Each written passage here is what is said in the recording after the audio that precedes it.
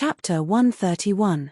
That night, Chu Wanning was lying on his bed in the Red Lotus Pavilion. He tossed and turned, unable to sleep. He was thinking about how Mo Ran grew up to become what he was today. Grandmaster Mo Weiyu. When he closed his eyes, all he could see was that man's face full of heroic spirit, his eyes burning with determination and gentleness. Chu Wanning cursed and kicked the quilt heavily. The quilt slid off the edge of the bed. He lay on the bed with his arms and legs spread out. He looked up at the beam of the room with torment in his eyes. He tried his best to break free from the sea of desire and cut off the threads of love until he was completely exhausted. Mo Weiyu, you bastard, he muttered. He turned his head, but he couldn't get rid of his thoughts. The fiery and firm body he saw in the wonderful sound pool seemed to still be swaying in front of him.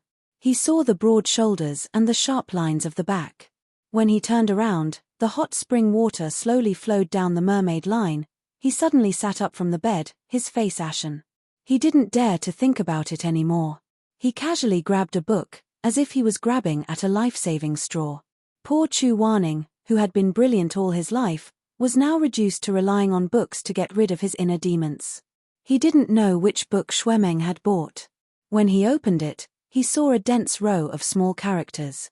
At first, Chu Wanning couldn't read it, but after a while, he suddenly realized what he was reading. On the thin piece of paper, there was a line of words written in an extremely neat manner ranking of the young heroes of the cultivation world. He knew every word, but when they were piled together, Chu Wanning couldn't understand. Young heroes. Size. Ranking. What size? Body size. Looking down, there was a sentence next to the slightly smaller handwriting. Because this ranking involves heroes, there are those who don't bathe outside and don't get close to women, so the list is incomplete. The scholarly wind sect's heroes lack Nangong Sai and Shu Shuanglin's size. The lonely moon knight lacks Jiangxi's size. The peak of life and death lacks Xuemeng, Xiefengyang, Chu Wanning. Chu Wanning was stunned. What did it mean? Did they need to bathe outside and go to women to see their size? He even saw his own name on the list. He frowned and continued to read while tapping on the genealogy with his fingertips. Unfortunately, the first name made him choke. Mo Weiyu.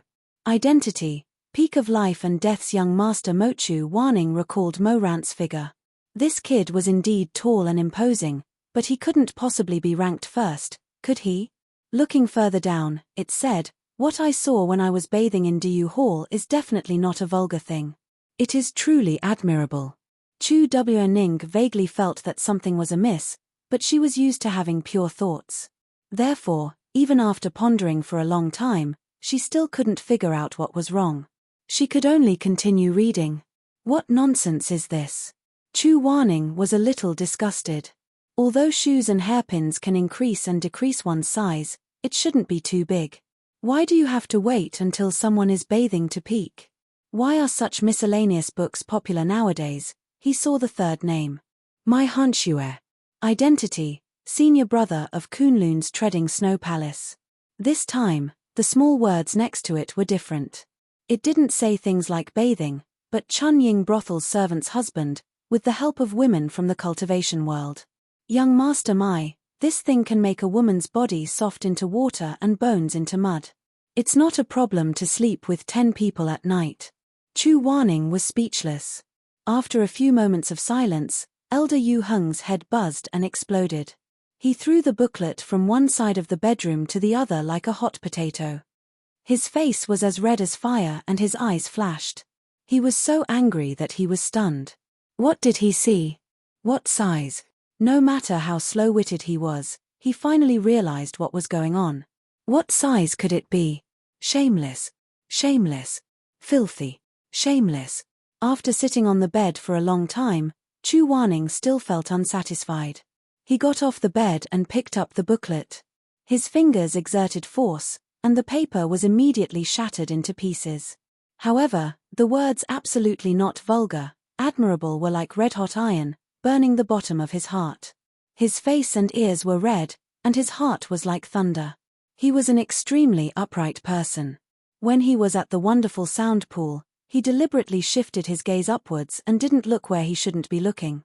Coupled with the fact that the pool was filled with steam, his body was enshrouded in mist. Even if he looked, he wouldn't be able to see clearly. However, at this moment, this dirty book presented this scene right in front of his eyes.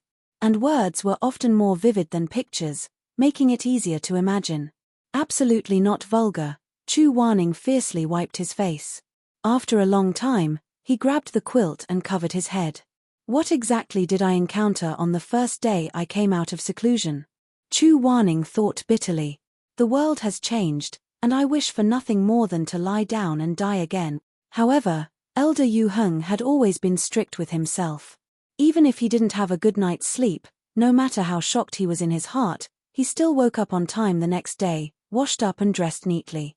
He still had a dignified and ascetic face as he floated down the South Peak. Today was the monthly academy inspection. The good and evil stage sparkled with light. Thousands of disciples were practicing martial arts there, and the elders were inspecting on the high stage. Although he hadn't been here for 5 years, Chu Wanning's position hadn't changed. It was still set to the left of Xue Jingyong. He wore white clothes that dragged on the ground, and his expression was gloomy. He walked up the limestone steps, and then with a flick of his sleeve, he directly sat on the empty seat and poured himself a pot of tea. He drank as he watched. Seeing his bad expression, Xue Jingyong thought that Chu Wanning was angry because Mo Ran didn't come to the banquet yesterday, so he leaned over and whispered with some flattery, "Chu Wanning, Rana is back." Unexpectedly, Chu Wanning's eyebrows twitched, and his expression became worse. "Yes, I've seen him." "Ah, you've seen him?" Xue Jingyong was startled, and then nodded. "That's good. How was it?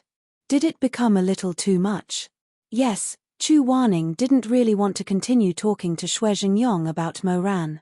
After all, since yesterday, he had been repeatedly muttering the curse of absolutely not vulgar and admirable in his mind. He also didn't plan to look for Mo Ran in the vast sea of people below. He only lowered his head and looked at the table. So many fresh fruits and snacks. Xue Jingyong smiled. "It's not too early, right? Eat more if you like." Chu Wanning didn't hold back. He took a piece of lotus pastry and ate it with the hot tea. The color of the lotus pastry gradually became orderly. From the bottom of the petals to the tip, it was crimson like cardamom. The layers of the pastry were distinct, and when it entered his mouth, the bin paste inside was sweet and sweet. The craftsmanship of Linen's Cool Breeze Pavilion. Chu Wanning muttered. He turned to ask Xue Jingyong, "Was it made by the chef at Mengpo Lobby?" "No, Rana especially brought it back to show filial piety to you." Xue Jingyong smiled. "Look, there's nothing on the tables of the other elders." When he said this, Chu Wanning realized that only the wooden table in front of him was filled with all kinds of fruits and snacks. There were pastries and candied fruits, and there was even a small jasper-colored celadon bowl. The small lid was open, and there were exactly 3 sweet glutinous rice balls inside. The glutinous rice balls weren't made with ordinary white glutinous rice. Instead, they were made with lotus roots produced in linen. In the dough, there was one crystal-clear grain that had a jade-like color. "Oh, Rana went to Mengpo Lobby this morning to borrow the kitchen to make these. The red one is filled with red bean paste, the yellow one is filled with peanuts and sesame seeds, and the green one is said to be made from the fine powder of Longjing tea. They're all quite fresh, but there's not enough of them." Xue Jingyong muttered. He was busy the whole morning and was very meticulous. He only made 3 of them. "Chu Wanning, Yu Heng, do you have enough?" "Yes." Chu Wanning was silent for a while before nodding. When he ate glutinous rice balls, he only ate 3 of them. The first one was sweet, the second one was sweet, and the third one was full. If he ate the 4th one, he would get sick of it. Mo Ran just happened to cook 3 pills. Coincidentally, it was exactly what he wanted, no more and no less. He scooped up the round and cute lotus root starch glutinous rice balls with a white porcelain spoon and brought them to his mouth. He felt that the size was just right for him to eat in one bite. It wasn't like the glutinous rice balls made by the Mengpo Lobby's chefs during the Lantern Festival. The person who made the glutinous rice balls seemed to know very well how big his mouth could hold and how big his mouth should be to not feel uncomfortable. The soft filling seemed to be wrapped in endless intimacy. For some reason, this thought made Chu Waning's heart stir. Then, he died of shame and covered it up with calmness. His culinary skills are not bad. It's a pity that he only made it for you. Others can't eat it, not even me, your uncle. Xue Jingyong sighed regretfully. Chu Waning listened and lightly pursed his lips. He didn't say anything and only used the spoon to stir the hot water in the bowl. He had finished eating the glutinous rice balls. The sweetness was just right, and it slowly melted in his heart. After eating the snacks, Chu Waning didn't care about the bustling practice below. He took a file from his desk and went to look at the corrections and changes in the past 5 years at the pinnacle of life and death. These things were organized by Xue Jingyong. It was concise and comprehensive. Chu Waning finished reading the file quickly. He raised his hand to cover the file, but saw that there was a book under it. This is. He took it out. It was a very thick thread-bound book. Xue Jingyong glanced at it and smiled. It's also a gift from Ran. Yesterday, he said that he fought with evil spirits on the way back. The book was accidentally stained with blood and many pages were torn. He was embarrassed to give it to you personally, so he asked me to put it on your desk this morning. Chu Waning nodded and opened the book. His slender hand stroked the head of the scroll. There were 4 words written in neat regular script. A letter to my teacher. His eyes widened slightly, and he was a little surprised. Was this a letter for him? His heart suddenly felt as if it was burned by charcoal. It was hot and painful. He looked up and wanted to look for Mo Ran in the vast sea of people below. However, all he saw was shining armor like a fish in a pond. He couldn't find him, so he continued to look at the letter. It turned out that every day after Chu Waning went into seclusion, Mo Ran would miss his teacher. He had a lot of words in his heart, but he was afraid that he would forget them as time passed. Therefore, he found someone to make a sturdy book. It was a thick book with 1,825 pages of paper. He calculated that he would write a letter to his teacher every day for 5 years. He wrote everything, no matter how big or small, from eating a particularly disgusting year rake to what he learned from today's cultivation. He originally calculated that 1,825 pages of paper would be enough. After he finished writing, his teacher would come out of seclusion. However, sometimes he couldn't stop. The words were squeezed into a small ball and rushed eagerly on the paper. He wished that he could let Chu Waning see the buckthorn flowers of the North Desert and the haze of Changbai Mountain.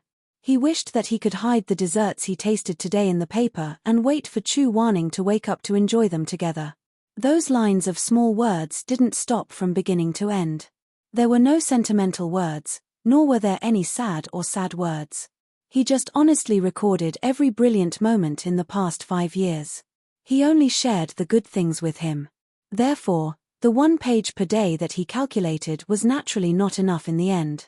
He added a thick stack of letters at the back of the book. Chu Waning slowly flipped through the pages. His eyes were a little wet. He looked at Mo Ran's handwriting from childish to upright, from upright to handsome. The newest ink stains seemed to have not dried yet, but the earliest handwriting was gradually turning green and yellow. The 4 words "write with my teacher" were written in every letter, and every letter was different. Slowly, time went from light hooves and fast horses to white hair. In the end, the feathers were painted in black and the iron could cut through gold. It was really restrained and elegant, horizontal and vertical curved lines. Chu Waning turned to the last page. His fingers rubbed the 4 words at the top of the scroll.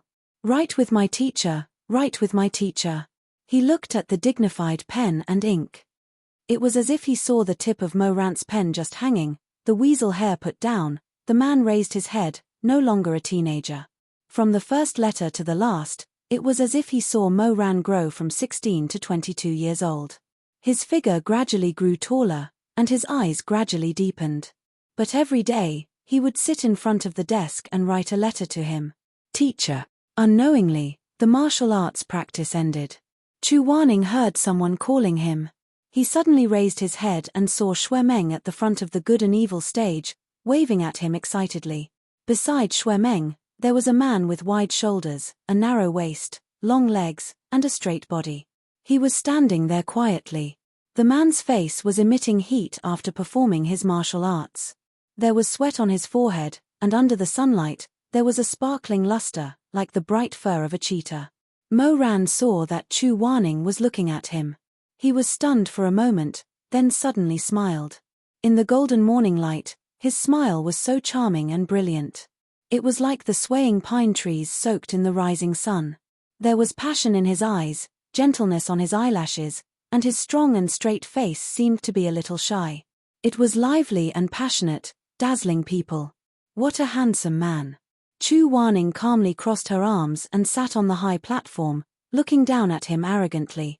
Bystanders could only see that his expression was still cold, but no one knew that his heart was already in chaos and had thrown away his helmet and armor.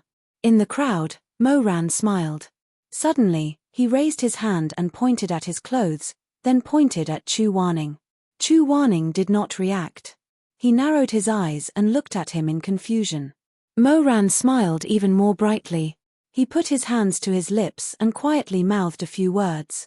Chu Wanning, ? The leaves rustled in the morning wind. Mo Ran seemed to be a little helpless. He smiled, shook his head, and pointed at his clothes. Chu Wanning lowered his head. After a moment, his ears suddenly turned red. Under the guidance of his disciple, the awe-inspiring elder Yu Heng finally realized that he had woken up in a hurry in the morning. His clothes were in a mess in the Red Lotus Pavilion.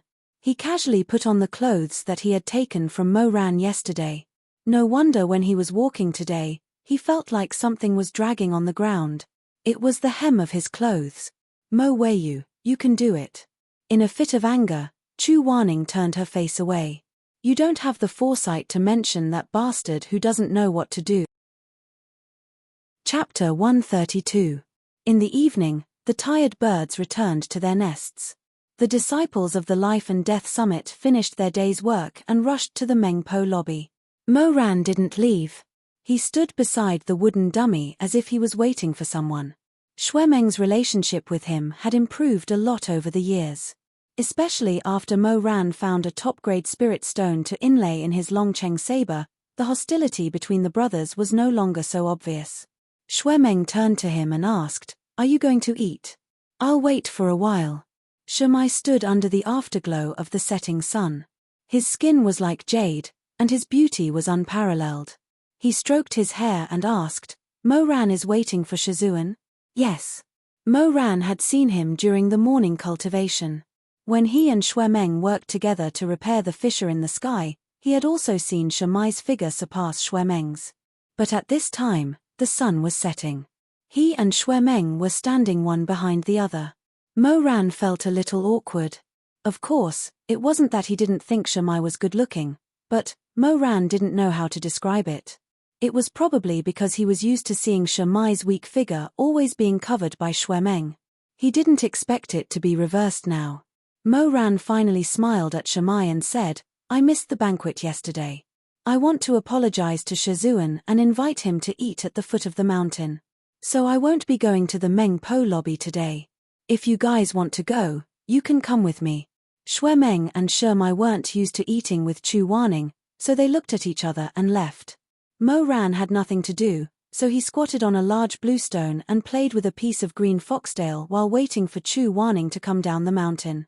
When the setting sun was extremely red and the crescent moon peeked out from the purple-red clouds, a person slowly walked out from the South Peak bamboo path.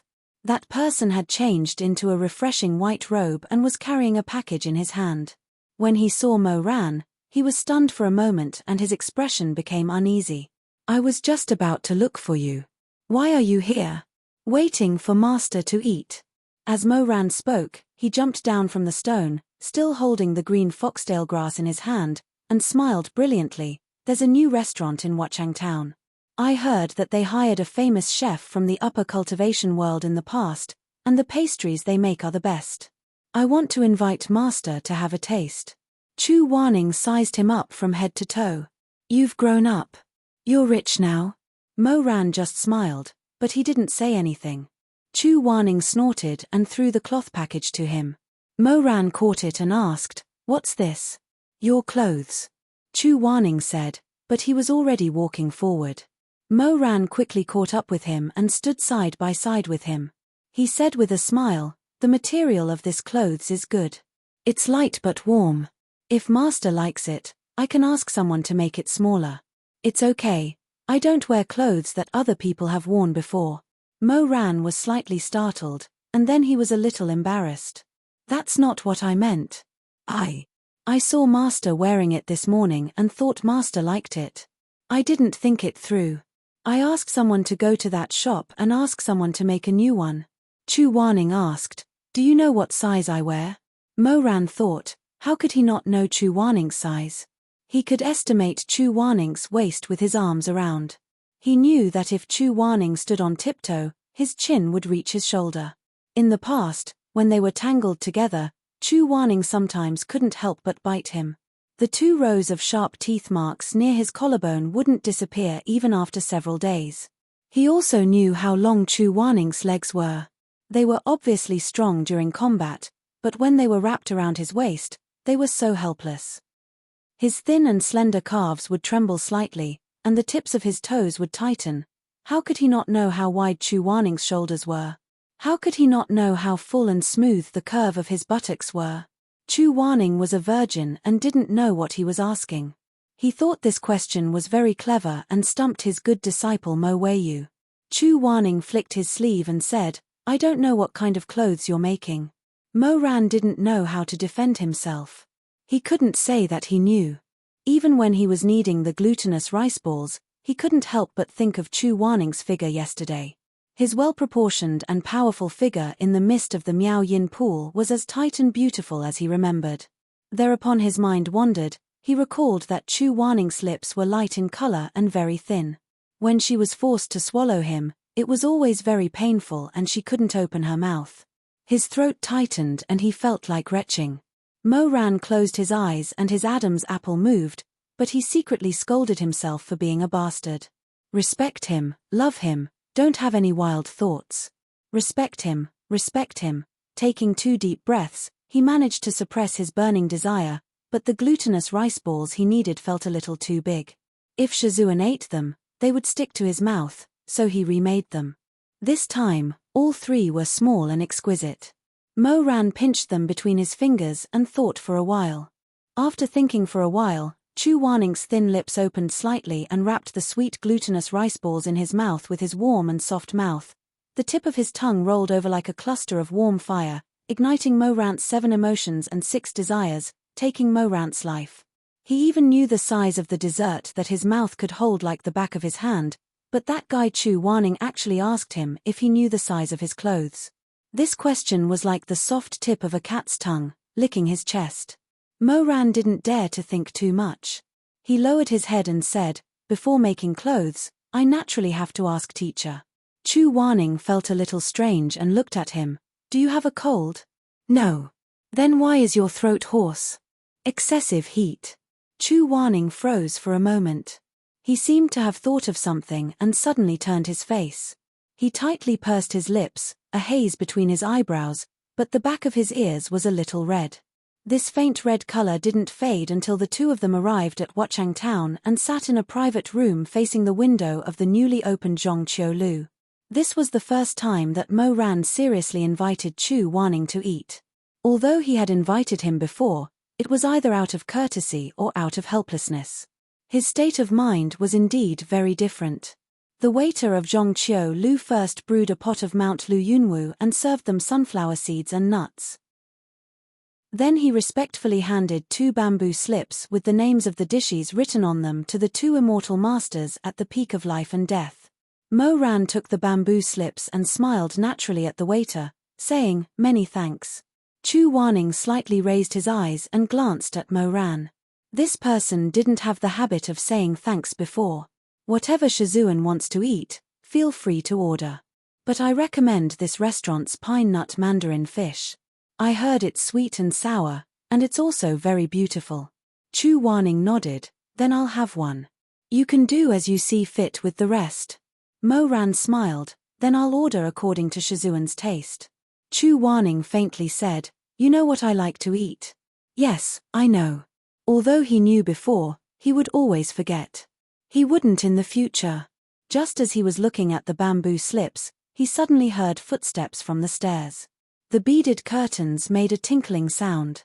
The waiter's voice sounded, "Ah, immortal master, please come this way. The two people you're looking for are sitting in the private room." Yes, the wine hasn't been served yet." A smooth, white hand gently pulled open the green muslin curtain, revealing the beaded agate curtain. An extremely handsome man with soft, pitch-black hair, red lips, and white teeth appeared at the door with a pot of wine in his hand. His eyes carried a smile that was as clear as the wind and clear as the moon. Mo Ran turned his head, clearly stunned. "Shamai? Why are you here?"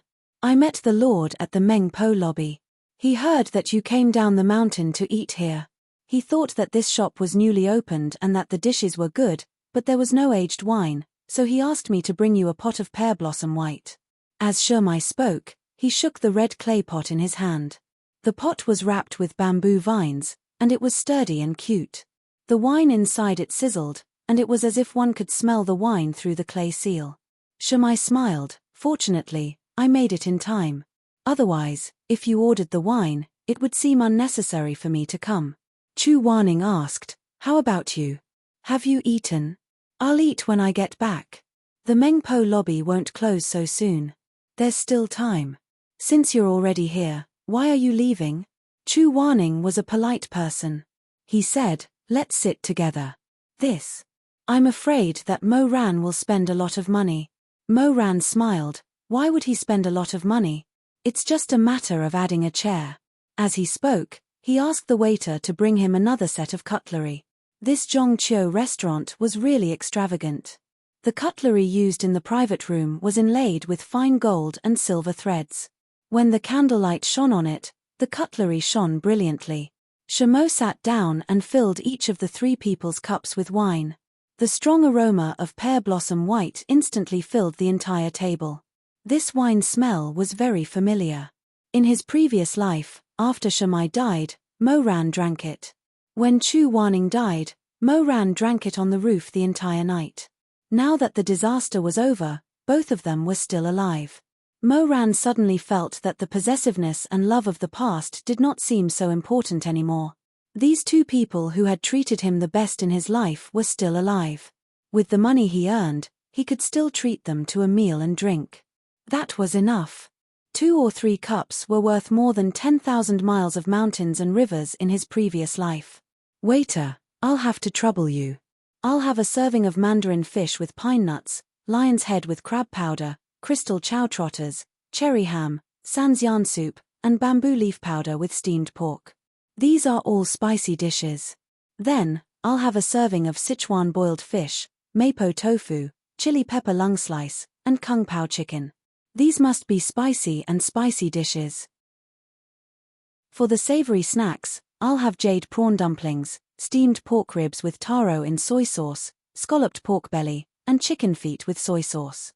For the sweet snacks." Mo Ran glanced at Chu Wanning, then closed the bamboo scroll. "I won't look at them in detail. Give me one of each."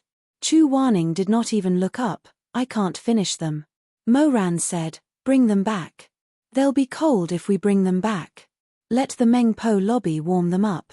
Chu Wanning felt that Mo Ran was acting like a businessman who had mined a mine and become rich overnight. He was so extravagant that he could not be bothered to talk to him anymore. He opened the bamboo scroll in front of him, looked at it, and said, "I'll have a serving of kidney bean rolls, a serving of yi rake, and 3 bowls of sweet bean paste." "Thank you." The dishes were quickly served.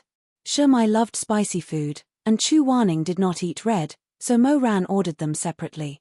Half of the table was tender and refreshing, while the other half was bright red. With such a combination of colors, it was unexpectedly very beautiful. "Here comes the last dish. This is our restaurant's signature dish, mandarin fish with pine nuts."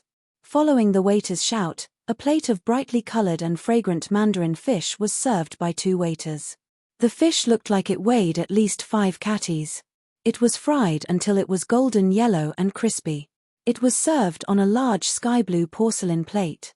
The fish's body was sliced into even pieces. The bright red sweet and sour sauce was poured on top of the fish. Green peas were sprinkled on top of the fish, fine shredded cloud legs, and glittering and translucent shrimps were sprinkled on top of the fish. Just looking at it would make one's eyes light up and whet their appetite. Chu Wanning loved sweet things, especially sour and sweet. When he saw the fish, although his expression did not change, his eyes could not help but light up. This light was noticed by Mo Ran. The waiter looked at their table and saw that there was still space in front of Shamai, so he went to arrange the dishes to make space.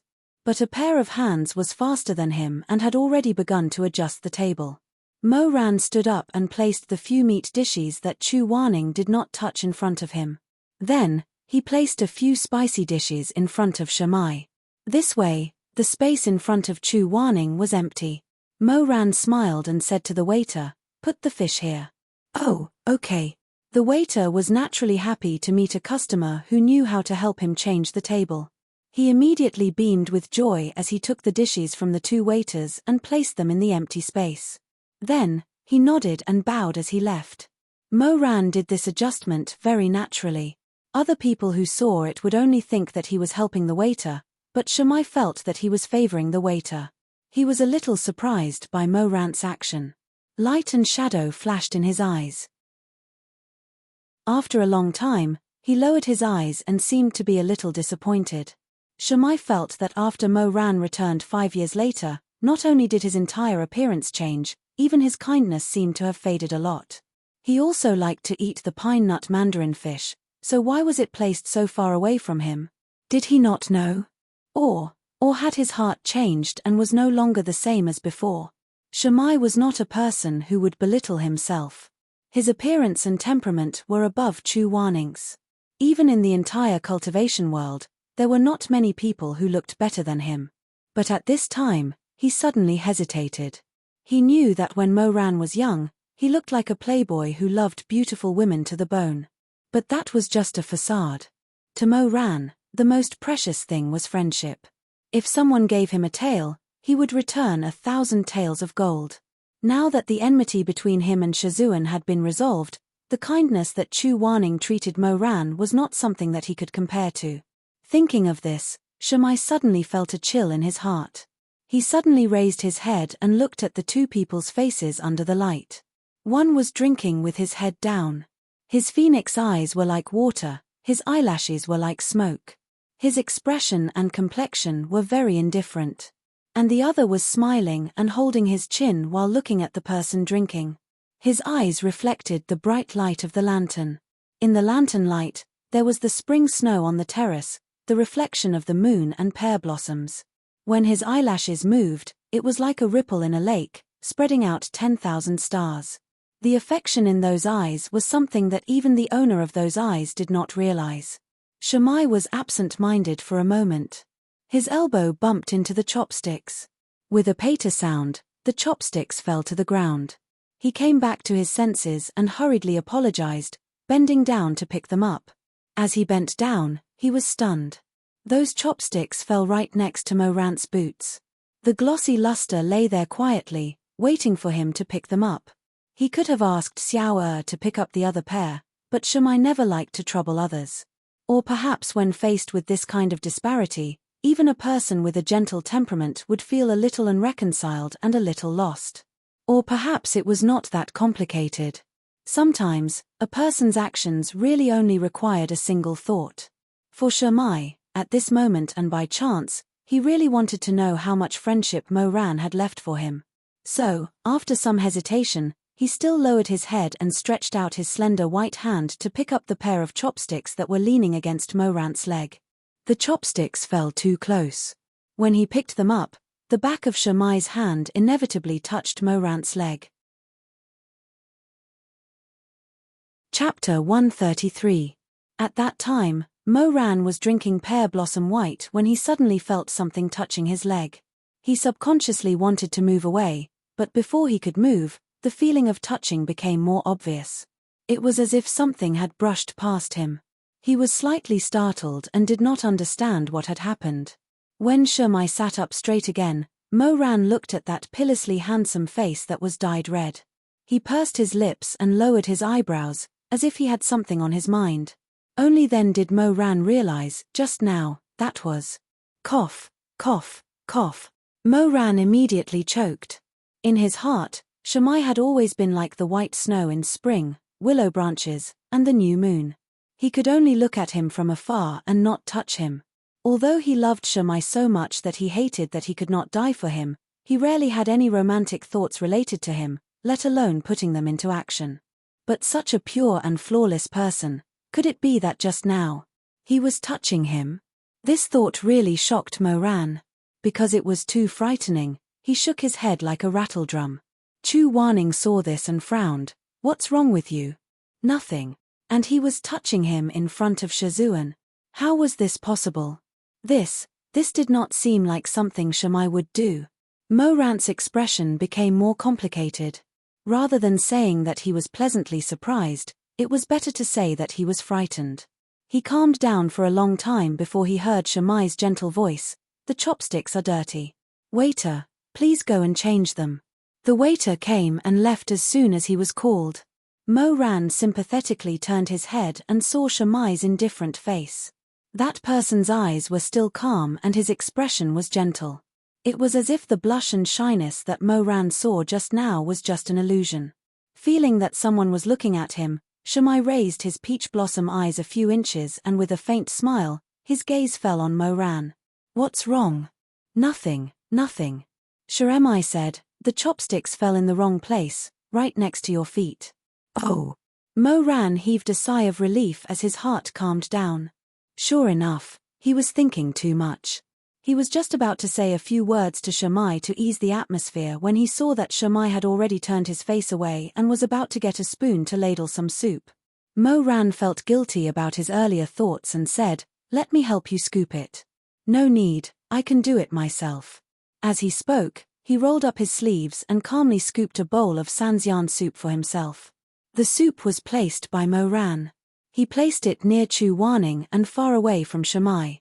Originally, he didn't feel anything when he was sitting, but now that he stood up to scoop the soup, the distance between them was particularly obvious. He almost had to stretch his arm to reach the soup from the other end of the table. 1 spoonful, 2 spoonfuls, slowly. Mo Ran, Shamai met his uneasy gaze and didn't say anything. He just smiled slightly and continued to scoop soup for himself. Mo Ran felt a bit awkward. When Shamai was done, he asked Chu Wanning if he wanted some. Chu Wanning said no, so he moved the soup to the middle of the table. It wasn't too close to anyone, but it wasn't too far away either. It was just right. His teacher and the person he loved the most.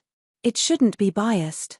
During the meal, Shamai suddenly said, Mo Ran, you've really become a lot more mature.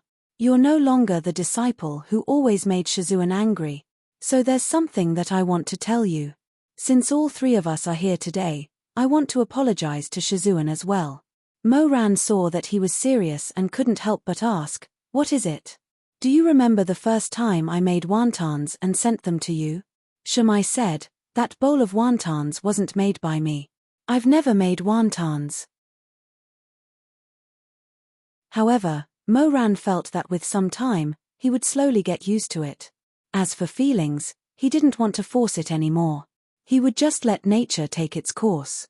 He had been wandering around for 5 years, and it was hard to find any trace of him. During this time, he had encountered several dangers.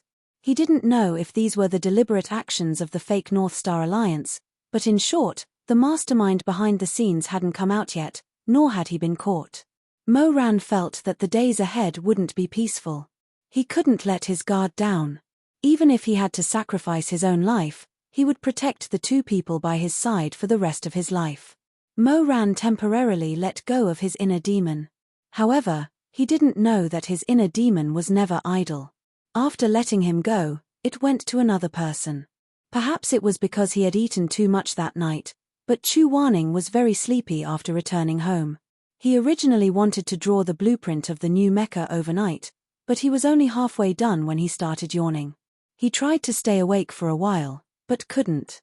Finally, he blinked his eyes sleepily and fell asleep on his bed without even changing his clothes.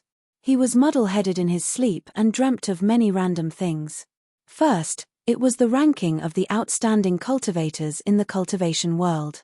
Then, it was the vigorous and strong body he saw in the wonderful sound pool. Under the dim candlelight, Chu Wanning frowned slightly. He seemed to want to get rid of this shameless dream, but he couldn't help it and gradually fell deeper. Then, he had the same dream as before. The peak of life and death changed. The core heart palace was still the same, but the people had changed. The completely mature Mo Weiyu pinched his chin. His eyes were vicious and mocking, and he said filthy words to him. He said, "Let me do it once, and I'll agree to your conditions." This Mo Weiyu was different from the Mo Ran he saw before. His expression was too crazy, and his handsome face was very pale. His skin wasn't the wheat-colored color he saw before. "Kneel down yourself, and lick me." Messy sentences came intermittently from the depths of the nightmare. It was as if something in his brain was about to shatter, break free of its shackles, and pounce on Chu Wanning. He shuddered, but he was inexplicably excited. In his dream, he saw Mo Ran approaching him and tearing his clothes. The sound of clothes tearing had never been so clear. Then, the dream suddenly turned black, as if he had sunk into a swamp. Like the countless times before, the dream was cut off here. If it was before, he would sleep peacefully after the dream was cut off, and there would be no more disturbances for the night. But today, for some reason, after the dream ended, there was a faint light in front of his eyes. Chu Wanning wanted to see clearly what was in front of him, but the new dream was very blurry, as if there was a layer of water vapor in between. He couldn't see his surroundings clearly. He only felt that it was a large area of scarlet.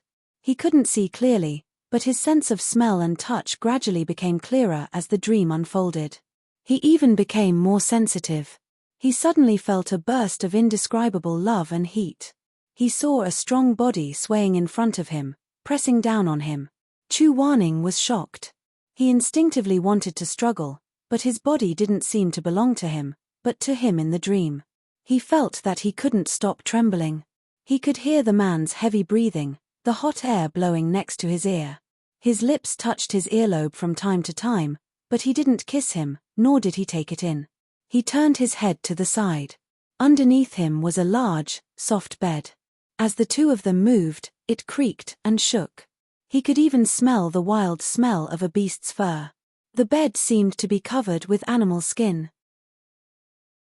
He wanted to reach out and grab the mattress while floating, but he didn't have the strength. That man was so fierce, so hard, as if he wanted to tear his body apart. He heard his own throat overflow with a hoarse and muddy groan. He shook his head in despair, wanting to break free. But that man's strength was so great, as if he could break his bones in his hands. Chu Wanning felt his scalp go numb. His whole body couldn't help but tremble violently. Maybe it was because the dream was too real and he was too tired. The next day, Chu Wanning didn't wake up until noon. After he woke up, he laid on the bed and couldn't return to his senses for a long time. He tilted his head. He seemed to be able to smell the smell of the animal skin in the dream, with a wild sweetness. But when he blinked, he was still lying on the cold and dark red sandalwood bed in the Red Lotus Pavilion. Everything was fine and there was nothing wrong. Except, Chu Wanning froze. She slowly lowered her eyes and looked down at her lower body. Because of the Heart Sutra, Elder Yu Heng, who rarely had any physical reaction for many years, found that he actually shamefully had an erection. In the morning, could it be that all these years of cultivation had gone to the dog's stomachs? And those dreams yesterday, what were they? How could he dream of such a messy scene? How could this be? Could it really be because he saw Mo Rant's body at the wonderful sound pond and accidentally read that admirable dirty book? Chu Wanning's face darkened. He buried his face in his hands and rubbed it hard. When he raised his head again, it was still black. What was wrong with him? He pursed his lips. He wanted to soak himself in the cold lotus pond to cool down the heat in his heart. But before his feet touched the ground, he felt the barrier of the Red Lotus Pavilion fluctuate. Someone came in. Chu Wanning's expression immediately changed. She suddenly pulled the blanket to cover her lower body. That person's footsteps were also fast. It was likely that he had used Qinggong to come here. He heard the door knock twice. "Shizun, are you awake?" It was the same voice as the man in the dream. But in the dream, the voice was deeper and more moist. It was soaked in endless love and passion. But the voice outside the door was gentle and respectful. It even carried a bit of worry. It was probably because it saw that Chu Wanning still hadn't woken up so late, so it was a bit anxious. Chu Wanning leaned against the bed and hugged the blanket. Hearing this voice, the wall between the dream and reality seemed to collapse. The lingering sentiments and fierce collisions in the dream were all lit up one by the voice of the person outside. As a result, his emotions surged and it was even harder to calm down. He was just about to lie down and pretend to sleep when he suddenly heard Mo Ran say from outside, "Shizun, are you in the room? If you can, I'll come in." "I'll come in." It was obviously an ordinary and simple sentence, but it made Chu Wanning think of the man in the dream lying on top of him. His lips moved, and the masculine heat almost burned him. That person panted and said, "Relax, I'm coming in." Chu Wanning's face suddenly flushed red. He sat on the bed in a daze. His clothes were disheveled, and his heart was on fire. His eyes seemed to be filled with hatred and unwillingness, but that hatred and unwillingness was like the gravel on the shore of a shallow beach. In the cold of winter, it was cold and hard, and people didn't dare to look at it directly.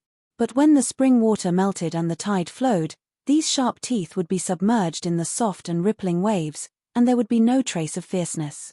He rarely felt so embarrassed and helpless, and he almost never felt such a strong desire. He stayed in place until Mo Ran pushed open the door and came in.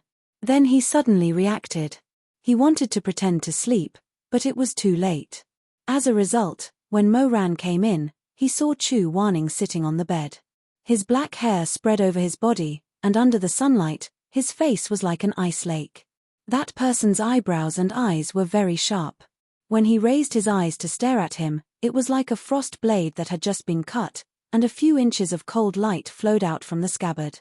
However, the corners of his eyes were thin red, so the cold light was tinged with charm and gentleness. His hatred was entangled with humiliation, as if someone had just tortured him and done something indescribable to him. His eyes were filled with stubbornness and moist water. Mo Ran looked at him silently. This man was like a bud that grew out of a thicket of thorns, causing him to suddenly slow down his breathing. He felt as if a huge rock had fallen into his chest, setting off a huge wave that covered the sky and covered the earth. Chapter 134. Mo Ran did not speak. After a long while, his Adam's apple moved slightly. It was almost as if he was in a torrent of desire, trying to hold on to a piece of driftwood that would not let him drown. He stammered, "Respect, respect, and love him. Respect is the respect of love, love is the love of respect and love. Do not profane, do not hurt, do not add unnecessary feelings, and even more so, do not do the same foolish and absurd things that humiliated Shizun as in his previous life." In his boiling heart, Mo Ran repeated these words 4 or 5 times. Only then did he manage to stabilize his mind and calmly walk into the room. He smiled and greeted Chu Wanning. "Shizun, so you were inside, why didn't you make a sound?" "I just woke up," Chu Wanning said dryly. He was really dry. His throat was dry, and his desires were dry. If he accidentally let a spark fall, he was afraid that it could start a prairie fire. Mo Ran held a 5-layer bamboo food box in his hands. It looked heavy. He wanted to put it on the table, but when he glanced at it, he saw that the table was full of files, drills, tenons, and nails, as well as a mess of blueprints. He had no choice but to carry the food box and walk to Chu Wanning's bedside. Chu Wanning seemed to be more grumpy than usual when he woke up. When he looked at him, he was clearly anxious. He frowned and said, "What are you doing?" Shizun woke up late. There was no food in the Meng Po lobby. "I had nothing to do, so I made some to accompany Shizun." As he said this, he opened the food box and laid it out one by one.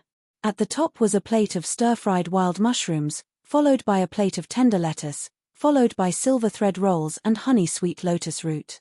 At the bottom were 2 bowls of sparkling white rice and a bowl of winter bamboo and ham soup. 2 bowls of white rice. Chu Wanning was a bit speechless. So he had such a big appetite in Mo Ran's heart? "The table is a bit messy. Shizun, Are you going to eat on the bed, or should I clean up the table and bring the dishes over? Of course, Chu Wanning did not like to eat on the bed, but at this time, his lower body's desire had not yet disappeared. He was completely covered by the quilt. He hesitated for a moment between bearing and face and resolutely chose the latter. There is too much on the table. It will take a long time to clean up. Let's eat here. Mo Ran smiled and nodded, yes. It had to be said that Mo Ran's culinary skills were quite good. The dishes he made 5 years ago were already very delicious, and 5 years later, they were even better than the average chef. And Mo Ran had never asked about his taste, but everything was just right, as if they had lived together for many years. Chu Wanning ate very comfortably. Although his posture was calm, his chopsticks did not stop for a moment. When he finished the last mouthful of soup, he looked up and saw Mo Ran sitting by the bed, 1 foot on the wooden frame of the chair next to him. One hand was supporting his cheek, and the other was looking at him with a smile that was not a smile. What's wrong? Chu Wanning subconsciously took out a handkerchief to wipe his mouth. Is there something near your mouth? No. Mo Ran said, seeing Shizun eat so happily, I'm happy. Chu Wanning was a bit uncomfortable, so he said lightly, you cooked well, but there was a bit more rice. Next time, 1 bowl is enough. Mo Ran seemed to want to say something, but in the end, he restrained himself. His mouth cracked open, revealing his neat white teeth. Millimeter, what an idiot. He was very careful when it came to important matters, but he was ridiculously lazy in life. He didn't even notice that there were 2 pairs of chopsticks zimming under the food box. He ate the amount of food for 2 people, and he actually said that he had a bit more rice and was a bit full. The more Mo Ran thought about it, the funnier it became. He couldn't help but lightly touch his forehead, his eyelashes fluttering. What are you laughing about? Nothing. Mo Ran was afraid of hurting his reputation. He was the Shizun, and his reputation was more important than anything else. Of course, he couldn't embarrass him, so he changed the topic. Shizun, I suddenly remembered something. I forgot to tell you yesterday. What is it? On my way back, I heard that Master Huizue left the day before you came out of seclusion. Millimeter, that's right. So you didn't see him when you woke up? No. Mo Ran sighed, then this matter can't be blamed on Shizun's rudeness. Previously, I heard people outside saying that Shizun didn't understand etiquette. Master Huizue spent 5 years of effort to return Shizun's soul, but when he woke up, he didn't even get to thank him. But the master left on his own accord. It can't be that the moment Shizun woke up, he would run to Wubei Temple and kneel in gratitude. These gossipy people are really annoying. Since I've asked clearly, I'll ask Uncle to mention it at tomorrow's morning meeting, Chu Wanning suddenly said. No need. Why? The master and I have long been on bad terms, Chu Wanning said. Even if he was still here when I woke up, I wouldn't thank him. Mo Ran was stunned. Why is that? I know that Shizun was expelled from the temple all those years ago, and has long lost the ties of master and disciple with Master Huizue. But he came to help Shizun when he was in danger, isn't that? Before he could finish, Chu Wanning interrupted him. I can't explain the matter between him and me clearly, and I don't want to talk about it. If others say that I have no conscience, cold-blooded and heartless, then let them be. It's obviously the truth. Mo Ran was anxious. How is it the truth? You're obviously not that kind of person. Chu Wanning suddenly raised his head, and his expression suddenly became cold, as if a dragon's reverse scale had been touched, and blood was flowing like a stream. Mo Ran, he suddenly said, how much do you know about my matters? He looked into Chu Wanning's bright eyes, which were piercingly cold, and he couldn't let down his guard, always guarding against him. For a moment, he suddenly wanted to say, I know many things about you, I'm clear about them. Even if there are some things about your past that I didn't know, I'm willing to listen, willing to share the burden with you. Don't always hide everything in your heart, putting down layer upon layer of locks, building layers upon layers of barriers. Aren't you tired? Don't you feel uncomfortable? But what position did he have to say this? He was his disciple, he couldn't be rash, he couldn't be disobedient. In the end, Mo Ran was speechless. After a long silence, Chu Waning's body, which was as taut as a bowstring, finally relaxed bit by bit. He seemed to be somewhat tired, and sighed, saying, "Man is not a saint, and in front of the mandate of heaven, we are even weaker. Some things can't be changed just because we want to. Alright, don't mention anything about Master Huizue to me in the future. You can leave, I want to change my clothes." "Yes." Mo Ran lowered his head, silently tidying up the food boxes. When he walked to the door, he suddenly said, "Shizun, you're not angry with me, right?" Chu Waning glared at him. "Why would I be angry with you?" Mo Ran smiled. That's good, that's good. "Then can I still come tomorrow?" "Up to you." After a pause, he suddenly thought of something, and added, "In the future, don't say I'm into me." Mo Ran stared blankly. "Why? You're already in. Isn't that nonsense?" Chu Waning was angry again. He didn't know if he was angry at Mo Ran's improper innocence, or angry at his own disappointing red face. After Mo Ran left in confusion, Chu Waning got out of bed. He was too lazy to wear shoes, and walked barefoot to the bookcase, taking out a roll of bamboo slips. With a whoosh, he unfolded the bamboo slips and stared at the words on them. His gaze was obscure, and he was speechless for a long time. This bamboo slips were left by Huizue on his pillow before he left. There was a secret spell on the slips, and only Chu Waning could open them. The handwriting on the slips was neat, and it said, "To young Master Chu." His teacher called him young Master Chu. It was truly absurd. The contents of the letter were neither long nor short.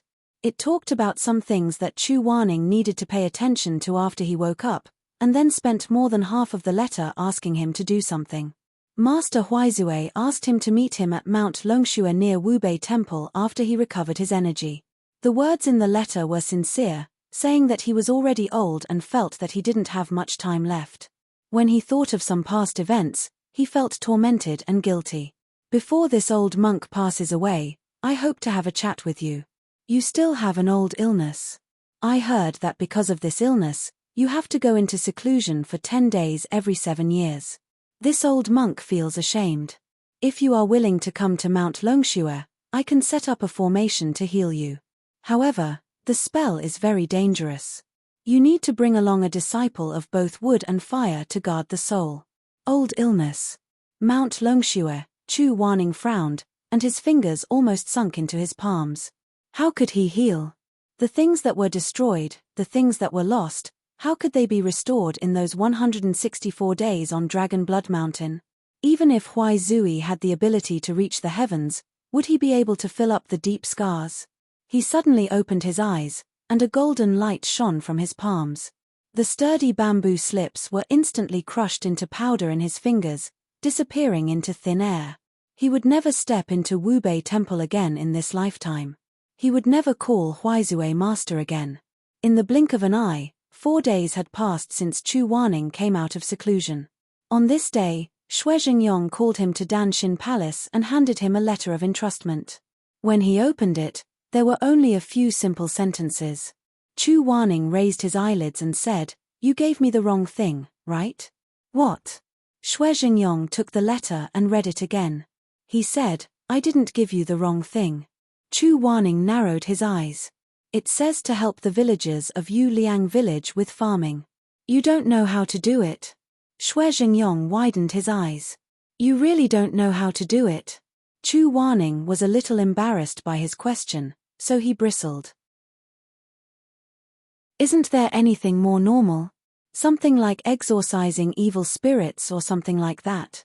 Shui Jingyong said, "It's been quite peaceful recently. There really aren't any evil spirits. Anyways, Ran is going with you. At most, you can just sit and rest while he does the hard work. He's a young man, so it's not a big deal for him to harvest some rice." Chu Waning's pitch-black brows were deeply furrowed. Since when did the Life and Death Summit take on such trivial matters? It's always been done. When Wuchang Town's old lady Wang's cat climbed up a tree and couldn't get down, it was always Shamai who carried it down. It's just that there were more troublesome matters in the past, so I didn't bother you with the simple ones. Shui Jingyong said, "Didn't you just wake up recently? I wanted to ask someone else to do it, but I felt that you couldn't stay idle." "Then I don't. Want to harvest rice? Chu Wanning changed his tone, so he didn't say I don't know how to harvest rice. Shuizhengyong said, I told you to ask Ran to help you. Just take it as going out for a walk and relax. Can't I take a walk and relax if I don't accept a task? That's true. Shuizhengyong scratched his head. But Yuliang village is close to colorful Butterfly Town. Ran was the one who fixed the sky drain there. After all, he's not as good as you. Why don't you go and see if there's anything that needs to be reinforced? Chu Wanning finally felt the need to go after hearing his words. He didn't say anything else and took the letter of entrustment. He turned around and left Core Heart Palace. Chapter 135. Yuliang village was a very small village. The people living in the village were all older, and there weren't many young people. Therefore, every year during the busy farming season, they would ask the immortal monarch from the peak of life and death to help out. This kind of request that had nothing to do with cultivation would definitely not be accepted by other celestial sects. However, Shuizhengyong and his elder brother started from scratch and were used to a hard life. It was said that they grew up eating from hundreds of families. Therefore, not only could he not refuse the old tenant farmer's request, he also took it seriously every time and would send his disciples to complete it. The village was not far from the peak of life and death, but it was not close either. It was too troublesome to walk there, and it was too pretentious to take a carriage. Therefore, Shuizhengyong prepared 2 good horses for them. Chu Wanning went down to the mountain gate and saw Mo Ran standing under a tall maple tree. It was already late autumn, and the forest was gradually dyed red. The maple leaves were red, and when the wind blew, the frosty leaves were as bright as a brocade, like red carps jumping around. Mo Ran was holding the reins of a black horse, and the white horse was rubbing against his cheek intimately. He was holding a handful of alfalfa and playing with them. When he heard footsteps, he turned around and saw a few red leaves falling down. Mo Ran raised his head and laughed among the leaves. Master! Chu Wanning's footsteps slowed down and finally stopped at the last few steps. The sun shone through the lush leaves and soaked the mossy stone steps. He looked at the man not far away. Perhaps because he had to do farm work, Mo Ran did not wear the disciple uniform of the peak of life and death today, nor did he wear the white robe that he wore when he came back. He wore a black cloth robe with a gauntlet around his wrist. It was a very simple uniform, but his waist was thin, his legs were long, and his shoulders were wide. It looked like he had an excellent figure, especially around his chest. Because the collar of the cloth robe was low, one could see his firm and tight chest muscles. His honey-colored skin rose and fell with his breathing. If Shuemeng's shining silver armor was called coquettish, like a peacock spreading its tail, then Mo Ran's appearance was coquettish, like an innocent coquettish, like a reckless and pure coquettish. In short, I am an honest man. I don't know how to flirt. I don't know how to do anything other than work hard. Chu Wanning looked at him a few times and said, Mo Ran. What's wrong, master? The sturdy man asked with a smile. Chu Wanning was expressionless. Your collar is so open. Are you cold? Mo Ran was slightly startled, but immediately felt that master was concerned about him. He was very happy. He put the alfalfa back into the horse straw basket, clapped his hands, and ran up the stone steps. He stood tall and handsome in front of Chu Wanning. Before Chu Wanning could react, he grabbed Chu Wanning's wrist. I'm not cold. I've been busy all morning. In fact, I'm very hot. He smiled without any reservation. He took Chu Wanning's hand and pressed it on his own rising and falling chest. Look, master. Am I right? So hot. The young man's chest was very warm, accompanied by the sound of his heartbeat and his eyes that were as bright as the stars. Chu Wanning felt her back go numb, and she hurriedly shook off his hand. Her expression darkened. What are you talking about? Are you sweating? Mo Ran misunderstood. He now thought that Chu Wanning didn't like men. After all, the entanglement between him and Chu Wanning in his previous life was all because of his unreasonable coercion. He didn't think that Chu Wanning would have any interest in him. Thus, he only thought that master's displeasure was because he couldn't stand the heat on his body. Thinking about how Chu Warning loved cleanliness and didn't like to interact with people, Moran couldn't help but feel a little embarrassed. He scratched his head and said, "I was rash." If he looked carefully, he would see that Chu Warning's handsome neck was crimson red. Under his cold and aloof eyelashes, there was a glimmer of affection. But he didn't notice it in the first moment. Chu Warning wouldn't give him the chance to notice it again. His pure white shoes stepped on the slippery bluestone as he walked towards the black horse. He flipped over and mounted the horse. His movements were natural and smooth. Under the sunlight that blotted out the sky and the red leaves that covered the mountains and plains, he was dressed in white and riding on a tall black horse. He turned his head and looked down at his disciple who was standing on the ground. His icy jade-like face was very arrogant. He was still that sharp elder Yu Heng, so handsome that he couldn't be more handsome. "I'm going. Hurry up and follow." Finished speaking, his slender legs clamped tightly around the horse's belly. Riding the red dust, he spurred the horse and left. Moran stood in the same place. After a while, he picked up the bamboo basket of alfalfa and tied it to the back of the white horse's saddle. He also flipped onto the horse. He didn't know whether to laugh or cry. "That black horse is my horse. Why is Master riding on it? Master, wait for me." The two of them galloped. In less than an hour, they arrived at Jade Cold Village. There were dozens of acres of paddy fields outside the village. Golden grains rolled and rolled. There were about 30 farmers working in the fields. Because there weren't many people, no matter if they were young or old, they were all working. They bent their backs, pulled up their trousers, and swung their sickles. Large beads of sweat dripped down their faces. It looked like they were having a hard time. Moran immediately went to find the village chief and handed him the letter. Then, without saying anything, he changed into hemp shoes and went into the fields. He had enough strength and energy. In addition, he was a cultivator, so it wasn't a problem for him to harvest some wheat. After working for half a day, he had already harvested 2 large patches of paddy fields. The golden grains were piled up beside the paddy fields. When the sun shone, it was full of the fragrance of the grains. The rustling sound of the farmer's sickles echoed in the mountains. There was also the eldest daughter sitting on the ridge. While busily tidying the grains, she leisurely sang a peasant song. The sun sets and the red flowers sparkle. The 4 mountains are red. The red flowers face the peony. Singing a love song. A red fan, asking the lover. Embroidered balls and flowers are round. I tugged at the young man's belt. "When will you come?" "I don't have time today. I have to chop firewood tomorrow. My wife will come to my little sister's house tomorrow." This soft little tune and bashful singing came out of the peasant girl's mouth. It drifted between heaven and earth, landing on the bottom of the listener's heart. "I don't have time today. I have to chop firewood tomorrow. I will come to my little sister's house the day after tomorrow." Chu Warning didn't go to the fields. He hugged a jar of hot water and leaned against a tree to drink.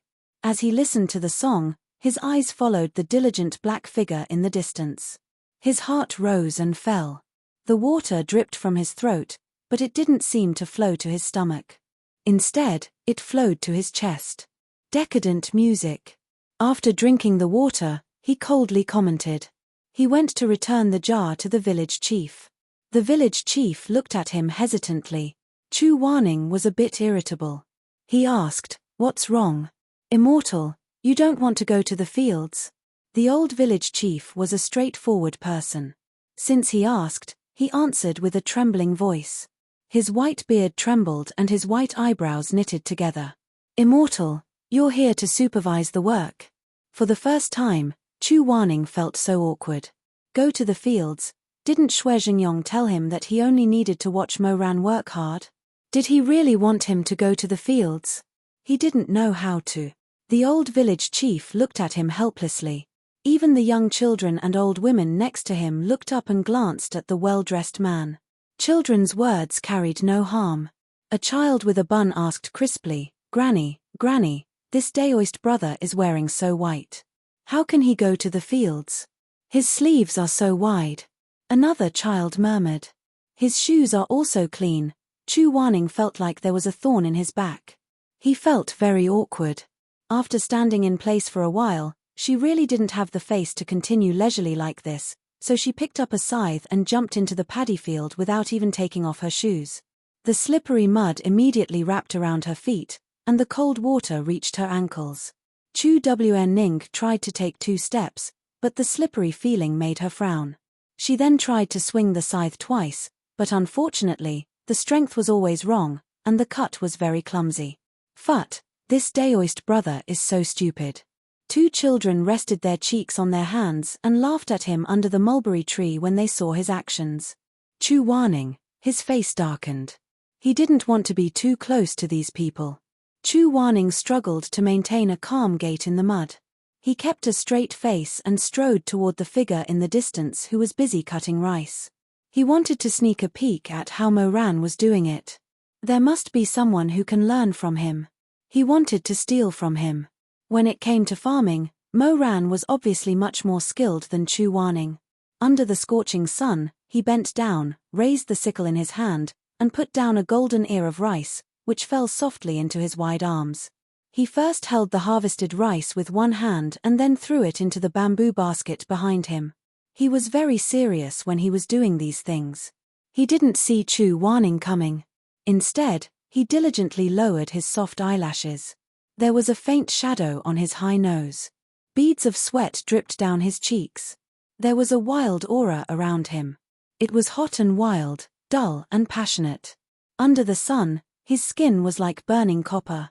It was as if there was still steam coming out of the sword-casting pool. It was so bright, so brilliant. Chu Wanning admired him from a distance. Suddenly, he realized what he was doing. He immediately frowned and shook his head. He muttered something and continued to walk with a straight face. He wanted to steal from him. He wanted to see how Mo Ran's hand held the sickle. He wanted to see how the sickle should be held. He wanted to see why the rice was as hard as iron wire in his hands, but in Mo Ran's hands, they became soft and boneless girls who willingly leaned into his arms. Probably because he was too focused, Chu Wanning didn't notice that a frog under his feet jumped up with a croak and jumped onto the ridge. Chu Wanning was shocked and hurriedly pulled back his feet to avoid it. However, the paddy field was too slippery. He didn't pay attention. The Grand Elder Yu Heng actually fell forward because of a valiant and spirited frog. Swoosh! Seeing that his face was about to be buried in the mud, Chu Wanning didn't have time to cast a spell. He actually subconsciously pulled at the busy figure in front of him. The maiden's voice gradually became charming. "I'm pulling on the man's belt." "When did you come?" Coincidentally, Chu Wanning suddenly grabbed Mo Ran's belt and staggered forward a few steps. Then, he fell into a hot, broad chest that emitted a masculine aura. A pair of strong arms wrapped around him.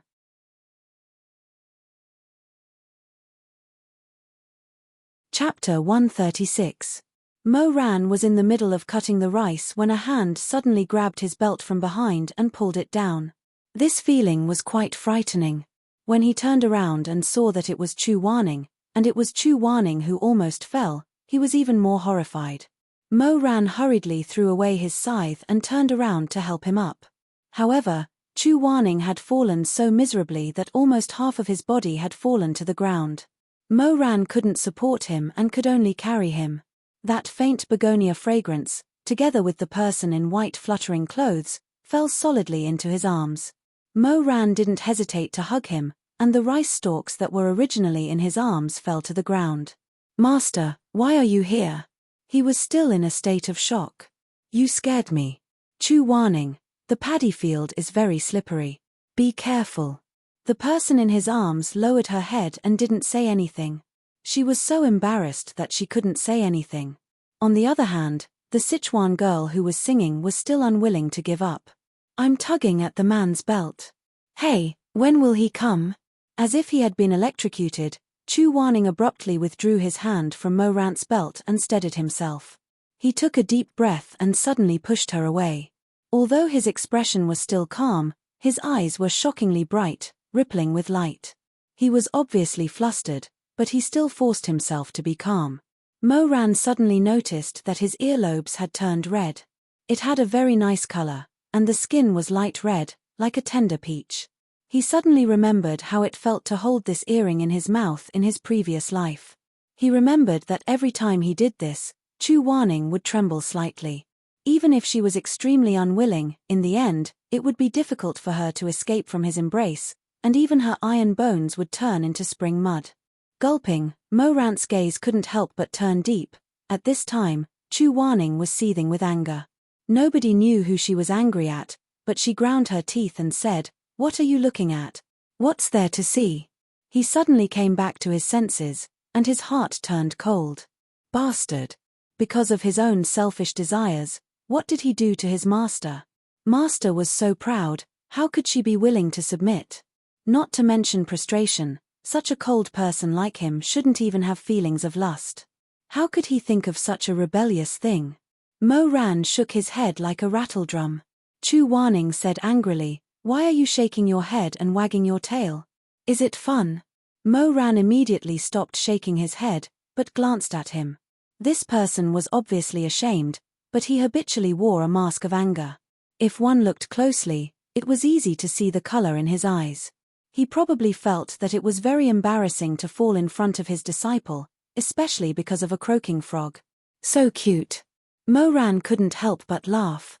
Unexpectedly, his laugh only made Chu Wanning even angrier. His pair of black eyebrows stood up in anger. Even his nose was crooked from anger. "What are you laughing at? I don't know how to farm, I don't know how to plow, what's so funny?" Yes, it's not funny, it's not funny. Mo Ran coaxed him. As expected, he immediately stopped smiling and became serious. Although the smile on his lips was hidden, his eyes couldn't be hidden. They were still bright and indescribably brilliant. After enduring for a while, it seemed that this matter was going to end here. But at this time, the frog that had successfully jumped to the ridge puffed up its cheeks and arrogantly croaked twice, as if it was demonstrating. Mo Ran couldn't hold back anymore. He tilted his head and covered the tip of his nose with his hand, as if he wanted to cover it up with a cough. But he didn't manage to cover it up well. He still laughed. Chu Wanning was about to go crazy. He was about to climb up the ridge when he was stopped by Mo Ran. The two of them were very close to each other. Normally, Mo Ran would directly pull him back. But today, he didn't. He still had Chu Wanning's warmth in his arms, and the begonia scent on Chu Wanning's clothes seemed to linger around the tip of his nose.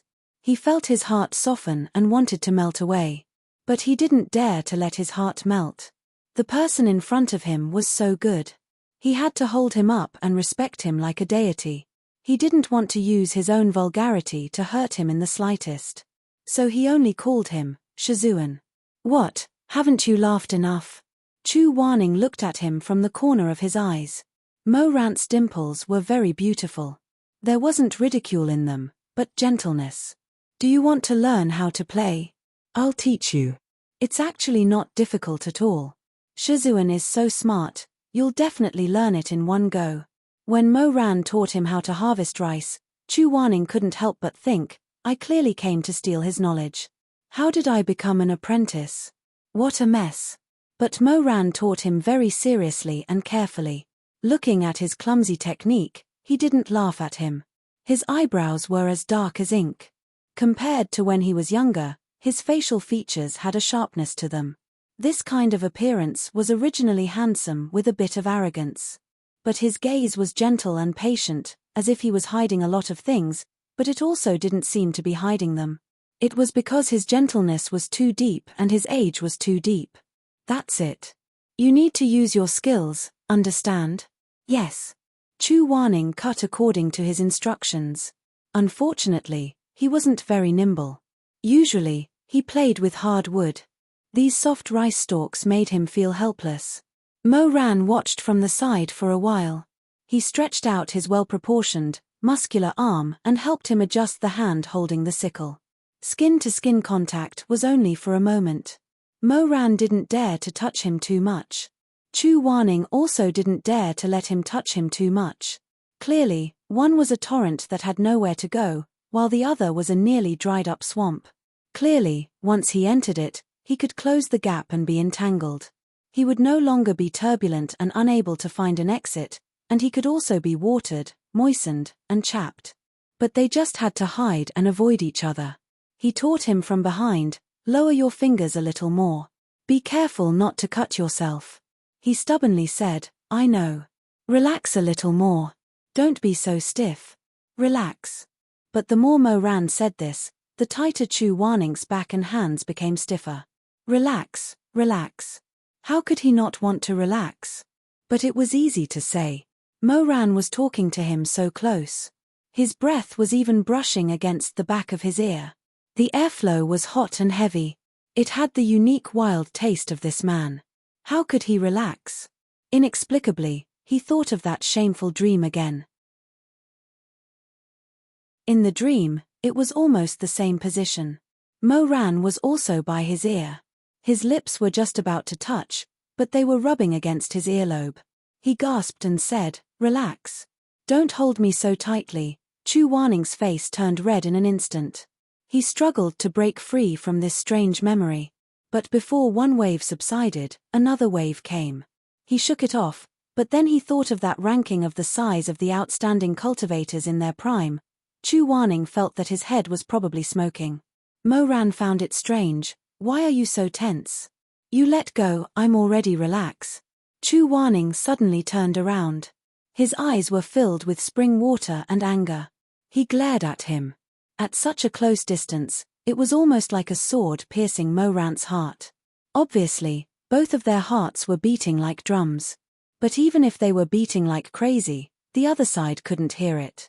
Unless he was closer, unless his chest was pressed against his back, unless he was holding his hand, biting the tip of his ear, sucking on his earlobe, panting and muttering to him, Relax, don't be nervous. Only then could they understand each other. But obviously, Moran didn't know how to, and neither did Chu Waning. So Moran awkwardly withdrew his hand. He awkwardly straightened his body and said, Then, Shizun, why don't you try it yourself? Moran smiled at him again. He picked up his scythe and started to cut the rice not far from him. After cutting twice, he suddenly thought of something and turned his head. Shizun. What are you doing? Chu Waning's face darkened. Moran pointed at his shoes and said, Take off your shoes. I won't. If you don't take them off, you'll fall. Moran was very sincere. Your shoes are slippery. Every time you fall, I won't be able to catch you in time. Chu Waning thought about it gloomily. In the end, he still walked to the edge of the ridge. He took off his shoes and socks and threw them beside the haystack. Barefooted, he returned to the paddy field and buried his head in the rustling of the rice. At noon, Chu Waning finally became familiar with the use of the scythe. His movements also became smooth. He and Moran piled the rice together, piling it high into a small golden mountain. After cutting another piece of land in one breath, Chu Waning was a little tired. He stood up and took a breath, wiping his sweat with the corner of his sleeve.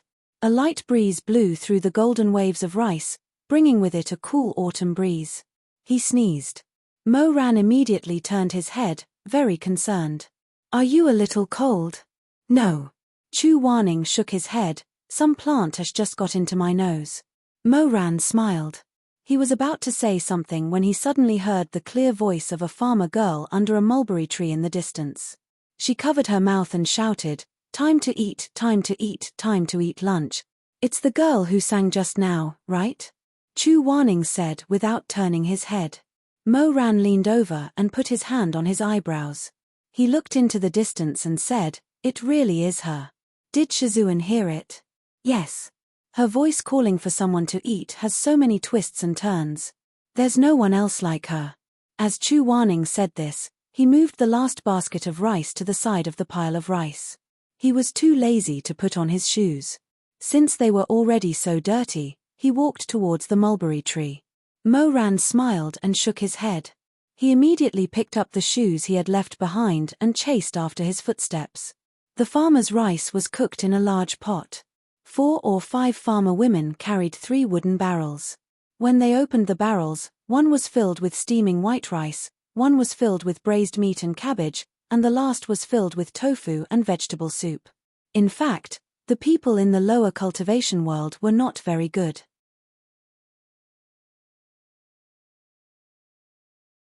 He looked at Mo Ran with teary eyes and said hoarsely, "More. More." Chu Wanning clearly said that he wanted another bowl of soup. However, Mo Ran was burned by those eyes and that face that was like a child sleeping in spring. He could not help but turn away. For a moment, he seemed to see the man lying under him in his previous life. Under the urging of the aphrodisiac and desire, he gasped for breath and opened his unfocused eyes. His body trembled slightly. His moist lips slightly opened and closed. His voice was hoarse and he could not stop moaning, "I beg you, more."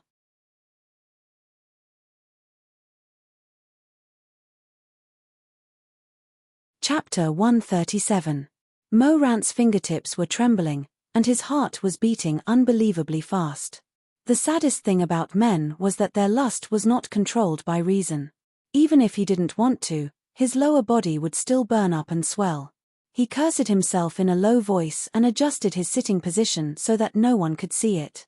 Then, he leaned over to get another bowl of soup for Chu Wanning. When he passed the bowl over, his finger brushed against Chu Wanning's.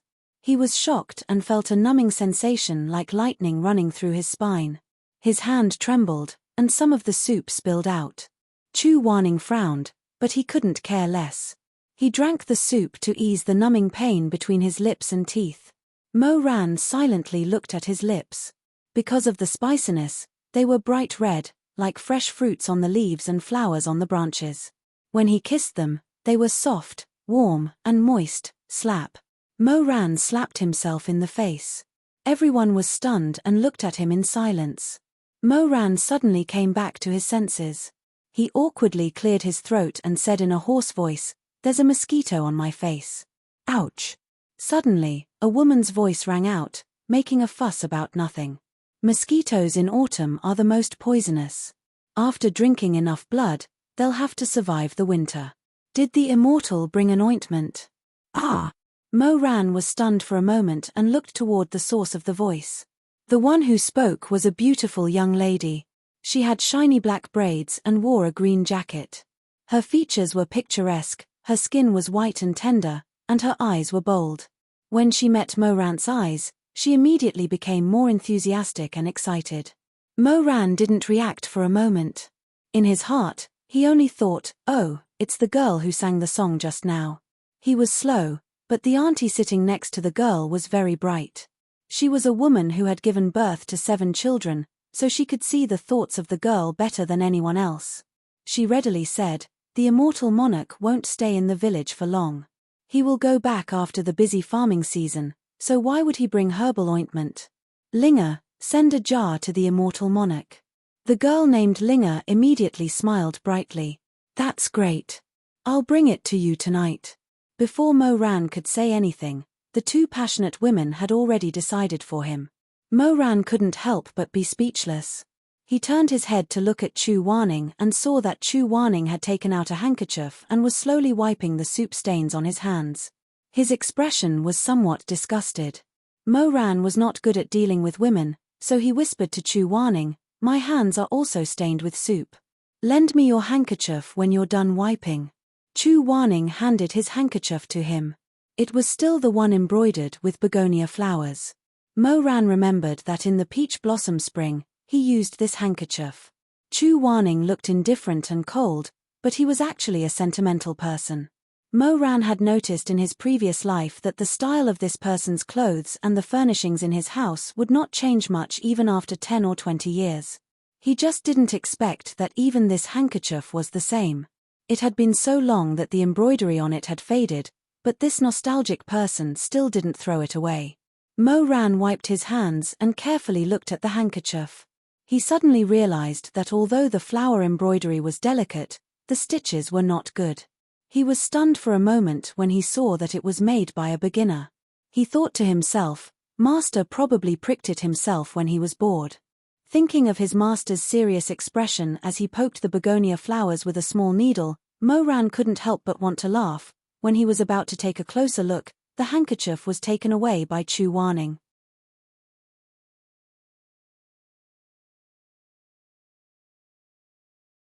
The village head's wife clenched her teeth and took out 2 thick mattresses, saying that she wanted to make them for Mo Ran and the others. However, the 2 of them tactfully refused in unison. Chu Warning said, "It's still warm even if it's covered with straw. You guys can keep it for yourselves." Mo Ran also smiled and said, "We're cultivators, after all. We can't fight over the bedding with you guys." The village head was full of guilt and said repeatedly, "I'm really sorry. In the past, we still had a lot of mattresses. But last year, when there was an evil spirit, the village caught fire and many things were." Chu Warning said, "It's fine." After a few more words of consolation, the village head and his wife finally left, trembling. Mo Ran helped Chu Warning tidy up the bed again. He put a thicker layer of straw under the mattress and tried his best to make the bed a bit softer. He looked a bit like a dog that was busy bringing a soft pillow home. Chu Warning leaned against the table and looked indifferently. He said, "That's about enough. If you put any more down, I'm afraid I won't be sleeping on a bed anymore. I'll be sleeping in the valley." Mo Ran was a bit embarrassed by his words. He scratched his head and said, "I rushed a bit today. Tomorrow I'll go to the nearby market and buy a mattress for Shizun." "You went to buy a mattress? Do you want me to do all the farm work?" Chu Warning glared at him. "Just like this. It's pretty good." As he said this, he walked over and smelled it. "It smells like rice." Mo Ran said, "No, Shizun, you're most afraid of the cold. You can't, winter hasn't arrived yet." Chu Warning frowned. "Why are you dawdling? Why do you have so much to say? Go back to your room. I've been tired all day. My feet are numb. I want to sleep."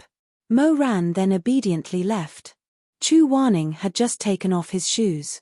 He casually scooped some water from the tub and washed his feet. He was preparing to climb onto his bed of rice. Just then, he heard a knock on the door.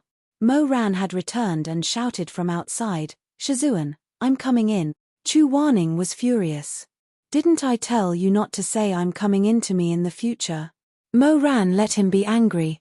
He grinned and used his head to push open the half-closed door. He really didn't have the hands to push the door open. His sleeves were rolled up to his elbows, revealing his honey-colored, tight, and sexy arms. He carried a bucket full of water. The water was steaming hot. The young man's eyes were especially bright in the mist. They were especially burning. Chu Warning's heart pounded under his gaze.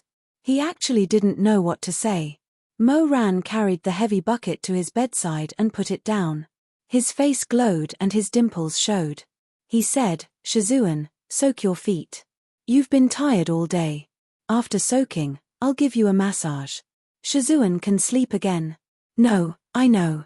Shizun is going to say no again. Mo Ran smiled. "You have to. The first time you do farm work, your back will hurt. If Shizun doesn't rest well and can't get up tomorrow, the children in the village will laugh at you again." The water in the wooden bucket was very warm. It was even slightly hot, but it wasn't unbearable. Chu Warning's bare feet were soaked in the water. His toes were round and delicate. His ankles were very smooth and defined. His skin was very white. Because he hadn't been exposed to the sun for a long time, it could even be called pale. When Mo Ran saw this, he suddenly felt that Chu Warning's skin was really good. It was fairer and clearer than those delicate and sparkling Sichuan girls. Thinking about it carefully, even the woman he married in his previous life, Song Chiotong, didn't feel as good as Chu Warning's. Bah, what was he thinking? Thus, while Chu Warning soaked his feet, Mo Ran sat at the table opposite him and read a book. He brought the book himself. It was some dry healing books. The room was very quiet.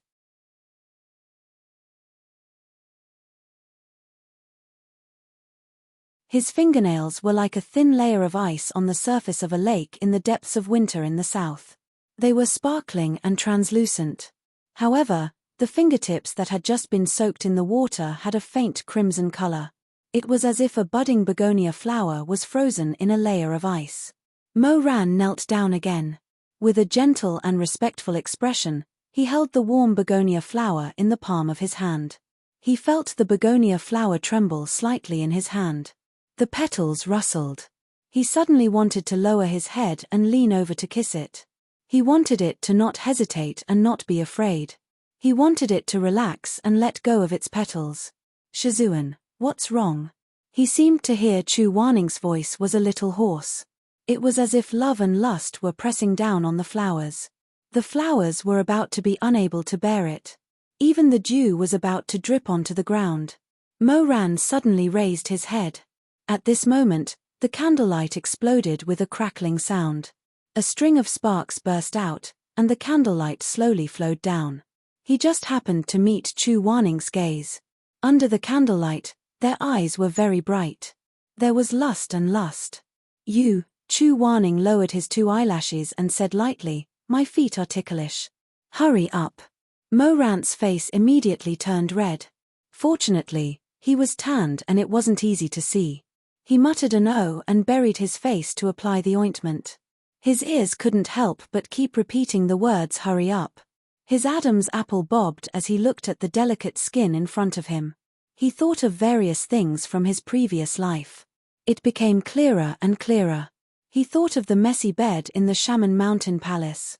The bright red pillow made Chu Waning even fairer. They were entangled like wild beasts. They were panting and growling. They were smelly and sticky. He thought of Chu Waning's muffled moans under him. Her ice-cold voice was heated by the waves of love and lust, turning into soft water. "Hurry up, ooh-ah." Chu Waning seemed to be moaning in his ear. He seemed to be able to hear it. Mo Ran suddenly closed his eyes and frowned. He finally realized one thing: it was too difficult for him to be good to Chu Waning. If they were too far away, she was afraid that she wouldn't be able to warm him up and take good care of him. If he was too close, he couldn't control the evil fire in his heart. If he wasn't careful, his rationality would be burned to ashes. He was afraid that he would do something that crossed the line. He wanted to do him. He wanted him. Even at this moment, he suddenly felt that what he wanted to do was not kneel here and apply ointment and massage Chu Waning's feet. This person was sitting in front of him on the bed. His current strength was not much different from the past. Chu Waning couldn't break free from him. He longed to fuck him. He longed to press him down on the bed. He longed to the point that his throat was dry. He longed to the point that his desire swelled to the point of pain. He wanted to press down on Chu Waning's body. "Shizun, it's done," he almost shouted out loud. This scared Chu Waning. Only Mo Ran knew that his back was drenched in cold sweat. He suddenly felt extremely sad. Why couldn't he be good to his Shizun? Why couldn't he be good to his Shizun? Why couldn't he be good to his Shizun? Why couldn't he get rid of those burning desires? Chu Waning, his Shizun was the most arrogant person in the world. If he knew that his disciple harbored such feelings for him, how much would he disdain him? 2 lifetimes. He didn't want him to look down on him anymore. Chu Waning finished putting on his shoes and socks. During this process, Mo Ran kept his head down and didn't say anything. He looked like a well-behaved and docile dog. Only he knew that his heart was locked up like a wolf that didn't know how to eat.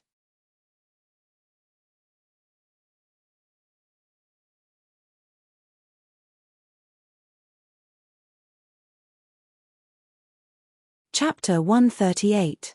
Chu Waning lifted his eyelids and looked at Mo Ran indifferently. "She's looking for you." "Huh? Who's looking for me at this time?" Mo Ran only had eyes for Chu Waning. He had been talking to the villagers during the day and had long forgotten about Jiaoji. "The one who sang during the day," Chu Waning said casually. "She's the most beautiful girl in the village." "Is that so? Why do I feel like all the girls in this village look the same?" Chu Waning did not say anything at first. Then, he said, "We haven't seen each other for 5 years. When did you go blind?"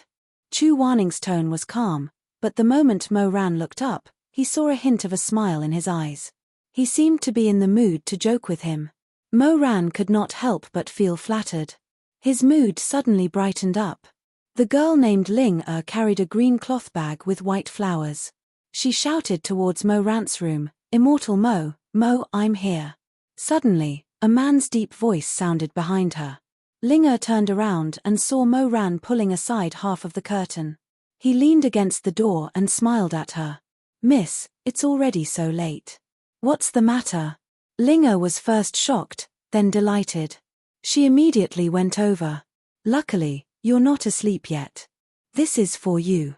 I asked third aunt for it. I told you about it in the afternoon. You take it and try it. As she said this, she handed him the cloth bag in her bosom. Moran opened it and saw 3 small clay jars inside. This is herbal ointment, Linga said enthusiastically. She smiled and pointed at her own face. You said you were bitten by a mosquito in the fields this afternoon. Ah.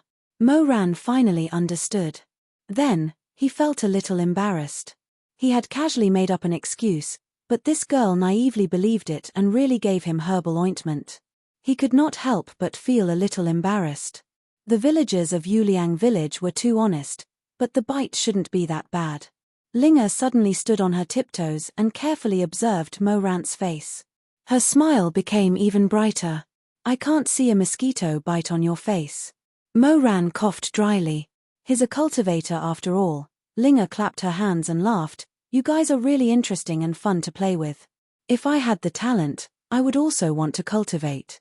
It's a pity that I'm not fated. The two of them chatted for a while before Moran thanked her and returned to the house with the herbal ointment. Chu Warning had already switched seats and was sitting at the table, leisurely flipping through the books left behind by Moran.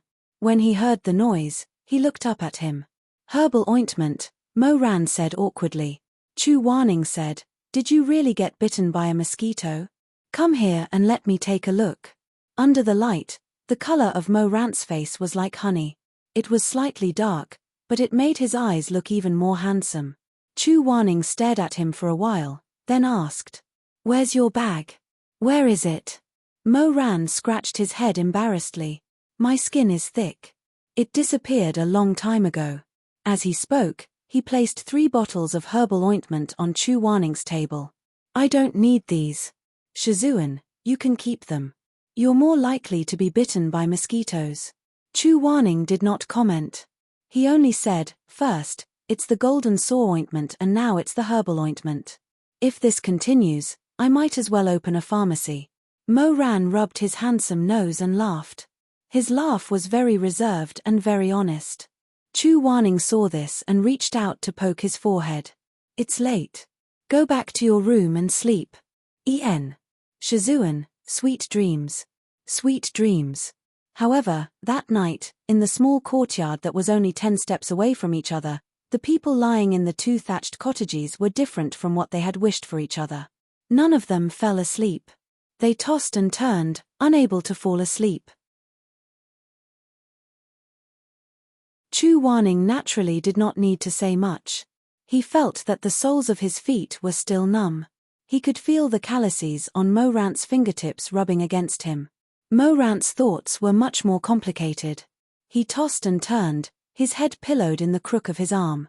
He continuously pinched the seam of the bed. He repeatedly said in his heart, Shizun is a god, an immortal.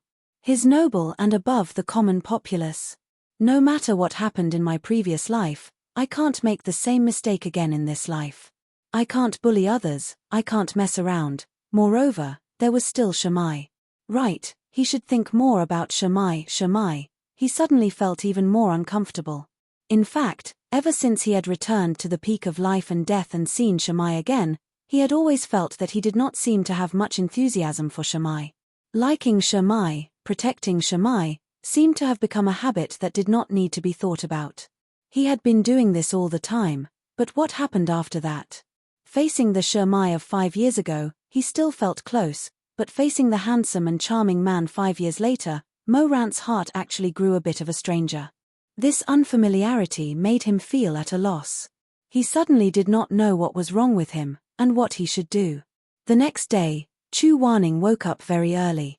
When he walked outside, Moran coincidentally also lifted the curtain and came out. The two met face to face. Moran said, Good morning, Shizun. Good morning. Chu Warning glanced at him. Didn't sleep well? Moran forced a smile. I'm not used to the bed, but it's not a problem. I'll be fine after resting for a while at noon. They went to the fields together. The early morning wind was filled with the sweet smell of grass and trees. It was quiet all around. Occasionally, they could hear the croaking of frogs and the clear cry of cicadas. Chu Wanning lazily yawned. Suddenly, he saw something and couldn't help but laugh. Mo Ran. Chem. A hand reached over and brushed Mo Ran's hair. Chu Wanning pinched a piece of straw from his hair and smiled faintly. Don't tell me you've been rolling around on the bed non-stop. You've made a mess on your head. Mo Ran was just about to explain when he suddenly saw a small piece of straw on Chu Wanning's hair. He couldn't help but laugh. Then Shizun also rolled around. As he said this, he helped Chu Wanning pick the golden stalk of straw. The sun rose from the east. Master and disciple looked at each other in the golden light that blotted out the sky and covered the earth. As before, one had his head slightly lowered and the other had his face slightly raised. Only 5 years ago, the one who had his head lowered was Chu Wanning and the one who had his head raised was Mo Ran. Now, time was reversed. Mo Weiyu was no longer a youth. At this moment, time seemed to finally settle down. In the gentle morning light, Mo Ran suddenly couldn't help but jump into the field. He opened his arms and smiled at the person on the ridge. Shizun, come down. I'll catch you. Chu Wanning stared at the ridge that was only half the height of a person. Are you crazy? Ha ha ha. He took off his shoes and socks and lightly jumped into the paddy field.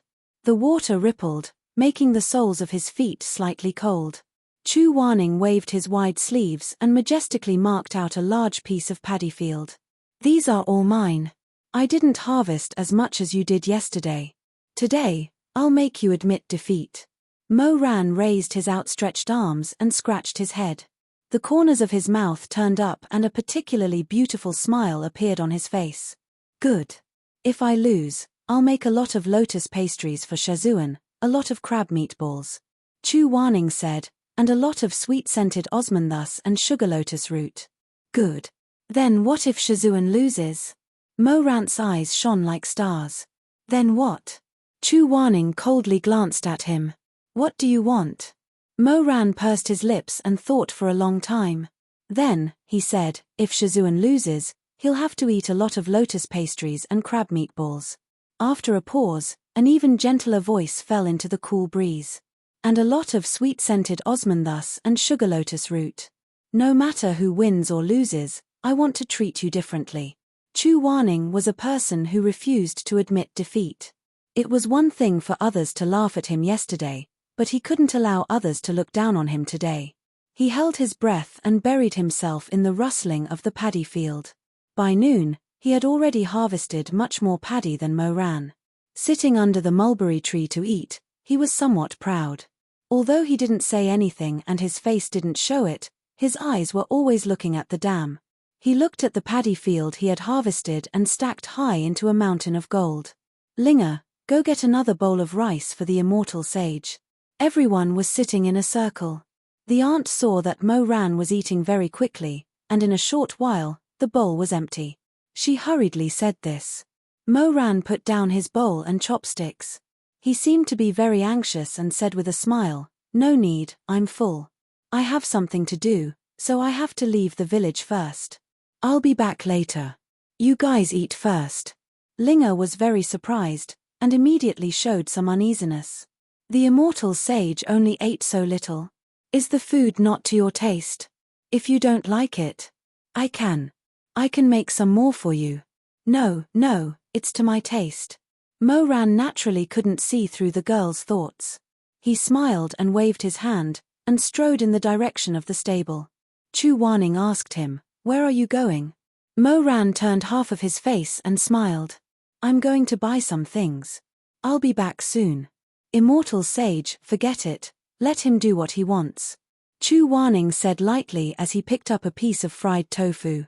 Although these two immortal monarchs came together, anyone with a discerning eye could tell whose status was higher, whose status was lower, and whose words carried more weight. Moreover, Chu Wn Ning's natural appearance was somewhat cold and solemn. Since he had already spoken, the villagers didn't ask any more questions and let Mo Ran do as he pleased. After the meal, everyone gathered in groups of 3 to 5. They were either chewing tobacco leaves in the field, or taking a nap and basking in the sun with their eyes closed. The peasant women gathered together to weave clothes to keep out the cold. The children rode on their childhood horses and played. A very thin house cat sniffed the ground expectantly. The tip of its pink nose twitched and its ears perked up. It wanted to find something to eat among the cold leftovers. Chu Wanning held a cup of hot tea and leaned against a pile of grain to rest. Seeing that the cat was so thin and pitiful, he waved at it, wanting to get it something to eat. Unfortunately, it was very alert to strangers. When it saw Chu Wanning raise his hand, it thought that he was going to hit it, so it ran away with a swish. Chu Wanning was speechless. Did he look so fierce? He didn't even like a cat. While he was thinking gloomily, he suddenly heard the sound of copper plates clinking. Linger happily held a cup of tea and sat next to Chu Wanning. Chu Wanning turned to look at her. He didn't have much of an expression. This girl was very pretty. What was even rarer was that she wasn't thin and weak. She was a plump woman that was hard to come by in the remote countryside. She also knew how to dress herself. She didn't have extra money to buy accessories, so she picked up some fine copper plates and washed them clean. She ground them into warm rings and strung them on the hem of her clothes. When she walked, they jingled and shone brightly under the sun. Immortal. She called him crisply, her voice like a ripe berry.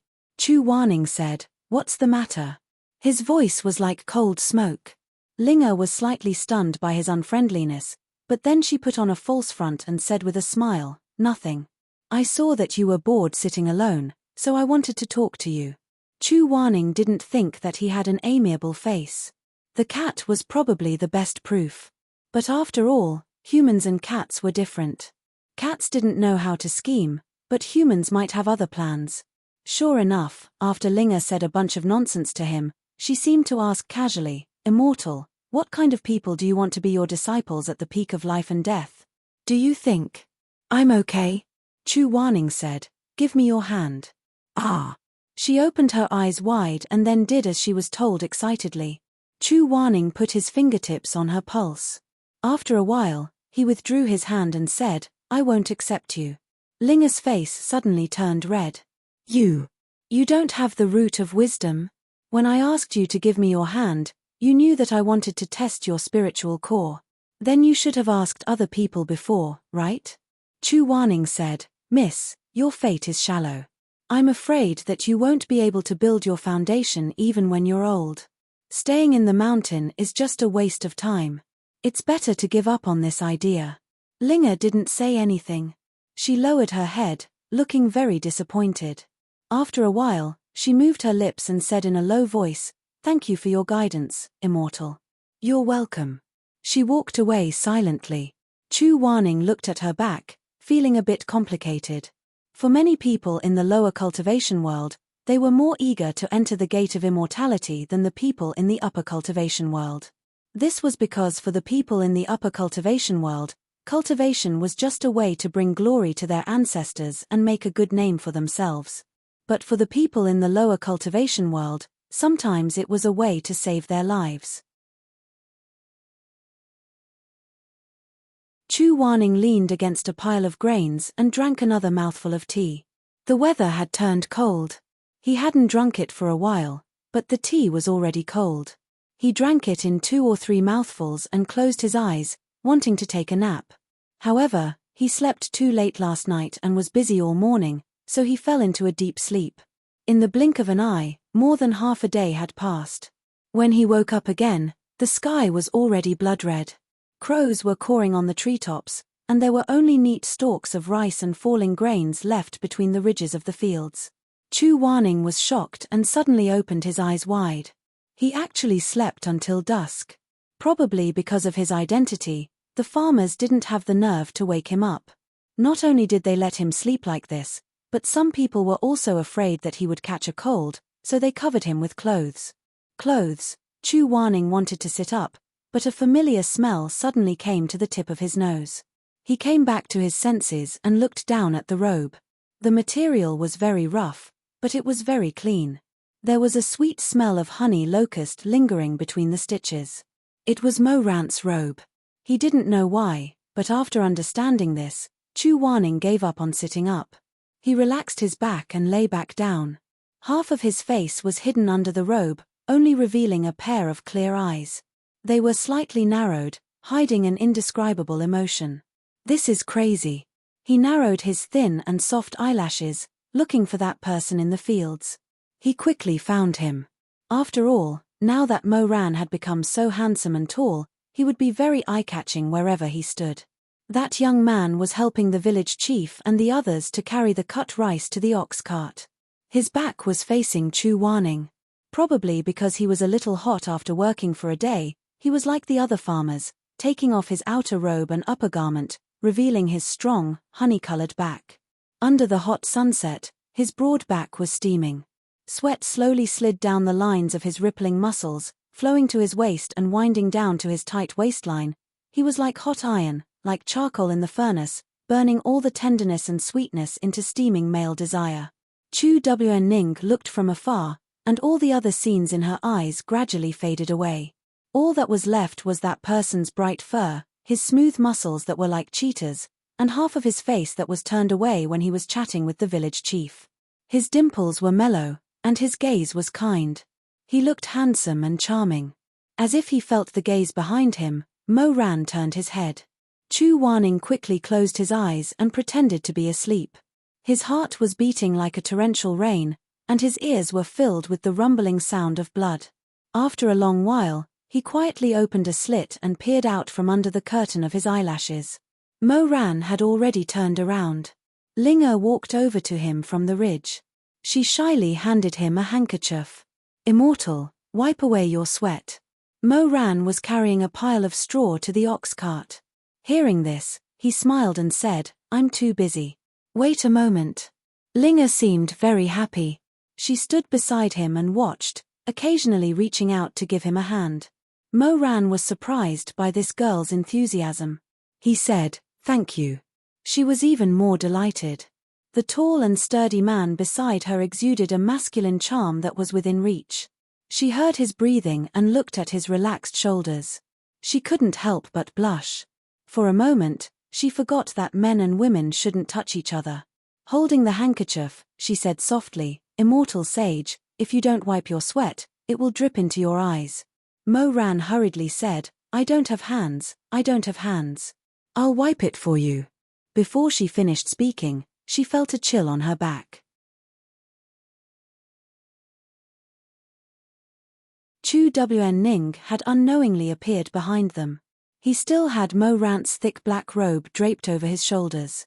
His brows were furrowed, and there was a hint of viciousness that came from just waking up. He said, "Mo Ran." "Ah." The person who was busy just now immediately put down the rice and rubbed the tip of his nose. The moment he saw Chu Wanning, he smiled. Shizun is finally awake. Chu Wanning looked him up and down. "Are you cold?" Mo Ran smiled and said, "Hot." As soon as he finished speaking, the bead of sweat between his dark eyebrows dripped down. In a moment of carelessness, it dripped into his eyes. He squinted one eye and used the other to look at Chu Wanning with a bright and persistent gaze. Of course, he was embarrassed to ask a girl for a handkerchief. He looked at Chu Wanning. "Shizun, my eyes. I washed it with my handkerchief." Linga saw this and hurriedly said, "Then use mine." Chu Wanning ignored her and went straight forward. His expression was indifferent, but he leaned over and raised his head. Lifting his white sleeve, he gripped it and carefully wiped Mo Ran's eyebrows.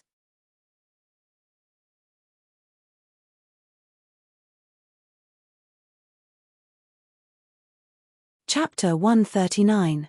Mo Ran froze in an instant. His nose was filled with the familiar scent of begonia flowers. Although Chu Wanning did not have much of an expression, the cuff of his sleeve that fell on his eyelids was very gentle, and he wiped it very carefully. The key was that this man in snow-white clothes was standing so close to him at this moment. He could even clearly see the extremely fine lines on Chu Wanning's lips. If he lowered his head a little more, he could easily kiss those lips and hold those soft and tender buds between his lips and teeth. "You won, but you didn't wake me up. That's an unfair win," Chu Wanning suddenly said after wiping the sweat between his eyebrows. Mo Ran was stunned, and then he smiled. I didn't win, the person who won was Shizun. You didn't harvest rice in the afternoon? No, there wasn't much left. I went to the market to buy some winter supplies and walked around from house to house, so I wasted some time. Mo Ran said, so Shizun still harvested more rice than me. Chu Wanning snorted, seemingly satisfied. After a while, he asked, what did you buy in the market? Mattresses. Before Mo Ran had time to speak, Ling who was standing next to him, did not want to be left out and interrupted with a smile. Immortal Monarch bought a lot of things, so tired that camel horse to death. Not a lot, just charcoal and so on. He bought some meat and some candy. More than that. Ling said, Immortal Monarch also bought a mattress for each family, and that old lady Flappy Cotton directly pushed a cart into the village with him, so the cart was filled to the brim. Chu Wanning was a little surprised. Where did you get so much money? I saved it up, Mo Ran said with a smile. In fact, those mattresses are not expensive, much cheaper than those in the upper cultivation world. Then what about the meat? I bought it casually, and had the village chief take it back and cook it for everyone to eat tomorrow. Chu Wanning's expression didn't change as he asked, what about the candy? Ling clapped her hands and said with a smile, of course it's for the children in the village. Mo Xianjun gave it to them as soon as he came back. There are malt candy and osmanthus cake. Many of the girls and boys in our village have never eaten these desserts before. They are so happy. She paused for a moment and said sweetly, I got one too. This girl was the type of person who knew how to cause trouble and was naturally familiar with others. Previously, she had interrupted several times, but Chu Wanning did not mind. But after she finished speaking, he turned his eyes and glanced at her coldly. Is it delicious? Ling said without hesitation, it's delicious. It's so sweet. Chu Wanning seemed to be sneering, then you should eat more. After he finished speaking, he flicked his sleeves and left. Mo Ran didn't know what he did to make him unhappy, but just as he was about to chase after him, his vision suddenly turned black. Chu Wanning threw the robe he was wearing at his face. Mo Ran caught it, pulled down the robe and looked at him anxiously. Shizun, you're so naked that it's ridiculous. Even if you're not cold, I'm cold just looking at you. Chu Wanning said sternly, put it on. Although Mo Ran was very hot, since Chu Wanning said so, he didn't say a word and immediately put on the robe. Sweat stuck to the cloth, and it was a little uncomfortable. He raised his fluttering eyelashes and looked at the other person blankly. Chu Wanning frowned and said, pull up your robe. Who are you showing it to? It's unruly. Mo Ran immediately straightened his robe. The collar was folded very high, and it was very tight. Now, not even an inch of skin was exposed, but it added a kind of ascetic beauty. When Chu Wanning saw this, he inexplicably became more resentful. He cursed under his breath and left, leaving Mo Ran alone in the same place like a silly dog. The village chief, his wife, and Ling looked at them from the side, and they were all confused. Ling said with some sympathy, this immortal is so fierce. I've never seen someone with such a strange temper. She said softly with some pity and even fawning. Your master really doesn't treat you well. You're the only one with a gentle temperament who can endure. She turned around as she muttered, but suddenly met Mo Ran's gaze. Her words were instantly crushed between her lips and teeth, and she couldn't say anything else. This was because she saw that the always smiling and amiable Mo Xianjuan's face suddenly became gloomy, and his eyes flashed like the teeth of a wolf. She immediately shut her mouth, but Mo Ran immediately turned his face away. The light changed, and the color of his eyes couldn't be seen so clearly. Ling Er's heart thumped. She didn't know if it was just her imagination, or this man who was as steady as a mountain in front of her suddenly revealed another fierce face. Mo Ran said in a muffled voice, sorry, you guys go ahead first. I'm worried about him, so I'll go take a look. As he said this, he walked away with large strides. Chu Wanning stood by the river pond. The sky was filled with flying reed flowers, and the setting sun was half immersed in the sparkling waves. The river seemed to be burning with a raging fire. Mo Ran ran in a hurry, and when he stopped behind him, he was panting slightly. Master, did I do something wrong? Chu Wanning said, no. Then why are you unhappy? I'm happy. Mo Ran stared blankly. What? Chu Warning turned around and said gloomily, I'm not happy. Mo Ran, he didn't want to talk to Chu Warning in a tongue twister. He carefully looked at Chu Warning's face, and suddenly thought of something. He couldn't help but laugh. I know why Master is unhappy. Chu Warning's hands clenched in his wide sleeves, and his shoulders moved slightly, but his face was still calm. I said I didn't. Mo Ran had already walked over and stood under the tree, smiling with his hands behind his back. The old banyan tree by the river had some thick veins exposed on the ground, like strong blood vessels that slowly pierced deep into the soil. He stood on the protruding veins, which made him look even taller. Chu Warning was alarmed, but also unhappy. He said, Get down here. Oh. Mo ran lightly and nimbly jumped, the tips of his feet leaving the protruding tree boil, and landed in front of Chu Warning. This tree coiled up like a crouching dragon, and there were only a few places without thick roots. Chu Warning stood together, so Mo Ran could only stand very close to him to avoid the high ground. He lowered his head, and his breath could almost brush Chu Warning's eyelashes. Chu Warning was a bit embarrassed, and said with a sullen face, Get up here. Mo Ran couldn't help but laugh. Get up, get down, get down. Is Master joking with me? Chu Warning also knew that he was messing around in a fit of anger, so after being exposed, he simply kept silent and didn't say anything. Mo Ran reached out from behind his back, and pulled out a handful of sweets from who knows where. He wrapped them in rice paper and held them in his palm, piling them up into a sweet little mountain. Don't be angry, I left some for you. Here. Mo Ran hurriedly stood up straight. Who wants to eat sweets? Do you think I'm a 3-year-old child? Or do you think I'm a girl? I don't. Oh. A piece of candy was brought to his lips, and he put it into his mouth. Chu Warning was stunned. In a split second, not only did the tips of his ears turn red, but his face also turned red.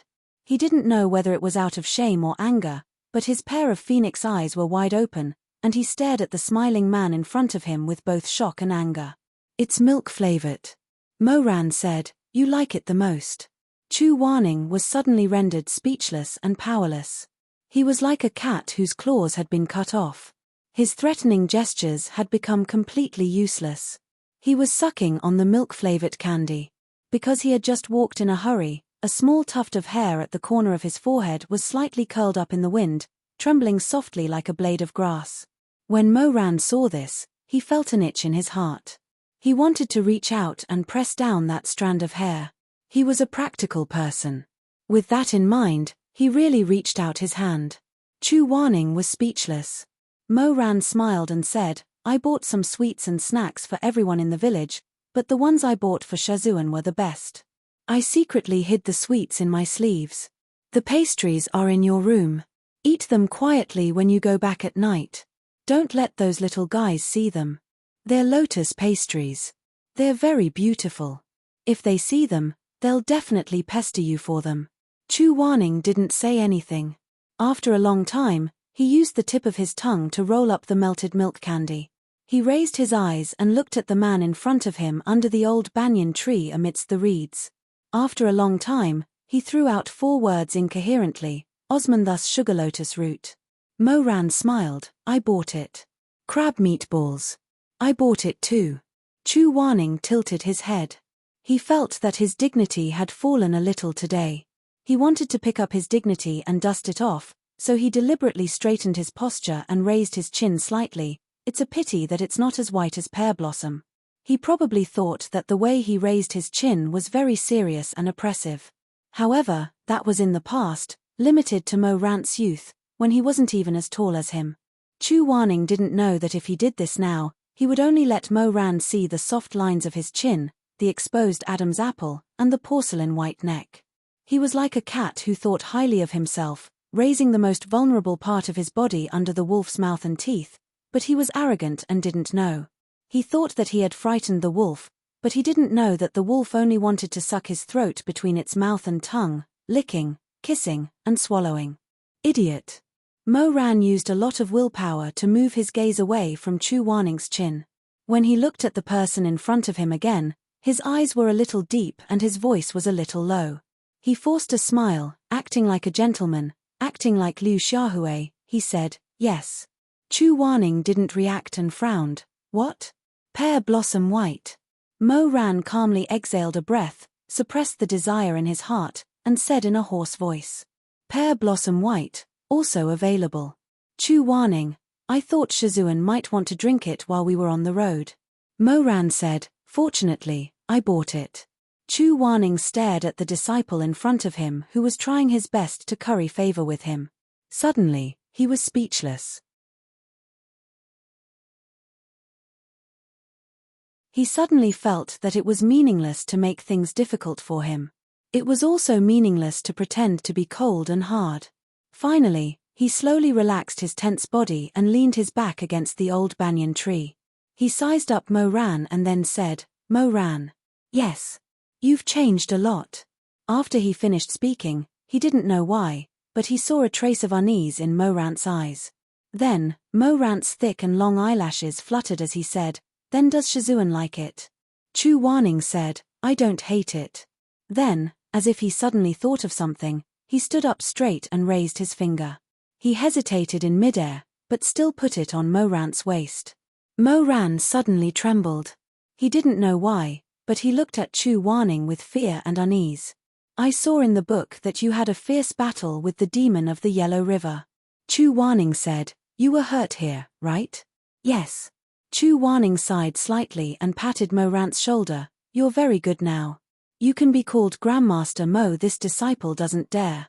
Chu Wanning smiled slightly and poked Mo Ran's forehead with the tip of his finger, then lowered it. "That's right. Running around all day in disheveled clothes, you really don't look like a Grandmaster. Let's go, the sun is setting. Let's go back and rest early." "What do we do tomorrow?" Mo Ran thought for a while, then said, "I think it's steaming rice and making rice cakes." Chu Wanning nodded, then suddenly said, "Don't take off your clothes randomly again." Mo Ran blushed. "Yes. Rest when it's hot." "Okay." Chu Wanning thought for a while, then said, "Remember to bring a handkerchief. Don't hang out with unmarried girls for no reason." "Do you have a handkerchief?" "No." Mo Ran felt awkward. "Then what do you usually use to wipe your face?" "Sleeves." Mo Ran felt even more embarrassed by his own carelessness. Chu Wanning was a little speechless. After a while, he said, "I'll cut a piece for you when the time comes." Mo Ran's eyes lit up. "For me?" "Yes." Mo Ran was overjoyed. "That's great. When will Shizun cut it?" Chu Wanning frowned.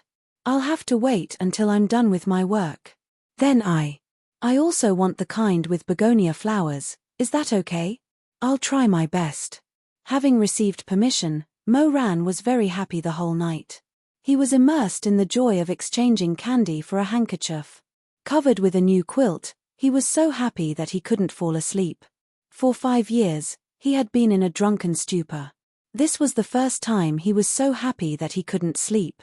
His heart was beating very fast, and he couldn't calm down for a long time. In the end, he couldn't help but sit up in bed. His window was facing Chu Wanning's window. He lay on the edge of the window, and through the slight gap, his nose was filled with the sweetness of the wilderness at night.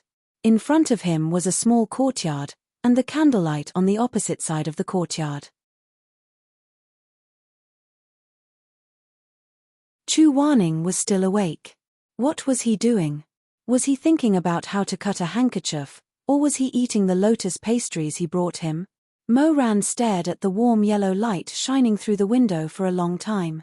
When the light went out and Chu Wanning fell asleep, he whispered reluctantly, Miss Chu Wanning, Shizun, sweet dreams." There was one more sentence in the bottom of his heart. Even if no one heard it, he didn't dare to say it. Wanning. Sweet dreams.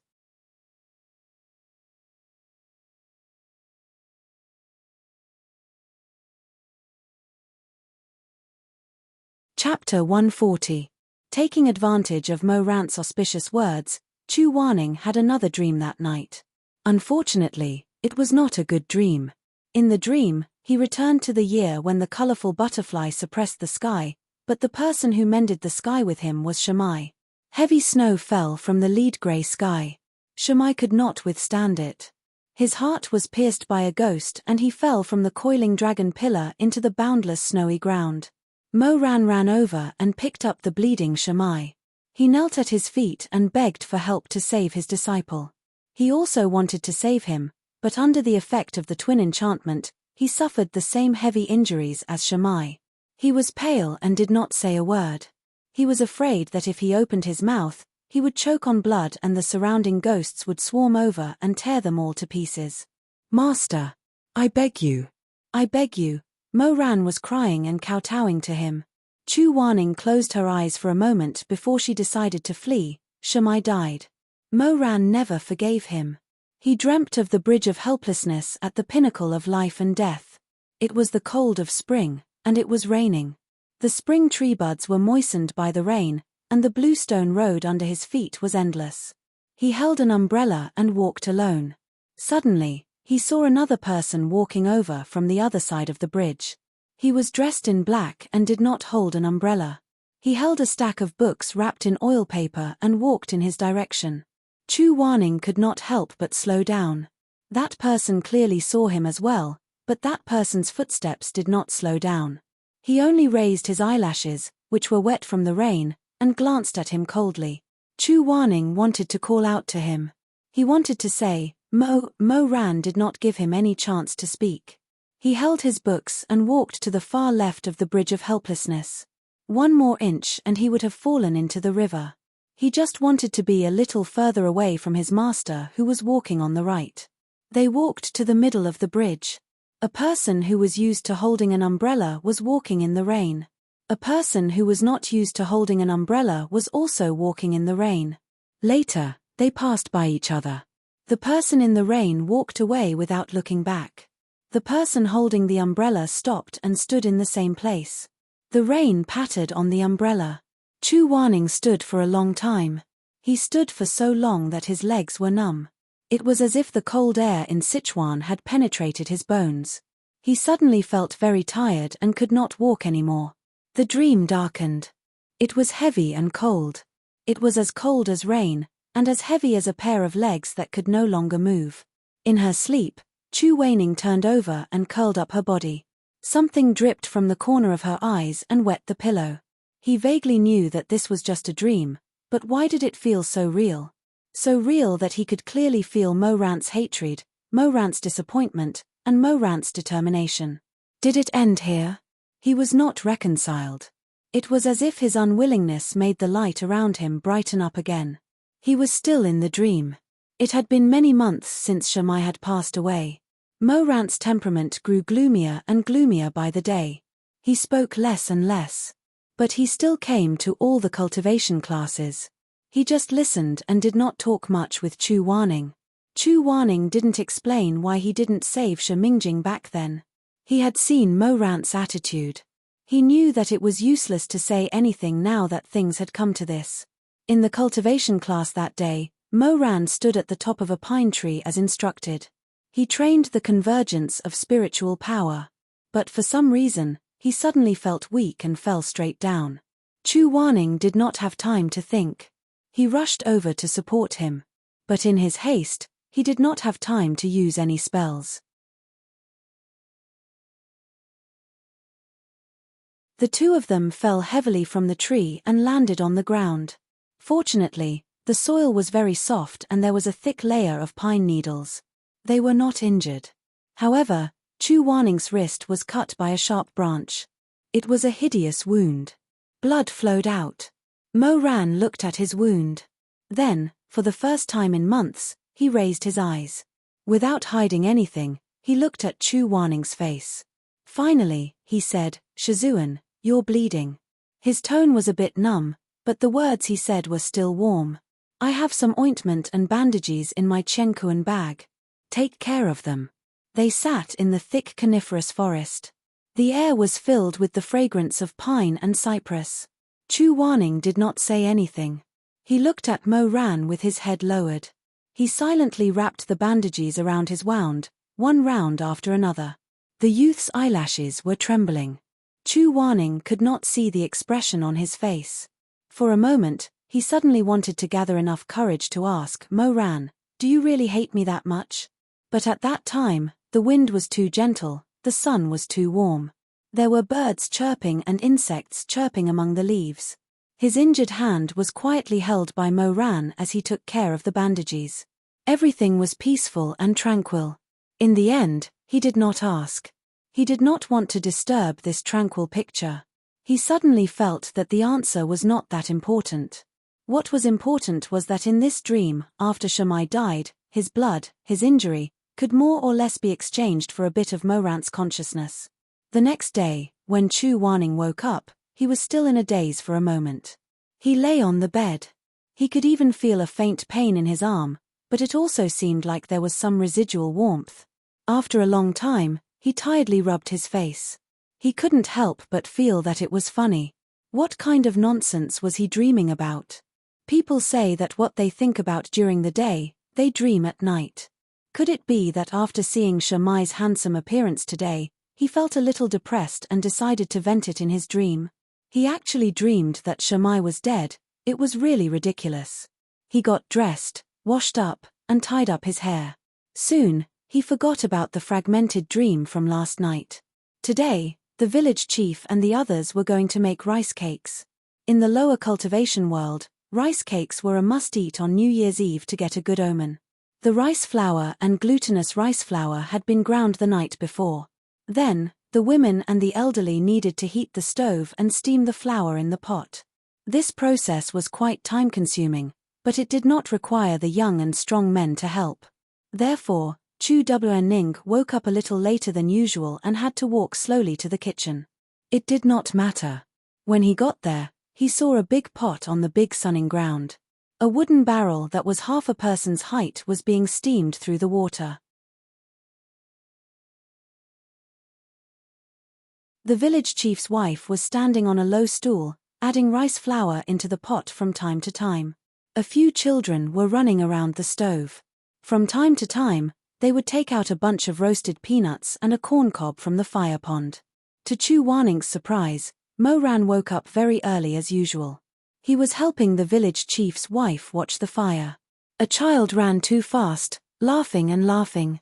She stumbled and fell to the ground, sobbing a few times before crying loudly. "Why did you fall?" Moran helped her up and patted the mud off her body. "Are there any abrasions?" "Hand," the little girl wailed as she raised her dark little hand to show Moran. Moran carried her and brought her to the well. He fetched a bucket of water for her to wash her hands. The distance was a little far, so Chu Wanning did not hear what he said to the little girl. But the little girl held back her tears and sobbed.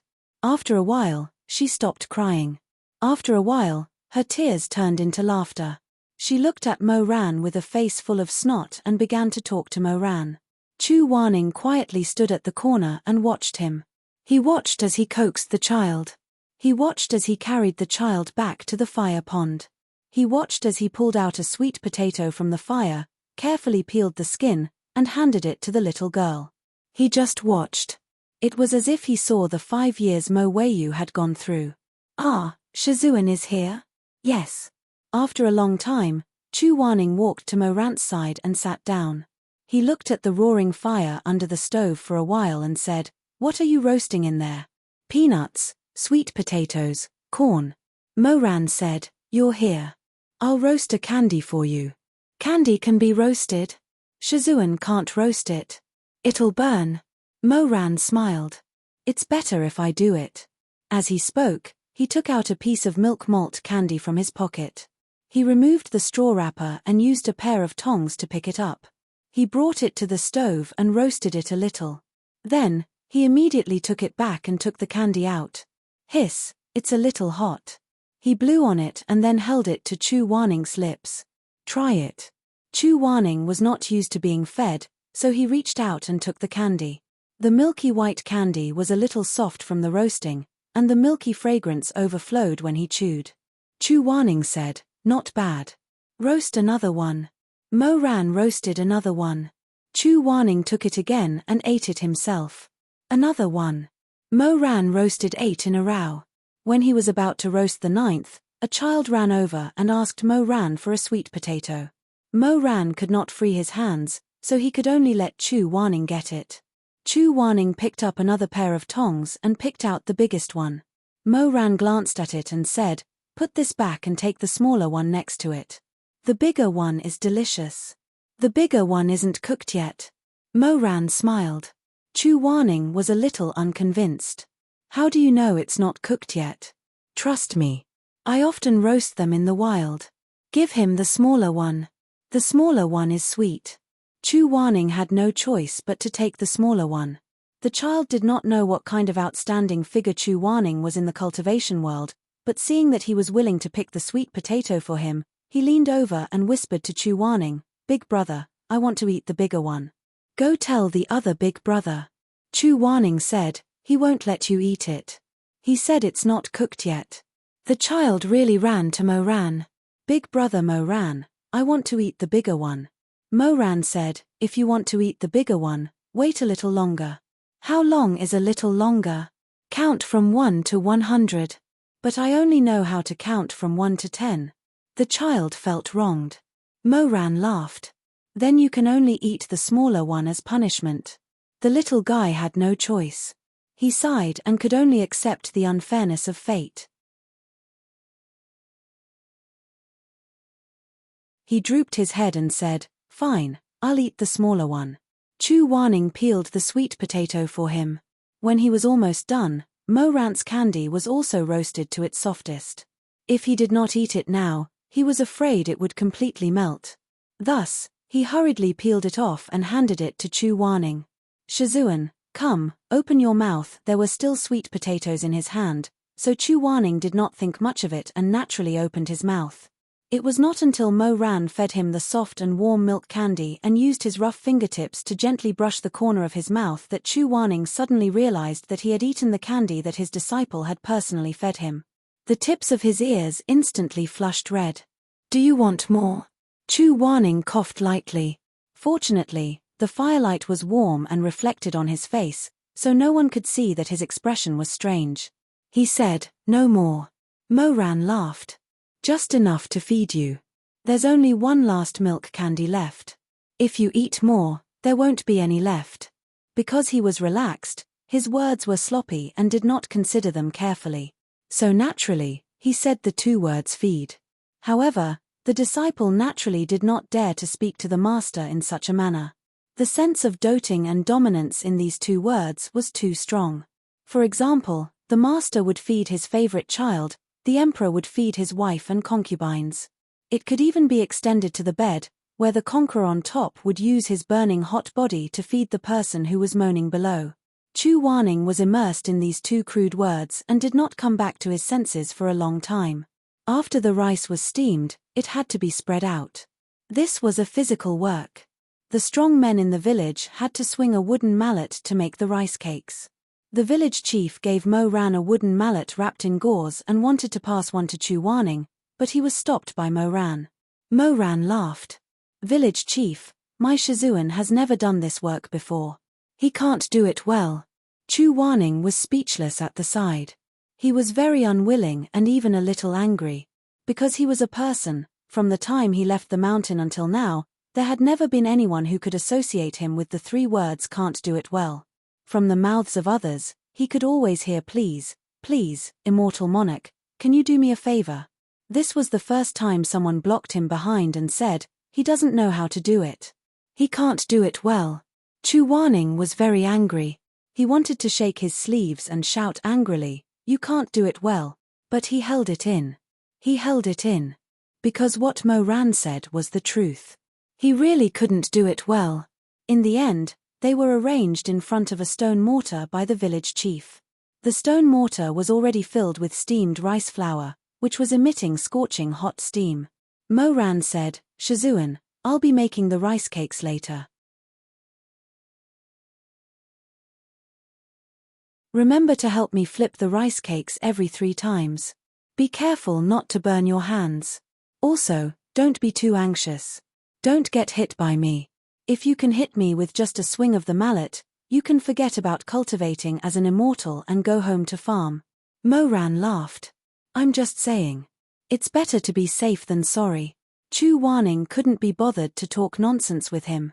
At the side, there were already 2 people in a team. He didn't want to be left behind, so he stood beside the stone mortar and said, "Come on." Mo Ran swung the mallet. The first strike was very heavy, hitting the soft and hot rice flour. The rice flour sank in and wrapped around the mallet. He swung the mallet 3 times, then raised his bright eyes and said to Chu Wanning, "Shizun, flip it over." Chu Wanning flipped the rice balls over, and Mo Ran swung the mallet again. After a few rounds of cooperation, they had mastered the rhythm very well. Basically, when Mo Ran swung the mallet for the 3rd time, Chu Wanning would flip the rice balls over. Just as he withdrew his hand, Mo Ran swung the mallet again. Although it seemed easy to hit the rice balls, the strength had to be controlled well. The person hitting them had to be very strong and full of energy. They flipped the rice balls over and over again countless times. When the rice balls were completely sticky, they couldn't be considered done. After a while, Mo Ran's face didn't turn red and his heart didn't beat fast. However, the farmers beside him were a little tired. They began to shout in a hoarse voice, 1, 2, 3, 1, 2, 3. They were shouting the rhythm of the mallet. Mo Ran found it interesting, so he followed their rhythm and hit the rice balls together. When the rice balls were half sticky, the people beside him were already panting. Mo Ran didn't feel anything. He smiled at Chu Wanning and said, "Again." Chu Wanning glanced at him. The young man's forehead was full of sweat. Under the sun, it glistened like honey. His lips were slightly open. He didn't sigh like ordinary people, but his breathing was more or less heavy. His chest rose and fell. When he saw Chu Wanning looking at him, he was stunned. He raised his sleeve and wiped his face. His eyes were as bright as the stars. He smiled. "What's wrong? Is there rice on my face?" "No." Then, Chu Wanning looked at him. He was hot and sweaty, but he obediently folded his clothes to his Adam's apple. Suddenly, he couldn't bear to see him like this. He asked, "Are you hot?" Yesterday, he asked Mo Ran if he was cold. Today, he asked Mo Ran if he was hot. This really made Mo Ran very confused. The temperature of the 2 days was about the same. After a while, he said, "I'm fine. If you're hot, then take it off. If Shizun doesn't like it, I won't take it off." Chu Wanning said, "It's even more annoying when you're all sweaty." Since he said so, Mo Ran was already uncomfortable. He took off his outer robe and upper garment and threw them on the graphite beside him. Chu Wanning looked on coldly, but his heart gradually heated up. He looked at Mo Ran's broad shoulders and firm arms. After taking off his inner garment, he could almost feel the scalding hot air assaulting his face. As expected, Mo Ran was sweating all over. Under the sun, he shone with a glossy luster. He was like a mermaid out of the water. He turned around and smiled at Chu Wanning. He was so handsome that it made people dazzled. "Immortals, do you want some water?"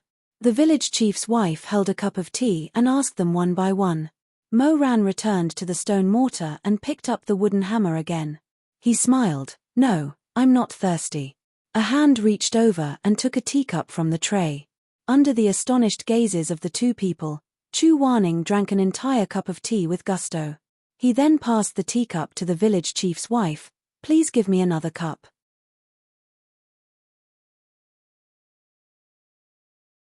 "Shizun, are you very thirsty?" It was unknown how these words stabbed him. Chu Wanning suddenly raised his head. His eyes were burning and full of vigilance. "Thirsty? No, I'm not thirsty." He then gulped down an entire cup of water. Mo Ran looked at him and couldn't help but feel a little puzzled. When did Shizun's self-esteem become so bad that he was ashamed to even say that he was thirsty?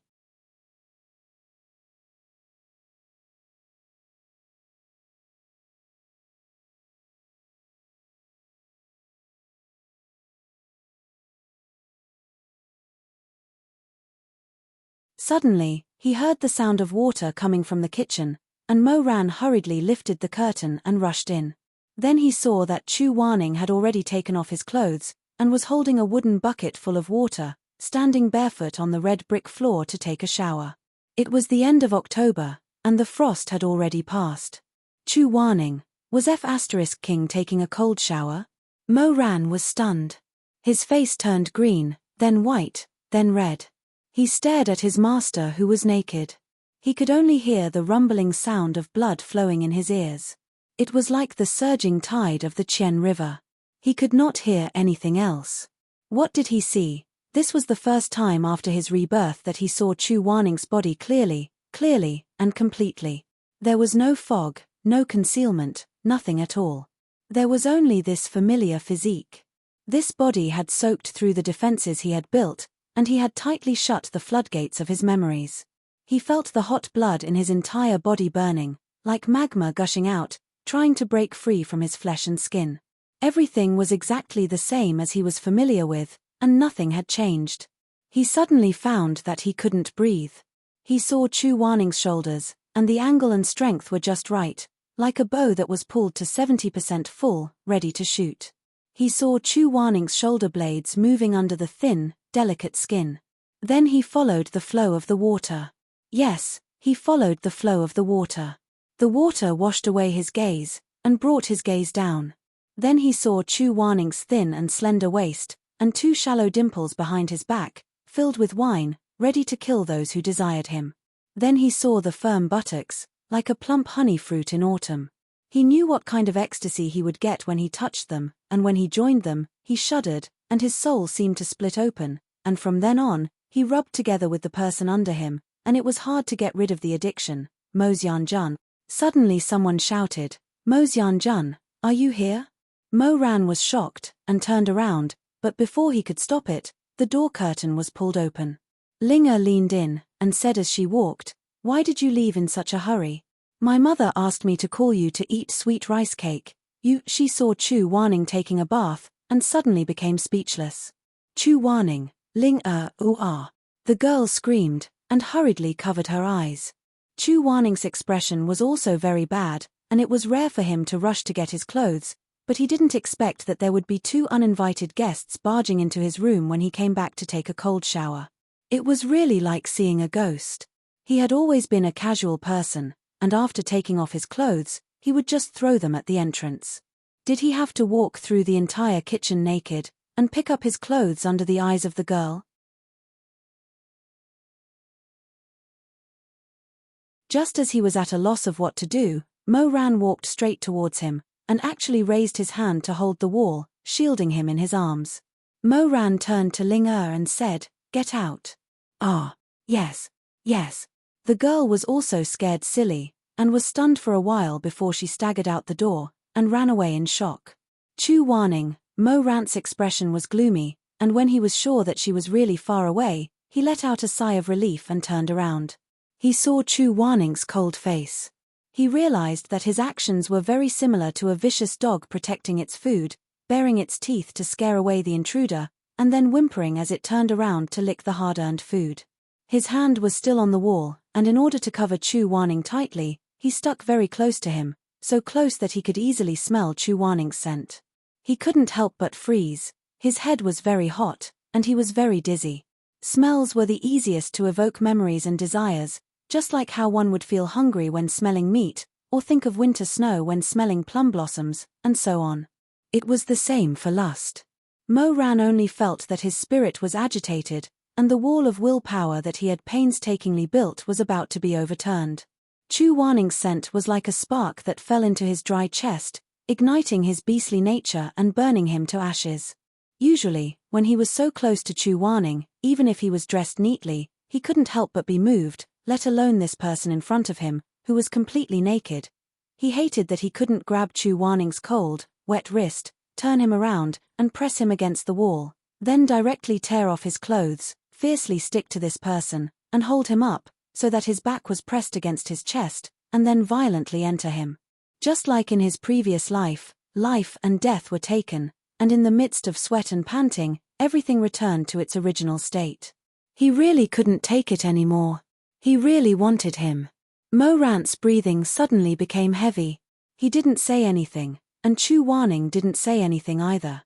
The 2 of them stuck to the wall, standing very close to each other, almost touching, but Mo Ran's arm muscles tightened, and his meridians bulged, trembling slightly as he forced himself to hold on.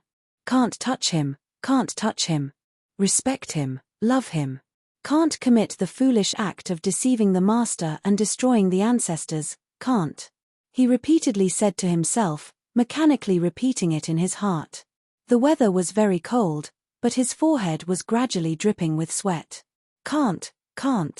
Mo-Ran, you can't, don't let your imagination run wild.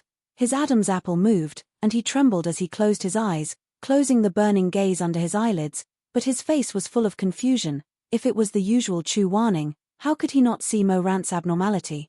But at this moment, his situation was not much better than Mo-Ran's, and was even worse. He looked cold, but heaven knows how much willpower he used to maintain his position, to be able to pretend to be calm. Mo-Ran's breathing was so hot and heavy, with a strong smell unique to men, almost burning him. And those arms against the wall, they were so sturdy and strong and powerful. After his rebirth, he had not fought with Mo-Ran, but he knew that if he only fought with strength and not magic, then in front of those arms, he would only be crushed to pieces. He didn't want to look into Mo-Ran's eyes, so he lowered his gaze, and it fell on Mo-Ran's chest. Although they were not pressed against each other, Mo-Ran was so close to him that they were only separated by a thin line. He could clearly feel the masculine tension emanating from Mo-Ran's hot chest. It was broad and hot. It was like it could melt the coldest ice in the world, and turn it into a spring tide. Shizun, the young man suddenly called out to him.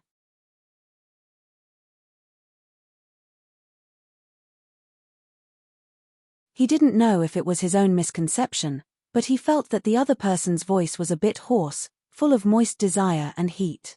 Mo-Ran had called him Shizun countless times, calmly, respectfully, angrily, ridiculing, too many to mention. However, this was the first time he had heard a different form of Shizun. It was mixed with the fishy smell of lust between his lips and teeth. It sounded so dirty and bewitching. Chu Warning felt as if even the joints of her bones had gone numb. Impossible, Mo-Ran would not call him that. He had heard wrongly, he had thought too much. The dirty one was his own heart. He subconsciously stepped back, his naked back bumping into the cold wall. He couldn't help but shiver, his lips trembling, slightly opening. He seemed to be at a loss. Mo-Ran's eyes darkened. He looked at those moist, lightly colored lips. Although he didn't move, his mind was already filled with fantasies. He imagined himself lowering his head and kissing, prying open Chu Warning's lips and teeth, his hot tongue coarsely invading that forbidden area that no one had ever attacked before. He imagined his hands grabbing Chu Warning's waist, vigorously rubbing, exposing violent red marks on his skin. No matter how much he suppressed it, Mo-Ran's blood was still surging with the blood of a wolf. The sex he released was always hot, violent, and even wanted to tear the person he slept with into pieces on the pillow. He wanted to eat the other person clean from the inside out, licking away every last drop of blood, every inch of flesh. He couldn't change his habit of being a vegetarian. Closing his eyes, he suppressed the boiling lava in his chest. He knew that he was in a bad situation. He knew how similar a man's desire was to a beast. He had to rush before the tide of passion became uncontrollable. He had to chase away the ignorant rabbit. He withdrew his hand, almost hoarsely saying, "Shizun, I'll go get your clothes." A heavy breath brushed past Chu Warning's eyelashes. Mo-Ran turned and strode to the door, picking up the clothes that Chu Warning had thrown there. Chu Warning was still leaning against the wall, but he felt like he had run 100 miles. His whole body was exhausted, and he couldn't breathe. He slightly narrowed his phoenix eyes and saw that Mo-Ran had his back to him, flipping through the clothes he had taken off. He suddenly remembered the state of a certain part of his body. He was stunned for a few seconds, then suddenly woke up. When Mo-Ran came in, he was showering with his back to him, and when he turned around, Mo-Ran was close to him and didn't look down, so he didn't notice his desire. But if Mo-Ran took the clothes now and turned back, then Elder Yu Heng's high and noble reputation and Chu Warning's noble and ascetic image would crumble in an instant. Chu Warning was instantly anxious. He saw that Mo-Ran had already separated the clothes and was holding them in his hands.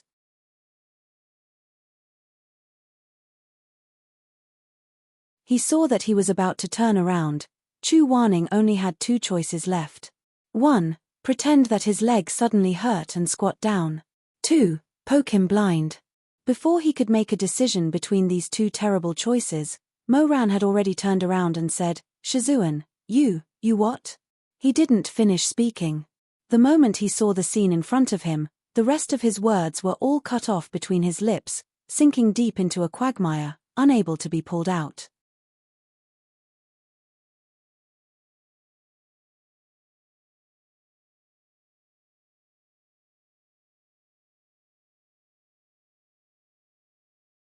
Chapter 142. It turned out that at the critical moment when Moran turned his head, Chu Waning's mind had a flash of lightning. Almost at the last moment, he turned his body around, his arms crossed and braced against the wall, leaving his opponent with his even and strong back. This way, Moran wouldn't be able to see his front. Chu Waning felt that he was really quick-witted. This idiot didn't know that what he was exposing to Moran was his sexy waist, his full and firm buttocks, and his pair of slender and strong legs. He was like a rabbit that had been skinned and roasted over a fire until it was golden brown and crispy. He was just short of saying, "Please eat, thank you." Moran felt his throat go dry, and his eyes seemed to be bloodshot. After a while, he said, "Shizun, what are you doing?" "What am I doing? This posture is really a bit strange. How can I say it in a way that won't change my expression?" Chu Waning turned half of his face, his expression cold and solemn. Trying to hide something only made it more obvious. Moran had already put down his clothes and was walking towards him. Perhaps it was because the light was against him, but he felt that the expression on Moran's face made him shudder. It was like a hungry wolf in the forest who saw a piece of fresh meat, but the meat was hanging on a trap. The wolf hesitated. The hunger and thirst in its stomach fought fiercely with the rationality in its brain. The flames of war spread from its body to its eyes. Moran's black eyes were very bright, emitting a dim light. Chu Waning finally felt that something was wrong. 2 words were drawn, and his tone was sharp, piercing through the treacherous silence. "Back rub." Moran's moist voice condensed in his throat, with a slight nasal sound, making it seem very sexy. "What?" This was really the excuse that Chu Waning thought of when he was anxious, but since the voice had already entered his ears, he couldn't pull it out. He could only pretend to be calm and coldly said, "Since you're here, then rub my back before you leave." "Moran, I've been busy these past few days. My body is sweaty, and I feel uncomfortable." Chu Waning tried his best to appear casual and calm. It's always good to rub it clean. He didn't know whether he was able to fool Moran or not, and whether his lie was still natural. But in the end, Moran still listened to him. He obediently took a towel, soaked it in warm water, and began to rub Chu Waning back. Wanye had always been wise. This was really the stupidest thing he had ever done. What was the most torturous thing in this world? It was when the person he loved was standing behind him, separated by a rough towel, and a pair of large hands rubbing his entire body. Every place that was touched was like a sail on spring water, leaving behind a dry red mark. Although Moran had already restrained his strength, it was still very strong. Moreover, his flesh had never been touched like this before. He felt every inch of his muscles tremble, and he had no choice but to tighten his body to maintain stability and not let the person behind him see that he was different. He leaned his forehead against the wall, in a place where Moran couldn't see. He bit his lips tightly, and the ends of his phoenix eyes were red. His desire was so hot that it was as thick as the dew on a branch, and it was already slightly moist. He was still a person who had never had sex before, so what? In front of the person he loved, he endured such stimulation and pretended to be aloof. It was too unbearable, but if he were to ask Moran, what was the most torturous thing in this world? He was afraid that the answer would be very different. He would probably say that it was when that person stood in front of you naked, hands against the wall, shoulders and back relaxed.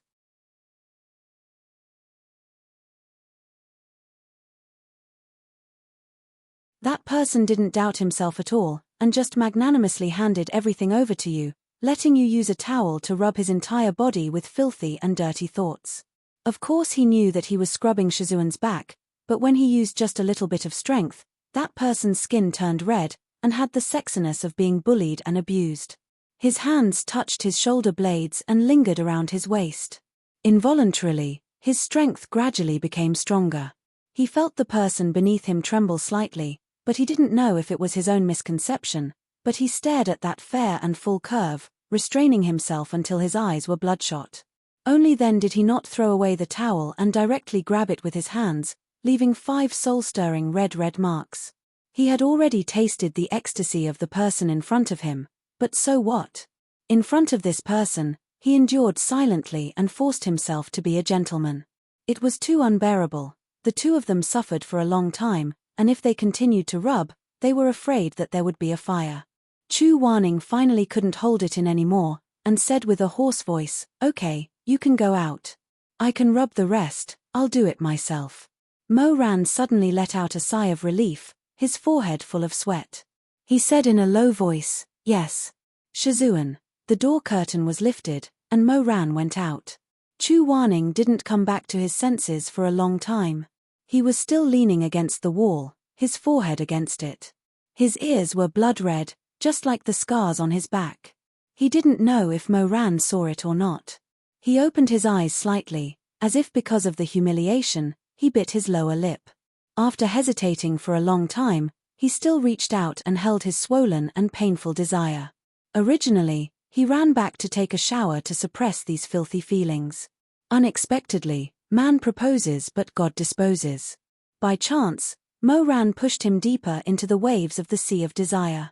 Chu Wanning, who had always relied on the clear heart mantra to resist her human nature, finally couldn't help but use the most ordinary and most embarrassing form of a mortal to relieve herself of the overflowing love that was about to overflow.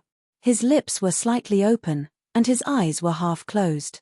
His expression was a bit pitiful, and also a bit wronged. He was leaning against the cold wall, but his forehead was burning hot. His beautiful back and shoulders were hunched, and his Adam's apple was rolling, suppressing his deep breathing and whimpering. So sinful, but so beautiful.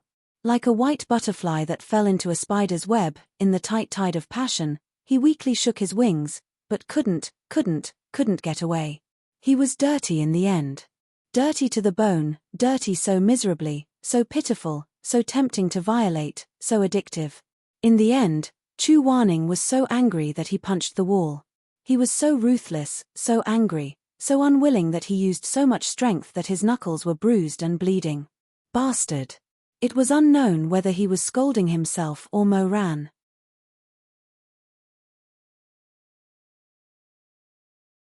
Chu Wanning's eyes were wet. There were feelings, hatred, and confusion. In the blink of an eye, they had been in Jade Cold Village for more than half a month. The busy farming season was coming to an end. Since the day he took a shower, Chu Wanning had avoided Mo Ran like a snake or a scorpion. He didn't notice Mo Ran's abnormality, but he couldn't stand the change in himself. A person who was simple and elegant for a long time would be especially easy to hold back. Otherwise, why did Chu Wanning always look down on others for dual cultivation partners? It wasn't jealousy, but Elder Yu Heng really couldn't stand it. He felt sick and disgusted. He didn't look at erotic images because he really didn't want to, not because he was pretending. For Chu Wanning, things like liking and kissing were acceptable. However, when it came to the next step, such as consolation or invasion, his face turned green. He couldn't accept it. It was like a vegetarian. If you secretly put some lard in his bowl, he would probably think it was delicious. However, if you gave him a piece of roasted meat that was brown on the outside but still had the smell of blood on the inside, he would probably be disgusted to death. After venting in a daze that day, Chu Wanning woke up. He gasped for breath and looked at the stickiness on his hand. He felt as if a handful of cold water had been poured on his head. His face turned green. What was he doing? He couldn't control himself from being teased by a little brat in his early 20s. He had to rely on self-consolation to calm the surging tide in his heart. Chu Wanning had goosebumps on his back. Therefore, when he met Mo Ran in the future, he would retreat 3 feet away. He was afraid that he would carelessly release the scourge in his heart and do something that he would regret. When he retreated, Mo Ran also retreated. Mo Ran was also really scared. He realized that his desire for Chu Wanning was much higher than he expected. The dam he built before couldn't hold back the turbulent waves. The passion in his bones was about to overflow at any time. He knew that there was only a slight difference between human nature and bestial nature. He didn't want to hurt Chu Wanning again because of this slight difference. Therefore, he also subconsciously avoided Chu Wanning. The distance between the two of them increased. Instead, it gave the illusion that the disciple was respectful and the master was kind. The days passed peacefully. One day, the hunters in the village killed a fat deer in the mountains. The villagers suggested that they hold a bonfire party at the small sun-dried field at the entrance of the village at night. Therefore, every family took out some food, whether it was pastries or dried meat. The village chief even opened 2 jugs of sorghum wine. Everyone sat around the bonfire and smelled the fragrance of the roasted deer. They ate and drank noisily, very happy. Chu Wanning and Mo Ran didn't sit together. The two of them were a little far apart. There was a fire burning in the middle. They looked at each other through the fire, but didn't want to be seen by each other. They glanced at each other, thinking that it was silent. However, their gazes always met halfway. Therefore, they pretended that it was just a casual glance and lightly lowered their eyes.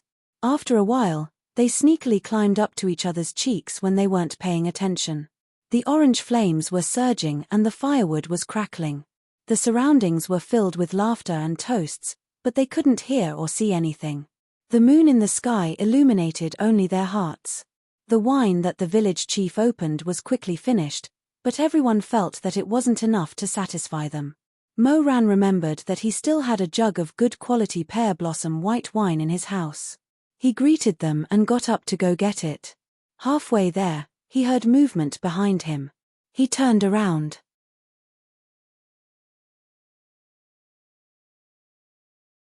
Who is it?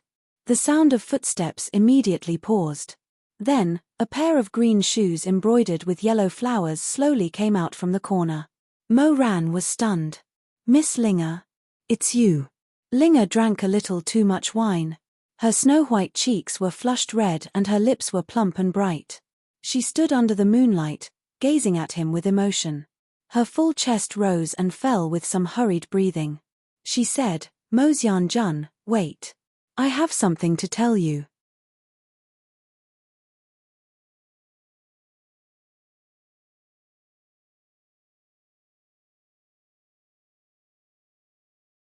Chapter 143. No matter how slow Mo Ran was, when he saw her burning eyes, how could he not understand? He immediately said, Miss Ling you drank a little too much. If you have anything to say it tomorrow. I insist on saying it today. This girl was also fierce when she was being stubborn. Her hair was a little messy, but her eyes were shining. Mo Ran was afraid of being pestered, so he wanted to use his qinggong to escape, but she pulled on the corner of his sleeve. Mo Ran was angry and amused at the same time. He said, let go of me. I'm not letting go. As the saying goes, alcohol strengthens one's courage. Moreover, Ling Er's courage was not small to begin with. She had been wanting to cling to the quintessence of life and death for a long time, so she said loudly, I like you. Do you like me? Mo Ran, seeing that the man did not respond, Ling Er was a little anxious. Ever since Mo Ran first came to Yuliang village, she felt that this man looked mighty and heroic. Later on, when she found out that he was the famous Grandmaster Mo, her heart fell even deeper, and she could not control it. The busy farming season was almost over, and Mo Ran would be leaving soon. She was just a little girl in the lower cultivation world, and the only thing she had was a pretty face and a good figure. Although she did not know what Mo Ran thought of her, if she did not express her feelings now, it would be very difficult for her to have another chance in the future. Therefore, with the help of the alcohol, she was able to muster up the courage to follow Mo Ran and confess her love to him. To be honest, even Mo Ran was a little taken aback by this flood of courage. Ling Er's pretty face was flushed red. She thought, if only Mo Ran would agree. Not only would she have such a handsome lover, but she would also be able to climb to the peak of life and death. Then, she would not have to stay in this small broken village and be bullied. She could live a comfortable life, but, I'm sorry, Miss Ling you should let go. However, his words easily shattered the floating castle in her mind. Ling Er's face was still red, but now it was pale again. For a moment, her face was very ugly. After a while, she anxiously said, Am I not good looking? You look good in every way. Mo Ran was very polite and gently shook off her hand. But I don't like it. If it could be said that he had left some face for her just now, then this sentence of I don't like it could be said to be like crushing dry weeds and smashing rotten wood, tearing off the last of her face. Ling Er's eyes were filled with tears. She was sad. Although she admired Mo Ran, it wasn't to the point where she was deeply in love with him. Instead, she wanted to rise to the top. Thus, she was more disappointed that her dream had been shattered. Then you. She held back her tears and asked, Then what do you like? Her question stumped Mo Ran. What did he like? Out of habit, he felt that he liked women like Shamai, but when the words came to his mouth, he suddenly felt that this was not the case. For a moment, he was at a loss and could not answer. Then tell me, what do you like? Ling Er stepped closer, her pair of beautiful eyes staring at Mo Ran's face, not letting go of any change in his expression. She was also a pitiful person. She had an older sister who married an ordinary cloth merchant in the upper cultivation world and moved to Leiju a few years ago to live a good life. She went to visit her older sister with her mother and brought back a pile of dried pepperfish from the countryside. However, her brother-in-law disliked the fishy smell of the dried fish and felt that it was very shameful for them to live in his house, so they were driven away after a few days. This matter deeply carved a knife into Ling Er's heart. From that day on, she was not willing to accept her poor life and vowed to live better than her older sister.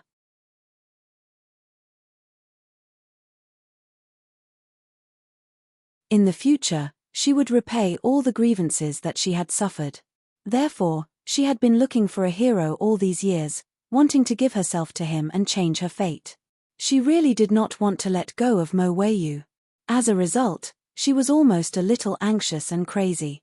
Under the influence of alcohol, she leaned on him in a daze. She had a soft and curvaceous body.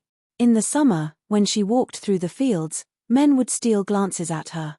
She was betting, wanting to use her soft and warm body to tear open Grandmaster Mo's armor. What's wrong with me? You don't even want to think about it, you won't even consider it, and you're rejecting me just like that. Her hot and soft body pressed against him, but Mo Ran felt uncomfortable all over. He pulled and pulled her away, his face darkening. Miss Ling Er, how long have we known each other? Why would I like you? Why would I consider you? How would you know if you don't try? When Mo Ran saw that she was about to come over again, he immediately said, Don't come any closer. You don't like it that much. Ling Er opened her eyes wide and said in disbelief, You don't like it at all, I don't like it at all. Mo Ran felt that he had not said it clearly enough. It was better to be thorough with this kind of thing. Therefore, although it was cruel, he still added, I'm not moved at all. Ling Er was speechless. Not liking it, she could understand. But not being moved, how many unmarried men could face a woman with an extremely good face and figure, face a woman who had taken the initiative to throw herself at him, and say that he was not moved at all? Could he not have any desire in front of such a soft and gentle woman? She stood there in a daze for a while, then said, how could you, she found it hard to say. She actually wanted to say, how could you not have any desire at all? This was not normal. Mo Ran could tell what she was thinking from her hesitation, but he didn't want to explain it to her. They were just strangers who met by chance. While the concubine wanted to have a one-night stand, the man didn't want to do so. She could think whatever she wanted, as long as she liked it. Mo Ran said to her softly, Sorry. Then he disappeared into the night. The night wind blew against his cheeks, and he could not help but squint his eyes. After talking with Ling Er, he suddenly realized that he might have been wrong about one thing when it came to love. Ling Er asked him, What kind of woman do you like? It seemed that he had never asked himself this question. People who received little warmth did not have much choice. As long as someone treated him especially well, he would offer up all his passion. What kind of woman do you like? This was a question that he did not dare to ask subconsciously. Actually, everyone in this world had their own special tastes and hobbies.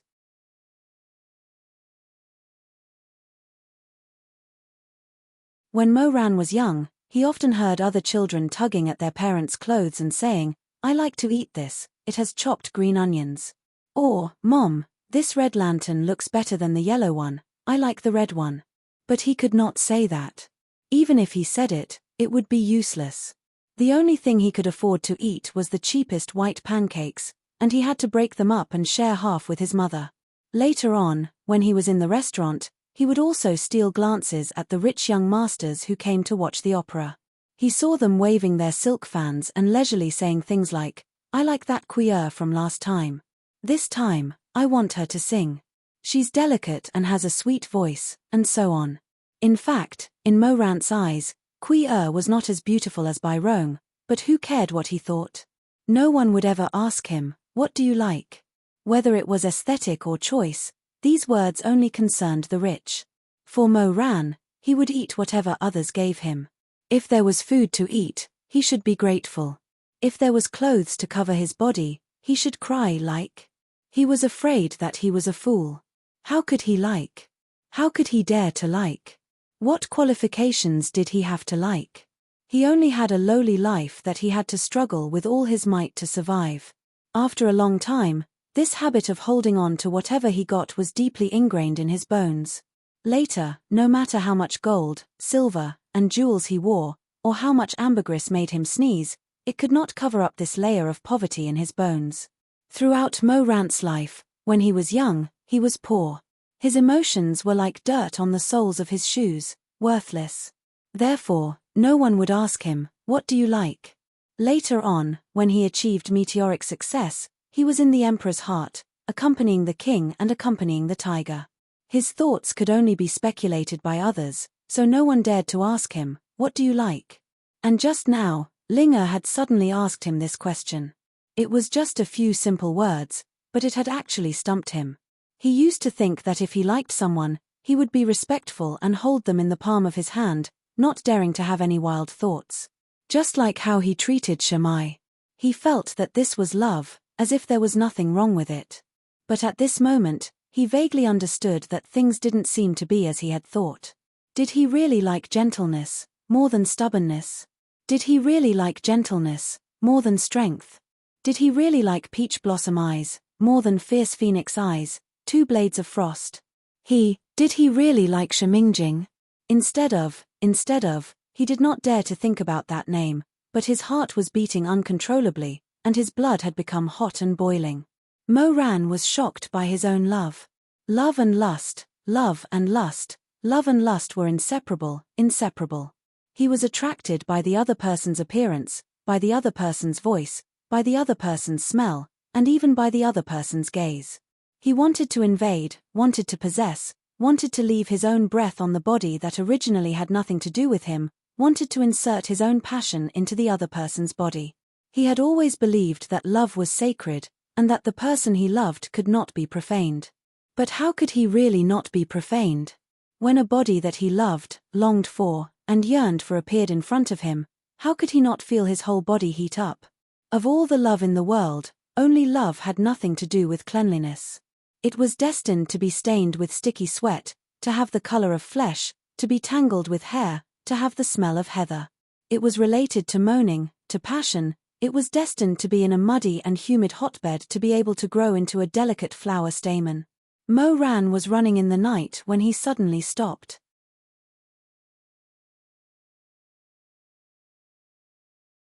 His eyes were frighteningly bright, and his expression was aghast.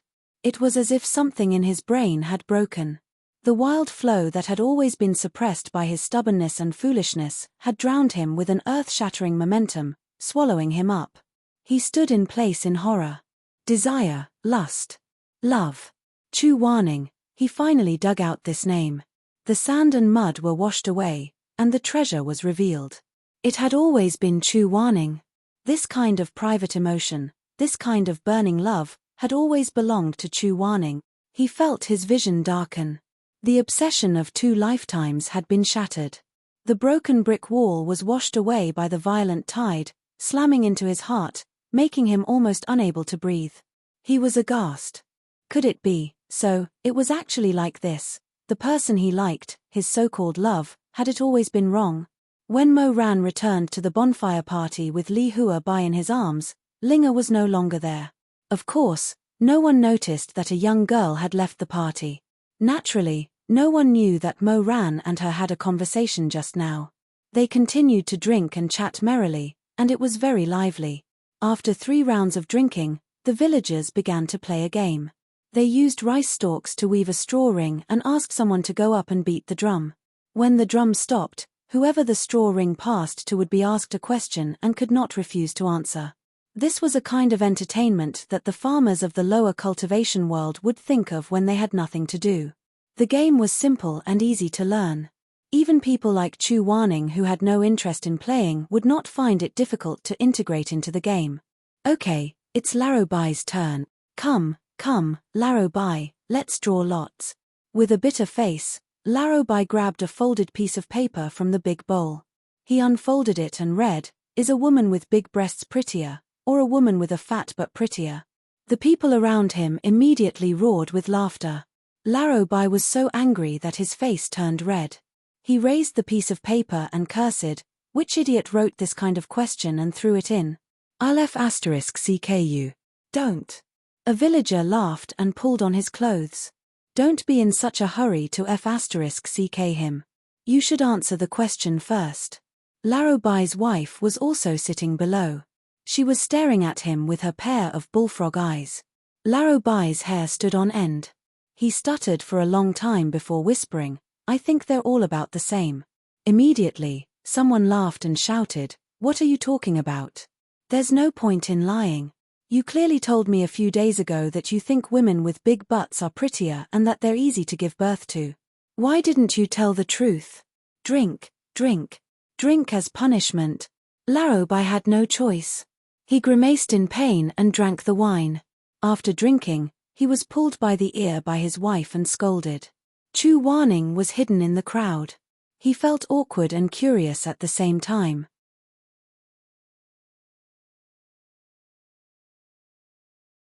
However, this kind of question was too vulgar. If he was asked, he would definitely not be able to answer. At this time, the village chief happened to be holding a foot of black cloth. He said with a smile, "Let's find someone else to beat the drum. Take Laro Zhong's place and let him play." "Who's going to take his place?" Chu Waning immediately said, "I'll do it." He walked to the side of the drum that was tied with cowhide. He took the drumstick and sat on the ground. The village chief carefully tied the blindfold around his eyes. He adjusted it left and right and asked, "Is it tight?" "It's not tight." "Will it leak out?" "It won't leak." The village chief smiled and said, "Then I'll ask Immortal Monarch to beat the drum. Whenever you want to stop, feel free to stop." Chu Waning said, "Okay." He picked up the wooden hammer and knocked on the leather surface. Then, he agilely beat out dense drum beats. It was noisy and messy. He was blindfolded and did not notice Mo Rant's gaze across the bonfire. It was so complicated, so confused, and so confused. Mo Ran looked at him. The sparks flew, like orange fireflies scattering into the night. He looked at the man in white. Inch by inch, his gaze swept across Chu Waning's forehead, the tip of his nose, his lips, and his chin like a sharp knife. Chu Waning, who was blindfolded by the black cloth, had an indescribable temptation to him. But this time, Mo Ran did not let this temptation slip away. He carefully chewed and licked. He tasted the taste of love in it. He once again felt his heart tremble. He once again confirmed that he was not wrong. He had love for Chu Waning. That kind of love had nothing to do with the relationship between master and disciple. It had nothing to do with kindness. He just purely admired him, longed for him, wanted him. He finally realized in hindsight that he loved Chu Waning. It was love. He was actually so muddle-headed, so stubborn. He was actually so stupid, so unable to see clearly. It was only today that he was finally enlightened. He loved Chu Waning. Now that he had thought it through, the layer of earth that had been accumulating in his mind finally broke down. There were many things that he couldn't understand and many answers that he couldn't get before, but they all came one after another in this love that had come so late. But he did not have time to savor it. He did not have time to think deeply. He heard a dong sound. The drumming stopped. The remaining sound spread like ripples. That grass ring fell on his knee at this time. He picked it up in a daze. When he looked up, he saw Chu Wanning breathing a sigh of relief. He took off the black bandage with one hand. He opened his pair of phoenix eyes that shone with moonlight and looked at him with pure and flawless eyes. He was also curious. He wanted to know whose house the flower fell on when he stopped the drumming. So he met Mo Ran's gaze. Chu Wanning, Mo Ran, there was nothing more awkward than you peeking at him when he was peeking at you. Their gazes met and they both avoided each other's eyes. But Chu Wanning soon stopped avoiding them. Because he suddenly realized that Mo Ran's handsome face was shrouded in confused and complicated feelings. Beyond the burning bonfire and the bustling crowd, it was exposed so straight and hot. It was not concealed and could not be concealed. Chu Wanning widened his phoenix eyes slightly. Good luck, Celestial Master Mo. The village chief smiled and pulled Mo Ran up. Mo Ran hesitated for a while. Then he followed the rules and put the grass ring in his hair. His black eyes were very bright, but he was at a loss. He put on the crown and carefully looked at Chu Wanning. That tanned handsome face gradually turned red under the light of the fire. Chu Wanning was shocked by his abnormal behavior. So he opened his eyes even wider and stared at him.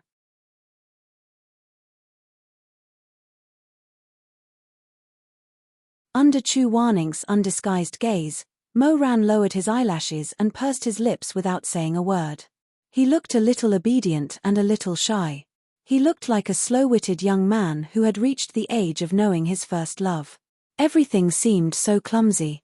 So clumsy that it was a little pitiful, but also a little cute. Chu Wanning, if he was shocked just now, he could be said to be shocked now. He was probably going blind. Otherwise, why would he feel that this burly bear suddenly became so pretentious, as if he had taken the wrong medicine?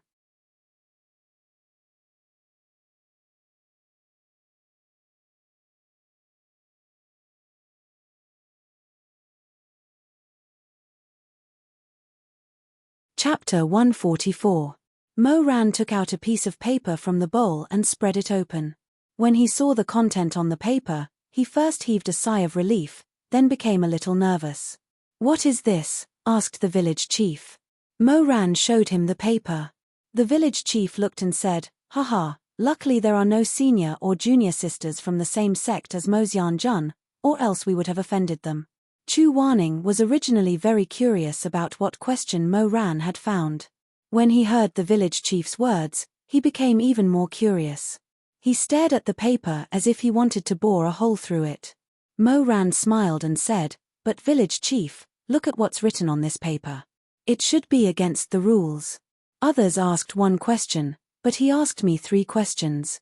"Who asked Immortal Jun to pick this one?" said the village chief. "If Immortal Jun is not satisfied, then throw it away and pick a new one. If he picked a new one, he might get something like women with long legs are prettier or women with thin waists are prettier." Mo Ran smiled and said, "Forget it, I'll pick this one." As he spoke, he passed the paper back to the village chief and said, "I picked 3 people I like the most in my life." Chu Wanning was speechless. At this time, Linger came back with red eyes. She did not move forward, afraid that others would see that she had just cried.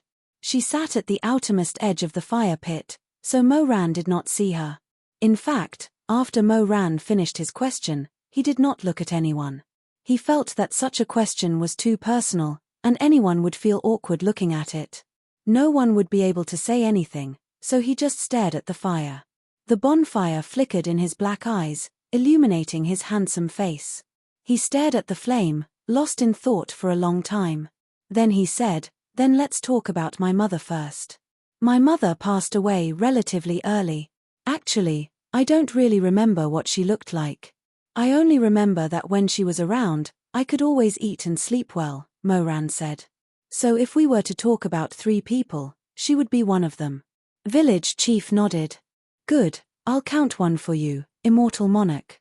The second one is my elder brother. He treats me warmly, and even though we aren't related by blood, he treats me better than any of my brothers." Regarding this answer, Chu Wanning had long expected it, so whether it was on his face or in his heart, there was not much of a ripple. It was obvious that Mo Ran liked Shimingjing. When he was at the Jin Chengkai, he had heard it with his own ears, so he wasn't surprised. She looked at the man under the illumination of the night fire. He had a hard outline that looked like it had been carved by a knife and an axe. He looked extremely handsome, but there was some stubbornness in his bones. To a large extent, a person's spirit could be reflected in their eyes.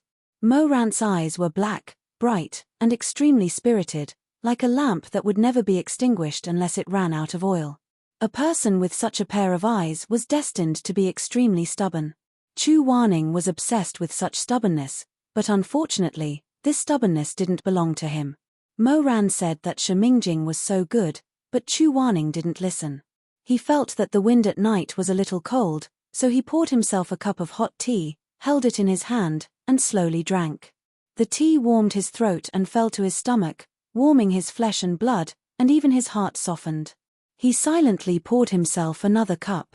Just as he was about to drink again, he suddenly heard Mo Ran finish talking about Shimingjing. Mo Ran paused and said, "There's one more person, and the third person I want to talk about is my master." Cough cough cough. Chu Wanning seemed to have been scalded. He choked on the tea and coughed repeatedly. His face was flushed red.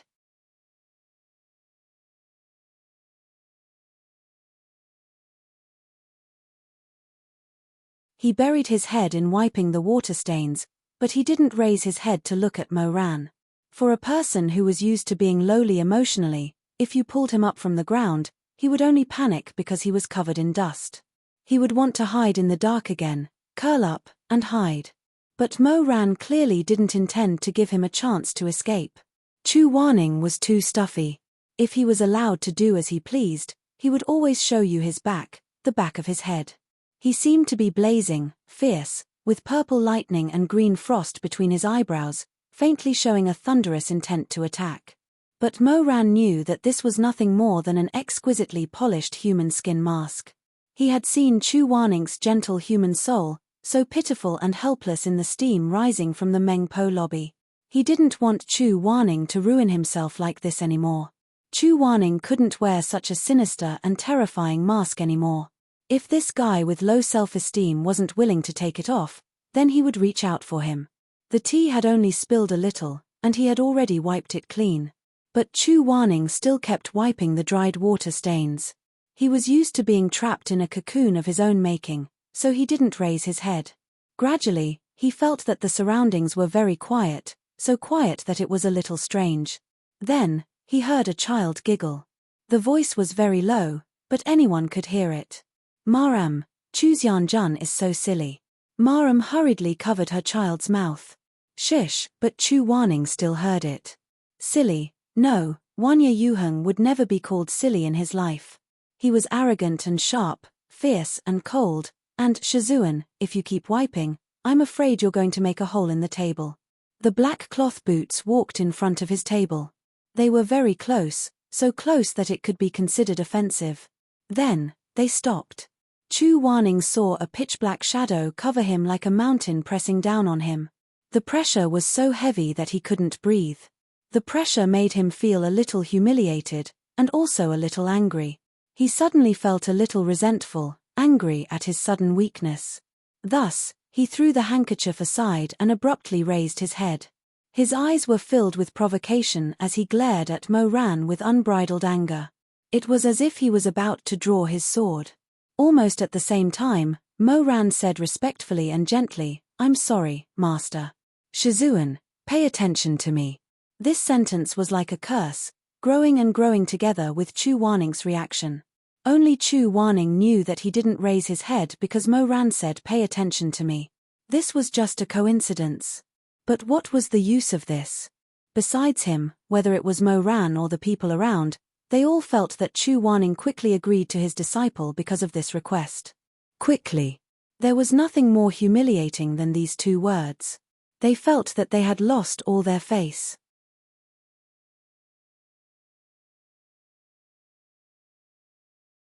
Chu Wanning's face was as cold as ice, but his eyes were burning with fire. But what met his eyes was only Mo Ran's gentle and warm gaze. Like endless spring water, it easily wrapped up his anger and his sharp mouth. Moran said, Shizun, the third answer is you. Chu Wanning had nowhere to vent his anger, so he became expressionless. Yes. He was really calm and indifferent. He was very calm and had a bearing. He was really worthy of being Grandmaster Chu, who didn't care about worldly affairs. Chu Wanning secretly cheered for himself. But Mo Ran looked at him amusedly. Grandmaster Mo thought that this Grandmaster Chu couldn't be a little fool, right? Chu Wanning didn't know that in his disciple's heart, he had already pasted the label of a little fool. Because he was nervous, he became more and more cold and arrogant. He said, So? What do you want to do here? This question hit the nail on the head. The smile on Mo Ran's face froze for a moment. Mo Ran wanted to do everything. But he couldn't do anything. So what if he liked Chu Wanning? He found out too late. This person was too far away to be chased. Moreover, he had already spent 2 lifetimes chasing after Shamai's footsteps. Suddenly, he was told that he loved the wrong person and wanted him to turn back. In fact, his own heart couldn't accept it so easily. If he had understood his own feelings at the beginning of his rebirth, perhaps everything could still be in time. Until now, this discovery was actually just increasing his suffering. In his previous life, Chu Wanning had suffered too much physical torture. He was used to seeing the joy of the bed as the cruelest torture for this proud and unyielding man. Therefore, in Mo Ran's heart, Chu Wanning had always been the image of an immortal. He didn't eat the food of mortals, and he wouldn't have any feelings of love or lust. If he wanted to destroy Chu Wanning, he had thousands of intimate methods. But he had to be good to Chu Wanning. He couldn't think of much. Suddenly, he became very stupid. He only knew that he should keep a distance from Shizun. He should put Shizun on the altar and kneel down to welcome him. This word of like actually contained a burning and secret love. But Mo Ran couldn't let Chu Wanning feel it. He could only control himself and use the relationship between master and disciple to carefully disguise this love. Then, he respectfully presented it to Chu Wanning. Mo Ran then replied, I just want to let Shizun know. Chu Wanning looked at him quietly. Mo Ran said, It's just that, I can't help but want to let everyone know. Know what? Mo Ran smiled. His black eyes were very bright, and the flames were very scorching. It could cover up the desire that was surging in the undercurrent. Know that my luck is good. He said with a smile, I have the best Shizun in the world. He used 3 best words. They were very clumsy and very forceful. It was quite like Mo Ran's simple and crude style. Chu Wanning looked at him with an unfathomable gaze. Only his eyelashes moved. Mo Ran took a deep breath. He didn't know where his courage came from. He only felt that if he missed this chance, he would not have another chance to express himself so freely in this life. He suddenly half-knelt, wanting to be level with Chu Wanning, who was sitting in front of the table. Unfortunately, his figure was still too tall. Kneeling like this, he still looked down at Shizun. He couldn't care so much. He felt that his heart was beating so fast, and his blood was flowing so fast. Shizun. Chu Wanning suddenly felt that something was wrong. This man's eyes were too anxious. He couldn't help but lean back a little. But in the end, the arrow still pierced his heart. I like you. He had no way to escape. The deer leaping in the forest had its leg pierced by the hunter's arrow. Then, it fell to the ground. Chu Wanning stared at him in a daze. There was a boom in his head.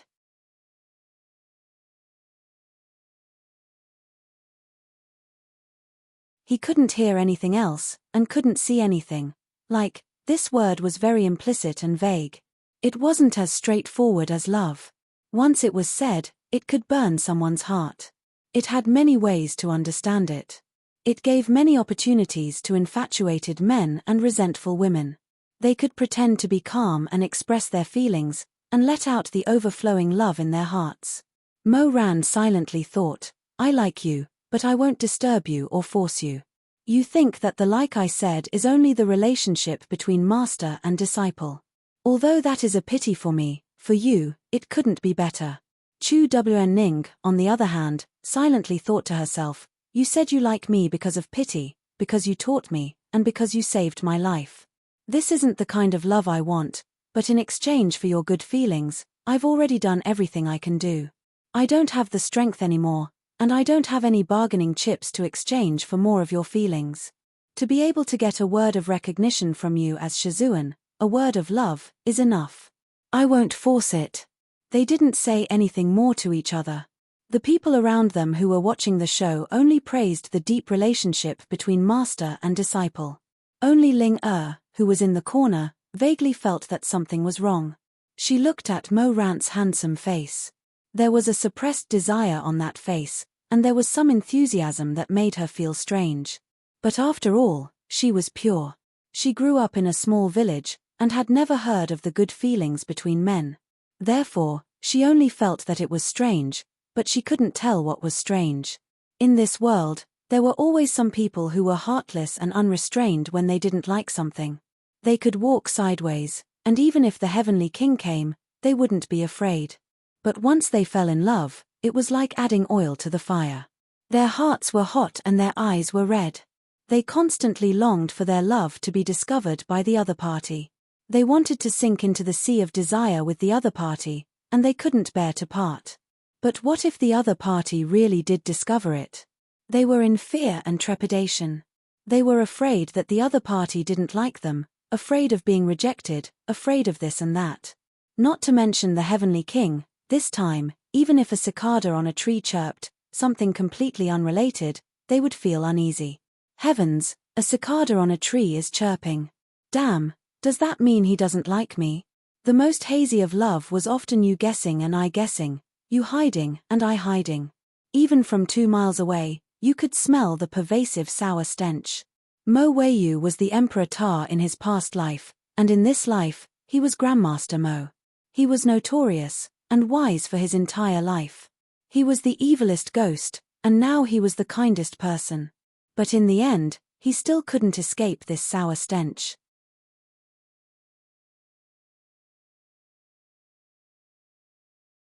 What about Chu Wanning?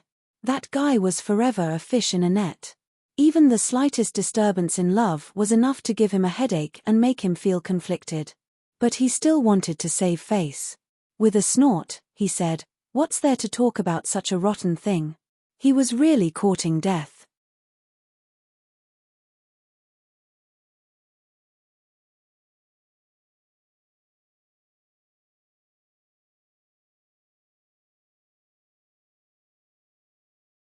Chapter 145. The forest was dyed red, and the busy farming season was over.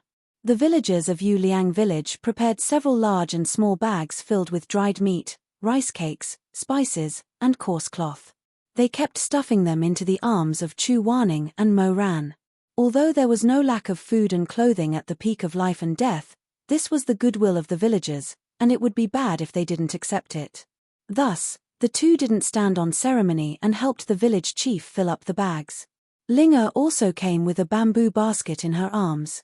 The basket was covered with a small piece of blue cloth, and when the cloth was lifted, it was revealed that there were steamed buns and 10 or so boiled eggs with green shells. She walked over to Mo Rant's horse, her clear eyes darting around. She wanted to look at him, but when she thought of her bold confession when she was half drunk and half awake, she felt embarrassed. After dawdling for a while, she finally walked over and raised the basket over her head.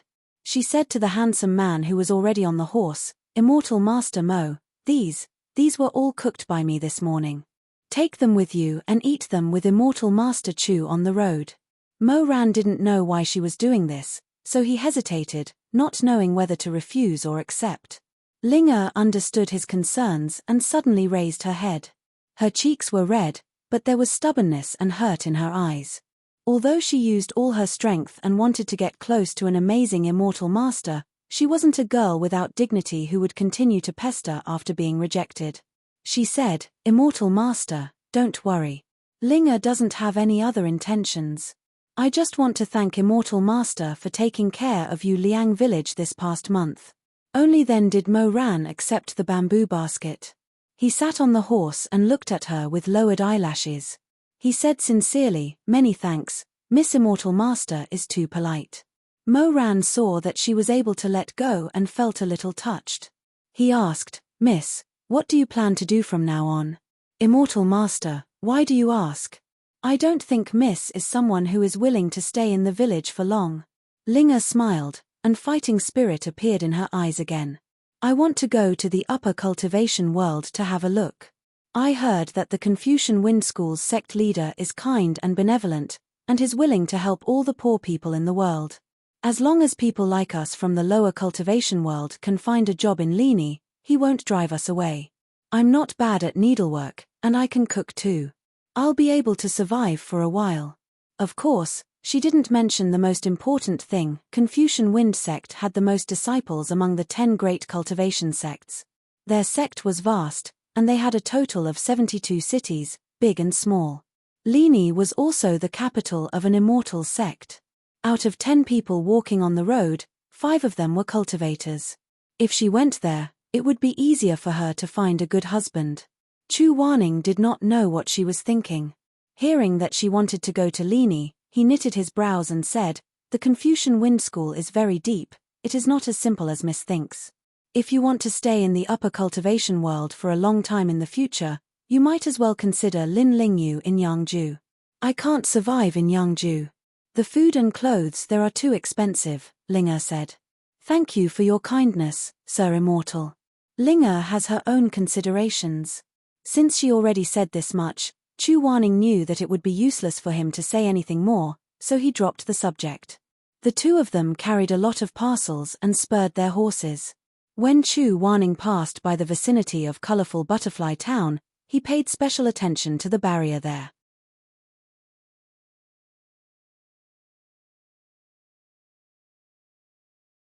Fortunately, the spiritual energy flow was abundant, so everything was stable. Therefore, the horses kept galloping all the way until noon. They finally returned to the peak of life and death. Chu Wanning went to report the situation to Xue Jingyong. Mo Ran had nothing to do, so he strolled around. On the other side of the Bridge of Helplessness, he bumped into a person who was wiping the stone lions on the bridge's pillar. Mo Ran wondered who made a mistake and was punished to come here to do manual labor. Those who were punished would generally feel embarrassed, so Mo Ran didn't plan to walk to the bridge. Just as he was about to turn around, he suddenly heard that person call out to him from not far away. Mo Ran. When he took a closer look, he realized that the person wiping the stone lions was none other than Shimai. Mo Ran was stunned for a moment, but he felt an indescribable strangeness in his heart. First, it was strange that someone like Shimai, who always followed the rules, would actually be punished to wipe the Bridge of Helplessness. Second, it was strange that Shimai looked like now.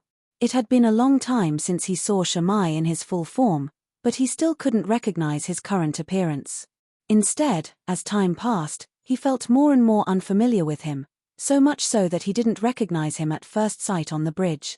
"Why are you here? Did you do something wrong?" Mo Ran walked in front of him and asked. Shimai looked a little embarrassed. "Yes. I was punished together with young master. Meng Meng." Mo Ran paused and smiled. This wasn't strange.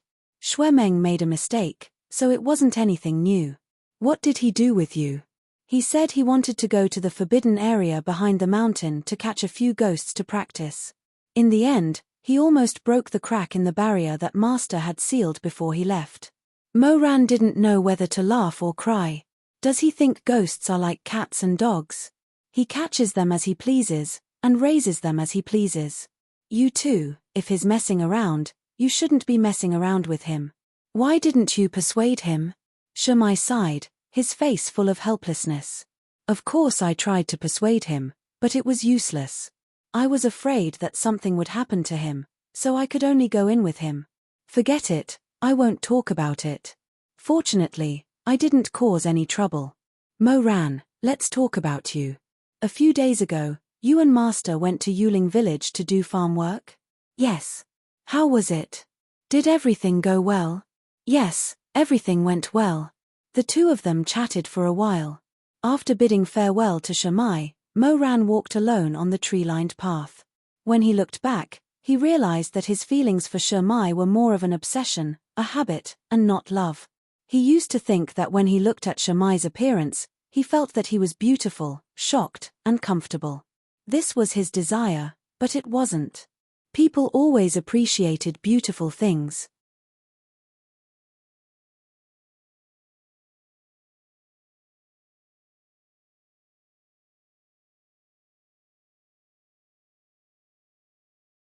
He used to be too lazy to care about what Chu Wanning ate, but it was different now. Not to mention liking him, he had to properly feed his Shizun out of respect for his teacher.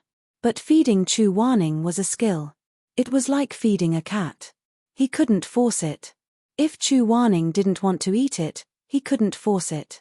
So Mo Ran had an idea. He picked up a piece of red braised pork and put it in Chu Wanning's bowl. Shizun, try this. As expected, Chu Wanning frowned and said, I don't like streaky pork. Take it away. Mo Ran was prepared. He smiled and said, I heard that it's very sweet. It's a Jiangnan style. Chu Wanning said, Jiangnan cuisine is different from this. You haven't eaten it. How do you know it's different? You can tell from the looks of it. But the chef said that it's a Jiangnan style. Mo ran through the net and was waiting for the cat to take the bait. He smiled and said, the chef of Mengpo Lobby is an old chef. How can he be wrong? Shizun must have been away from home for too long. He must have forgotten what the red braised pork of his hometown looks like. Chu Wanning said. Nonsense. How could I possibly be wrong about this? Mo Ran ate a piece himself. He seemed to be tasting it seriously. He said sincerely, I think that Shizun is wrong. This meat is very sweet. If you don't believe me, why don't you try a piece? Chu Wanning didn't notice Mo Ran's ulterior motive at all. He was a little indignant. He picked up the red braised pork in the bowl with his chopsticks and put it into his mouth. How is it?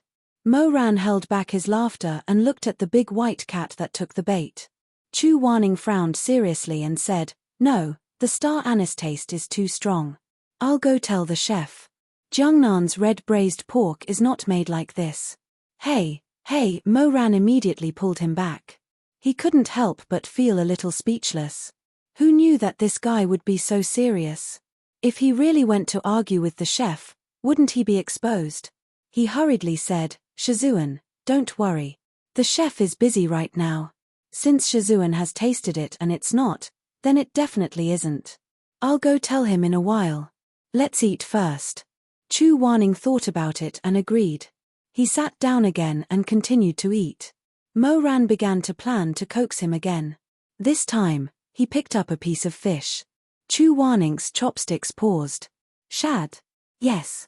Not eating. Take it away. Why not? I don't like it. Mo Ran laughed. Is it because it has too many bones? No. But every time Shizun eats fish, he always picks those without bones or those with big bones that are easy to pick. Could it be that Shizun doesn't know how to eat small bony fish? Ha ha ha.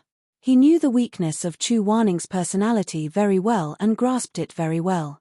As expected, Chu Wanning fell for it again. He was a little angry and said, that's ridiculous. He picked up the shad that Mo Ran gave him and ate it. He showed that he was not someone who did not know how to eat fish with many bones.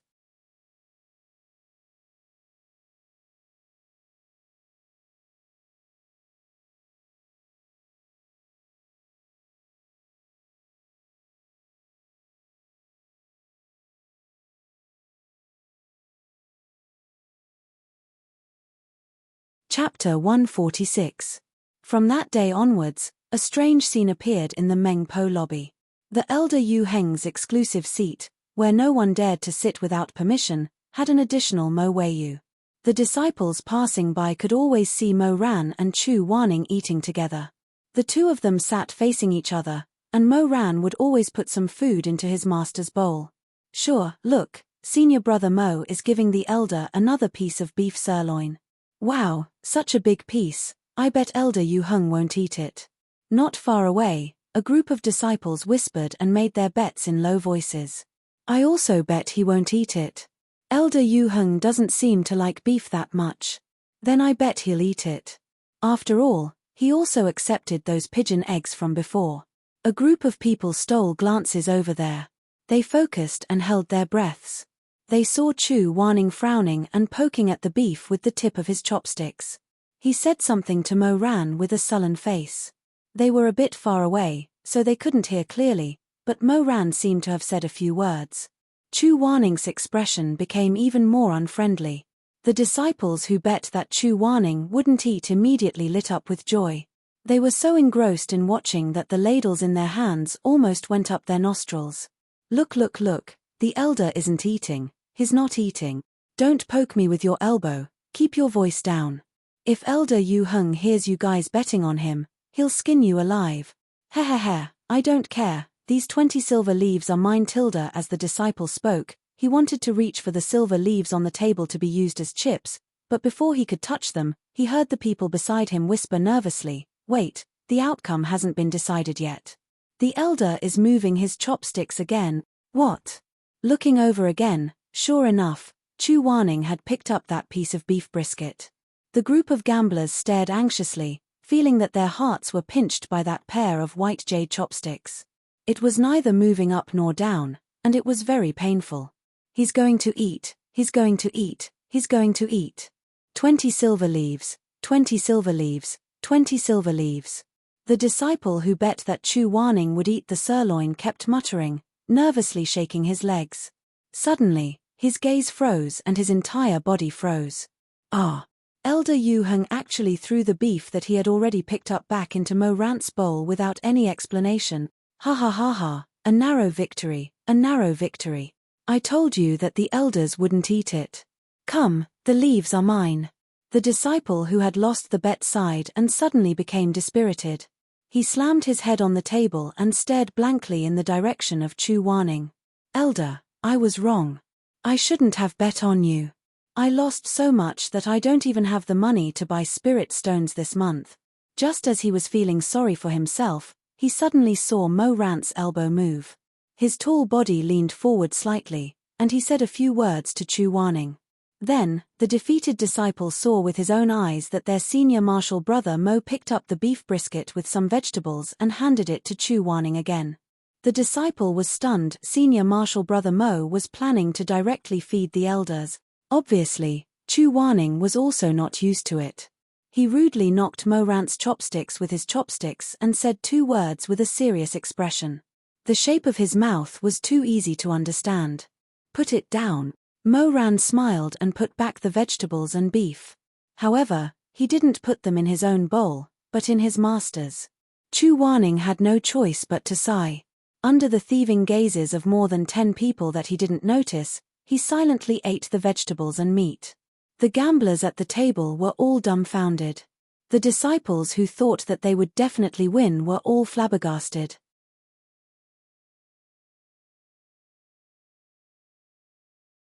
The silver leaves in their hands slipped out of their hands. On the other hand, the guy who was lying on the table immediately bounced up with full health. His eyes lit up and he enthusiastically said, "Ha ha ha, I turned defeat into victory. I turned defeat into victory. Senior martial brother, junior martial brother, I'm sorry, these leaves still belong to me. Ha ha ha ha, I'm rich, I'm rich. Let's gamble again tomorrow, ha ha, let's gamble again tomorrow." On the other side, the master and disciple were completely unaware. Mo Ran raised his chopsticks and slowly ate the rice in his bowl while watching Chu Waning eat the beef brisket. It was a little hot in the Meng Po lobby. Mo Rant's left sleeve was rolled up to his elbow, revealing a strong and slender arm. The muscles on his arm rippled under his honey-colored skin. He scooped a bowl of soup and deliberately added a few pieces of pork ribs in the bowl when Chu Waning wasn't paying attention. The meat was at the bottom of the soup, so it wasn't easy to see. "Master, finish the soup. It's cold." "Clear soup." Mo Ran blinked his eyes. "I think so. I didn't pay attention when I was playing, so I forgot." Chu Waning looked at the soup. There was a green leaf floating on top of the soup.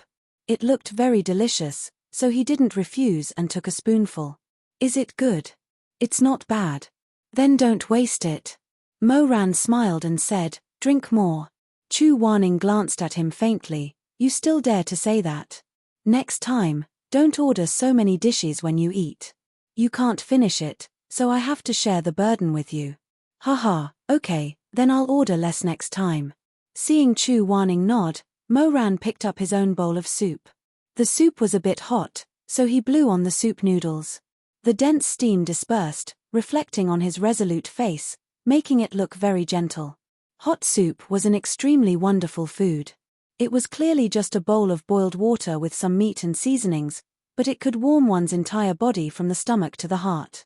And drinking soup with the person you love, that kind of satisfaction was like throwing a small stone into the water, causing ripples to spread out on the surface of the lake, flickering with light. Moran couldn't help but sigh softly in the midst of the hard-won peace in this life.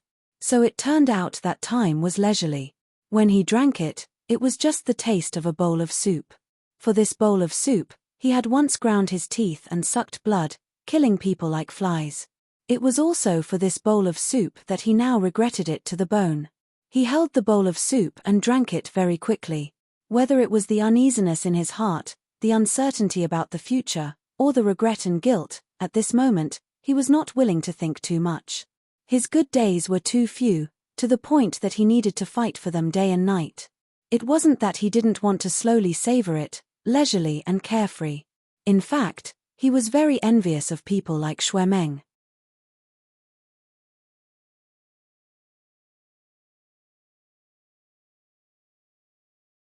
Because he was born with wealth, he was always calm and unhurried.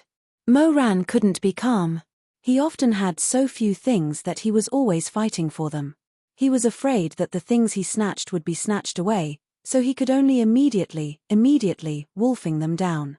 In this aspect, he almost retained his primitive bestial nature. He felt that only when he ate and hid the food in his stomach could he be at ease. Only then would he truly have something that no one could take away. When he was young, he fought for food with other children.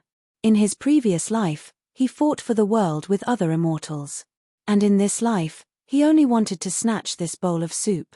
He knew that he had done a lot of evil, and was afraid that fate would one day settle accounts with him. So he only wanted to snatch a little bit of his pitiful happiness, and then run away, leaving fate far behind him. Like all those who wanted to repent and start over after committing a serious crime, Moran was always smiling, but his heart was still uneasy. He knew that good and evil will eventually be repaid was not a lie. When the excitement died down, he always felt that the peace in front of him was very fake, like a mirage, like the moon in the water. In the end, he would still wake up and return to that empty Shaman Mountain palace, back to hell. So, he wanted to drink a few more mouthfuls before the soup turned cold. This way, if one day he really did get his retribution, was despised by the world, was judged by fate, and was once again pushed into the deep abyss of the cold pond, he could rely on this breath of hot air and walk on alone. "What are you thinking about?" Chu Wanning asked him. "Ah." Moran came back to his senses, softly responded, and then smiled. "Nothing, I like to daydream after eating." Chu Wanning glanced at his empty bowl. "Have you finished drinking?" "Yes." "You seem to like today's pork rib soup very much." "Haha, yes." Chu Wanning took his bowl and said, "I'll go get you some more." He quickly returned, and as expected, he brought a big bowl full of meat soup. It was a little hot, and after putting down the bowl, Chu Wanning used his fingertips to touch the tip of his ears, warming his ears and lowering the temperature of his fingers. He sat down again and said, "Drink." "Okay, a full bowl." "Drink slower." Chu Wanning said, "If it's not enough, there's more, no one will take it from you." Moran was moved by this simple sentence. He held the bowl of soup, his thick black eyelids drooping, and with a faint nasal voice, he smiled and replied, "Okay." Chu Wanning did not know, but in that moment, Moran did his best to not hold the bowl full of soup, and to not cry when he heard that if it's not enough, there's more, no one will take it from you. Chu Wanning had been gone for 5 years, and he had been tormenting himself for 5 years. 5 years later, his Shizun had told him to take it slow. Moran's heart suddenly hurt very, very much. The closer he got to Chu Wanning, the more upset he felt. In fact, if one did not pay attention to many things, they would not be able to see the feelings behind them. But now that he looked carefully, he saw that Chu Wanning was so tolerant, so gentle, so good to him. He had actually ruined this kind of person in his previous life. What right did he have in this life to be able to accompany His Highness forever?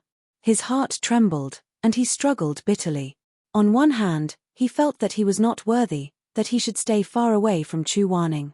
He felt that where did he get the face to smile at Chu Wanning, to be good to Chu Wanning? Shameless. But, on the other hand, there was not a moment when he did not yearn, is this how it is? Can this be how it is? They still have a long life, let him redeem the sins he once committed bit by bit, okay? I return from the mountain of corpses with a body full of sin.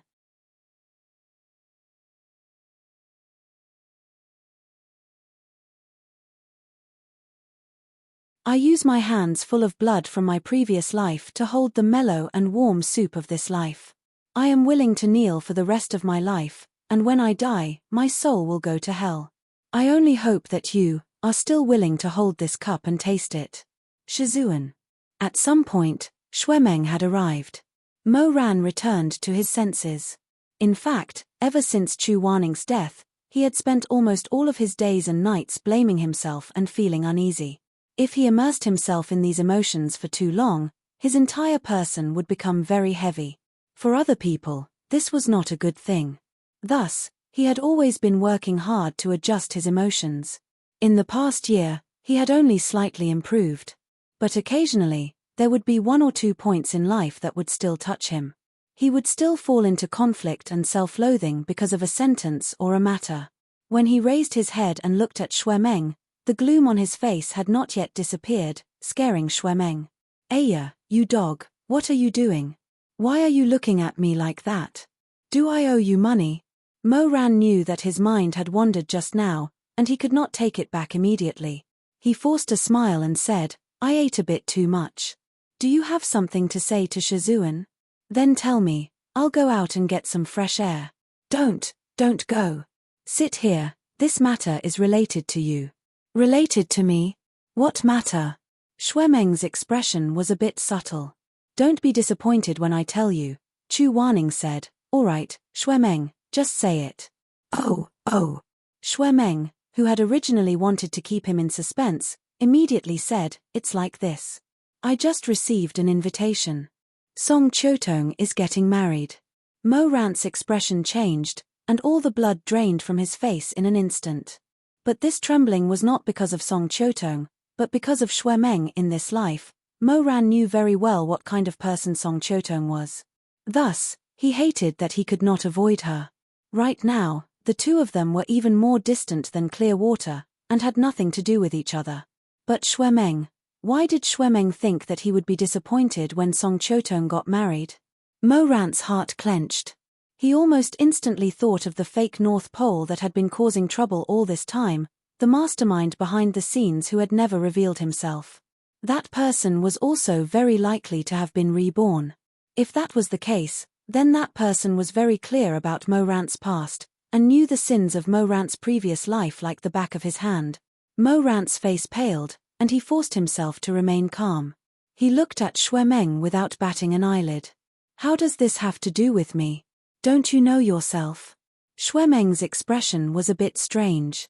Today, the Confucian Wind sect came to deliver the wedding invitation. That Miss Song even asked someone to deliver a letter to you. If you don't have any interaction with her, why would she write a letter to you?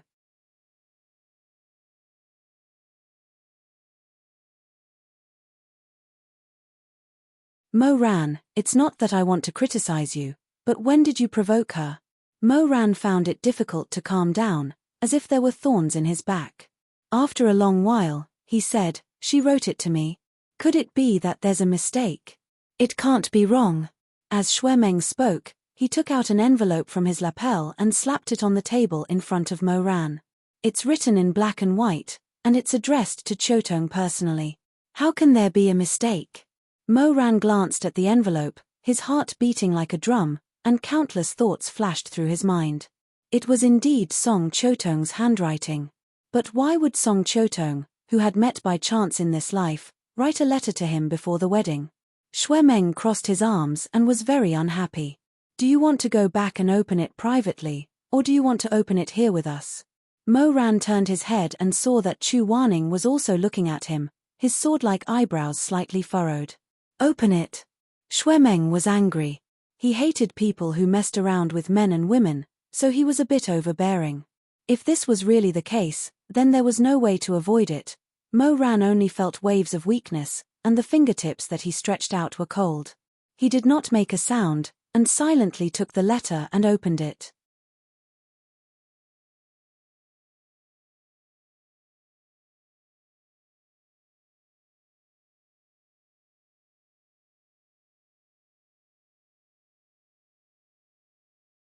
Chapter 147.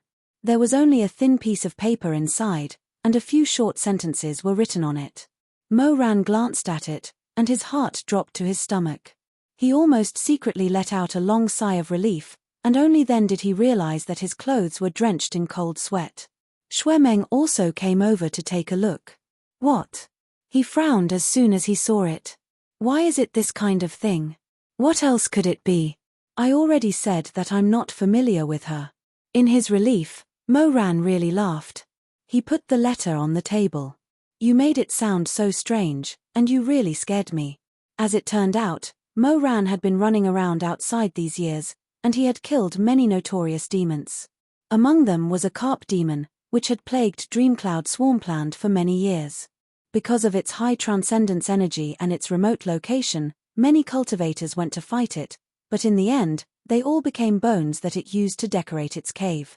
Dreamcloud Swarmland was filled with demonic aura, and it was very easy for demons to cultivate into demons, but carps were not animals with high attack power.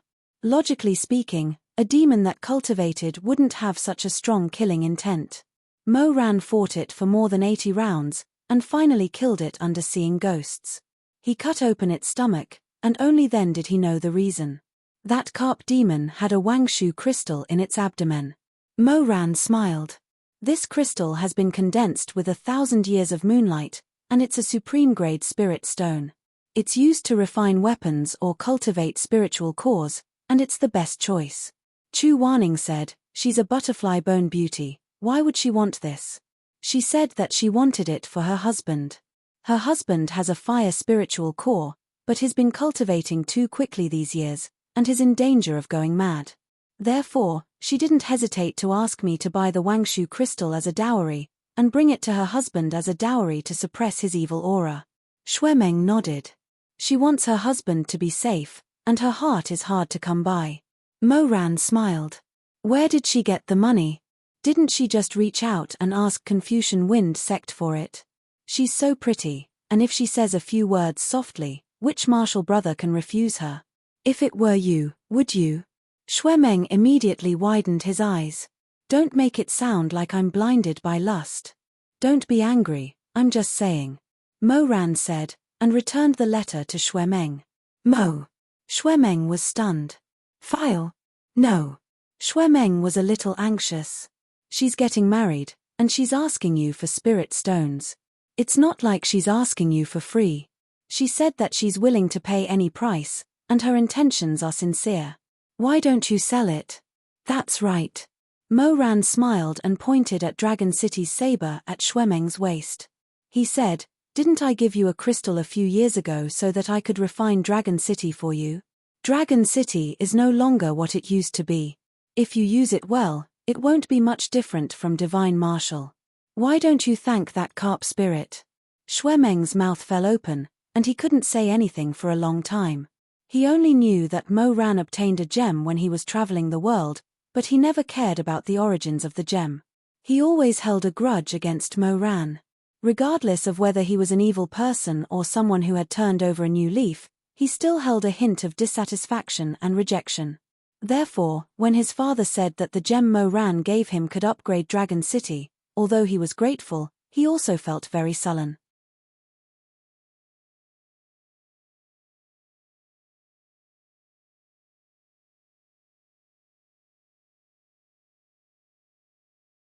He felt that he had been treated well by his competitor for no reason, so he didn't want to ask about it and directly asked his father to take Dragon City to the Snow Treading Palace to refine it.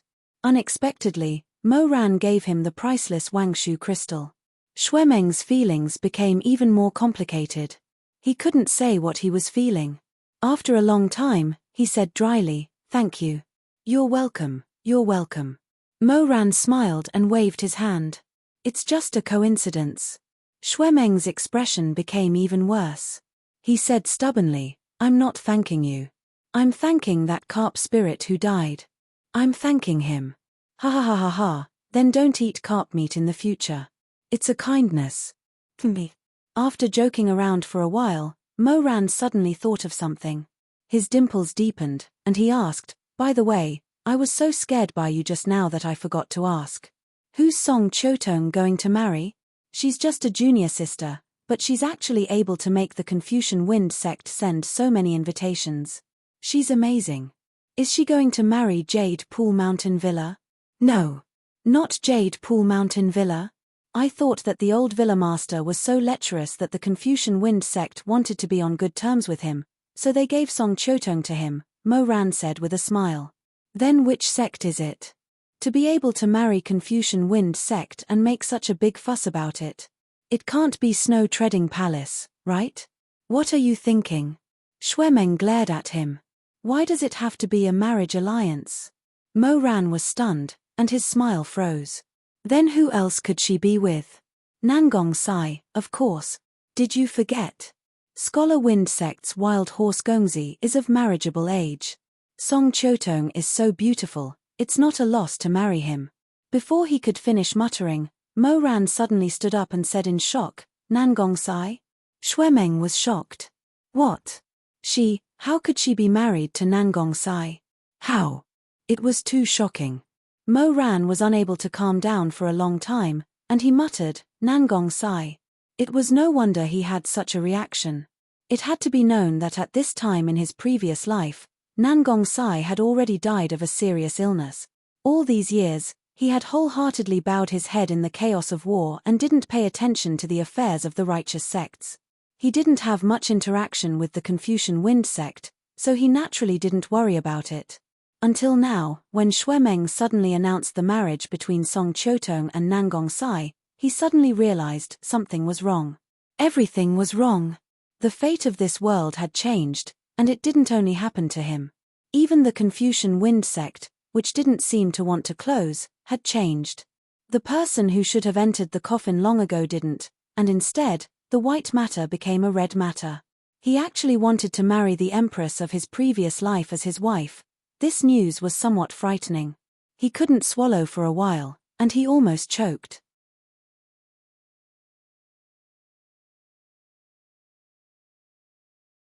Also, was Nangong Sai blind? Why would he take a fancy to such a woman? But what should be celebrated still had to be celebrated, and what should be given still had to be given. Since sect leader Nangong had delivered an invitation to him, how could he not go?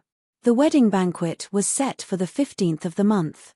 Xue Zhengyong arranged all the affairs of the sect and handed them over to the two elders, Tanlang and Xuanji, and prepared to leave for Lini. Aside from him, Madame Wang, Shuemeng, and Moran all had to attend due to etiquette in the cultivation world. In addition, Nangong Sai specifically invited Chu Waning, saying that when he was young, Chu Waning received Elder Yu Heng's advice and asked him to show up. Therefore, Chu Waning also had to go. The Confucian Wind sect is the #1 sect today. Their young master is getting married, so I'm afraid all the influential figures in the world will come to celebrate. Xue Zhengyong said, the peak of life and death usually doesn't care about trifles, but in this kind of situation, we still have to follow the rules. We don't want to make a fool of ourselves. Shuemeng asked, what rules? I think I'm already following the rules. Xue Zhengyong tugged at his hair bun and said, you're wearing the wrong headdress. You're wearing a golden headdress. What's wrong with a golden headdress?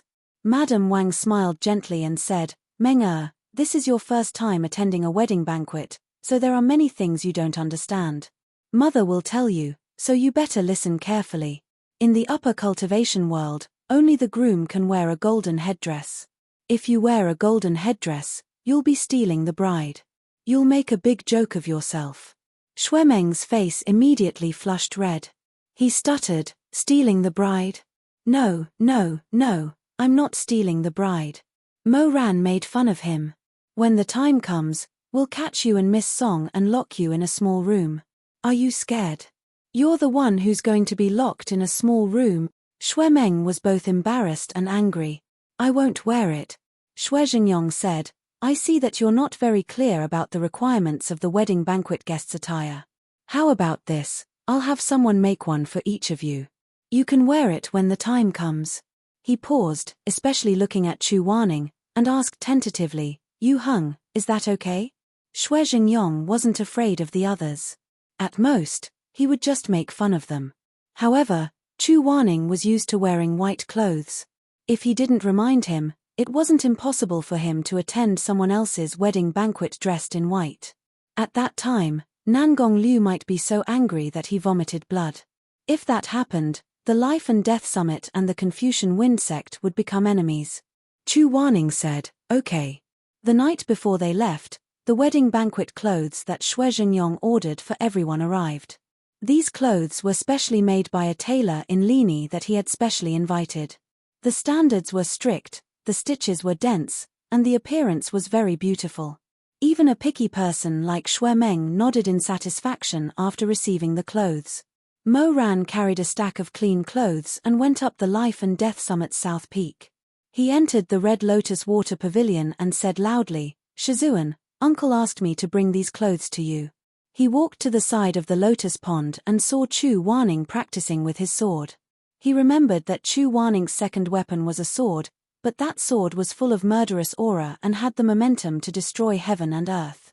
Chu Wanning never used it lightly. However, if the sword wasn't sharpened, it wouldn't be sharp, and if the sword wasn't practiced, it wouldn't be skillful. Even if the sword didn't have a chance to be unsheathed, Chu Wanning would still take other swords and practice from time to time. At this moment, the moonlight was chilly.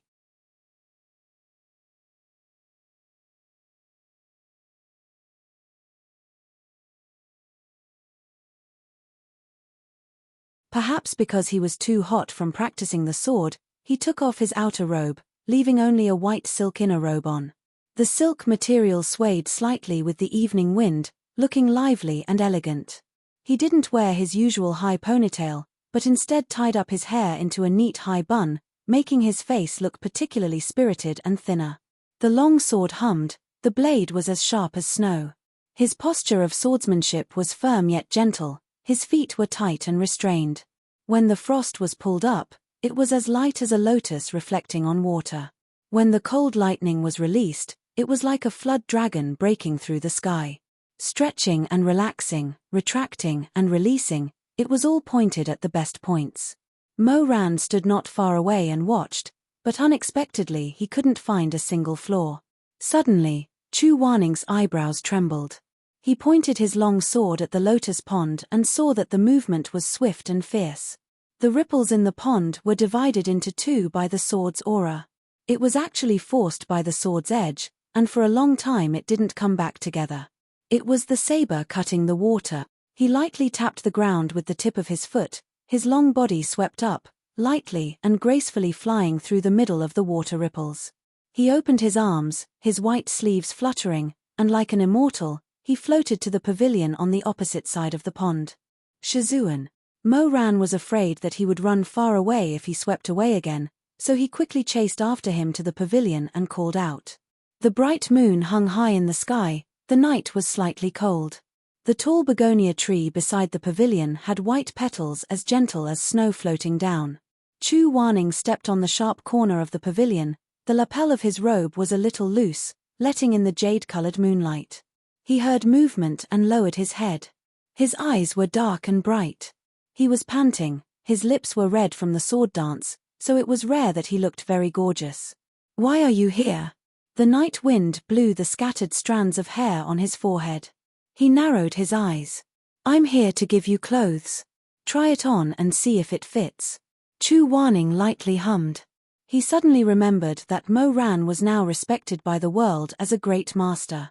After he woke up, he still hadn't fought with him. He couldn't help but feel moved. In a flash, he floated down with his sword in hand. He shouted in a low voice, "Try to see if you can catch my sword first."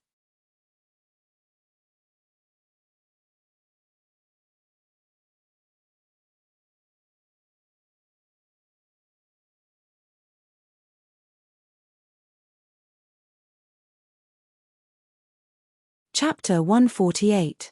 Mo-Ran was shocked. He didn't expect this move.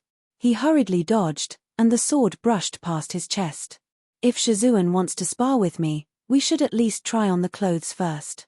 Uncle is still waiting for me to reply to him. Spar first, then try on the clothes. Uncle is anxious. The tailor is still in the hall. If there's anything inappropriate, we'll have to change it. Then let's hurry up and start. On this point, Chu Wanning and Xue Meng were very similar. Once their hearts were set, it was extremely difficult to suppress them. As the two spoke, their swords had already pierced through several of Mo-Ran's vital points. Fortunately, Mo-Ran had been honed for a long time and dodged in time. Otherwise, he would be fine, but his clothes would have been riddled with holes by Chu Wanning. Suddenly, the sword pointed at Mo-Ran's shoulder. Chu Wanning stopped in time, only using the side of his sword to attack him. He coldly provoked, "Grandmaster Mo, is this all you've got?" Mo-Ran was forced into a corner by this person. He didn't know where to put the clothes in his hands. He bitterly smiled. Shizun doesn't plan on going easy on me now, but instead wants to bully me. Chu Wanning's eyes were like daggers. He frowned. "Do you want me to go easy on you for the rest of my life?" "Haha, that's right. Are you going to fight or not?"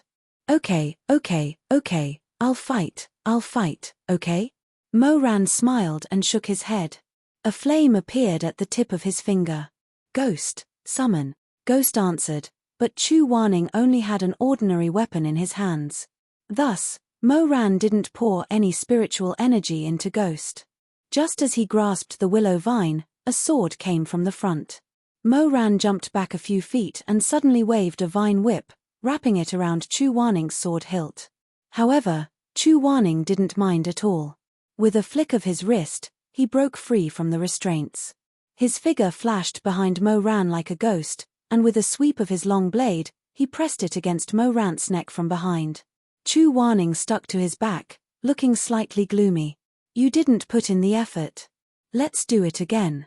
His soft and warm breath brushed past Mo-Ran's ears, and Mo-Ran felt a burst of dryness. His Adam's apple bobbed under the blade, and he laughed in a low voice.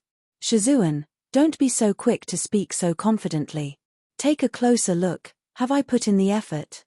As soon as his voice fell, Chu Wanning was shocked to find that Mo-Ran's willow vines had unknowingly wrapped around his arm, firmly holding him in place, unable to move even half an inch. Chu Wanning stared at his arm for a long time. Suddenly, his eyes lit up with a sharp light. That's right, I take back my words." Mo-Ran laughed and said, "How can you just take it as you please? What do you want?" "I want Shizun to change his clothes." Chu Wanning coldly snorted. "Let's decide the victor first." As he spoke, he poured his own powerful spiritual energy into his right arm, forcing the ghost to retreat. Then he suddenly rushed backwards, pulling away from Mo-Ran. At the same time, a sword light flashed, and a sword chi swept through the air, chopping towards Mo-Ran. Mo-Ran had no choice but to raise his whip again. For a time, the willow vines and the long sword clashed in the air. Both weapons had not been fed with spiritual energy, so when they fought, there was no spectacular sound of flames and lightning colliding. However, each move was at the peak of perfection, flowing smoothly like water. Mo-Ran was still holding the ceremonial robe that Chu Wanning had to change with one hand, so Chu Wanning only used his right hand to fight with him. In the blink of an eye, the two had already exchanged more than 100 moves, and it was difficult to tell who was up and who was up. Chu Wanning's breathing was heavy. A drop of hot sweat dripped down from his dark eyebrows, straight to his eyelashes.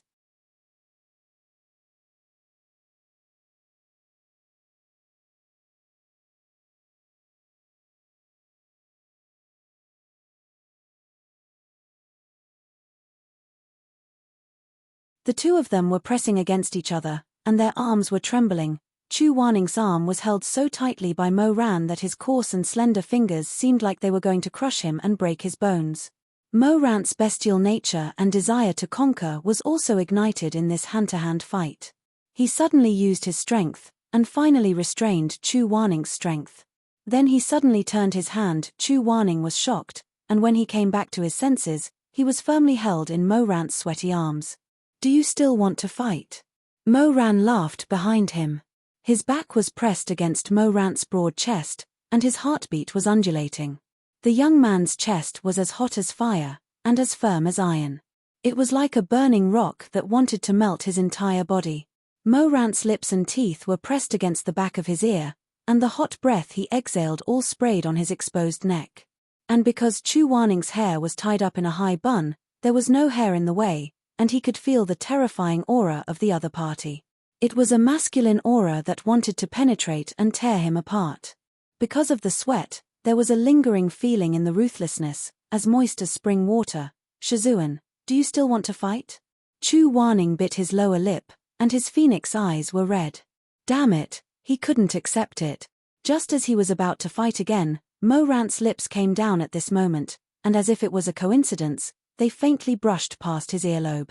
That rough and warm feeling gave him goosebumps. Chu Waning's hair stood on end, and he gritted his teeth and said, "Let go of me." Although his words were fierce, his body couldn't help but slightly tremble in Mo Ran's arms. Fortunately, because he was exhausted from the fight, Mo Ran couldn't tell why he was trembling. In fact, Mo Ran couldn't protect himself, so how could he be distracted to notice Chu Waning's abnormality? Chu Waning heard him speak in a low voice. His voice was hoarse, and it was very much like the voice of deep love.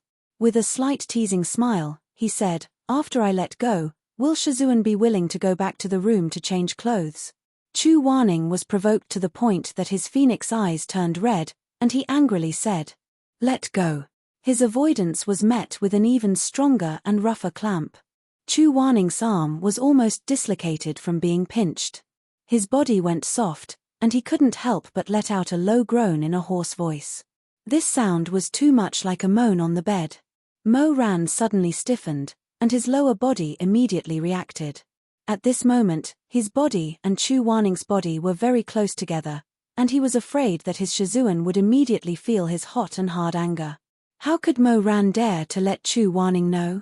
He almost subconsciously pushed Chu Waning away, and didn't dare to suppress the other from behind like this again.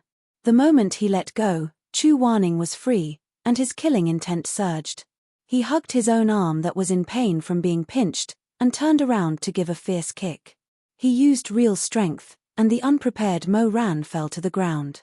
Mo Ran didn't expect this guy to suddenly kick him. His entire body was stunned by the kick, and he lay on the ground. He felt like his ribs were about to break, and he was in so much pain that he frowned. "Shizun, you're too." It was a little unfair to win. He didn't dare to say the second half of his sentence. Mo Ran forced himself to squint his eyes that were brimming with tears from the pain, and struggled to raise his head to look at Chu Waning. He saw that his Shizun's inner clothes were disheveled, and the white silk lapel had long been torn open due to the fierce struggle, revealing a firm and smooth chest, which rose and fell with the rapid breathing. Chu Waning gasped for breath, and he fiercely pulled at his own disheveled lapel.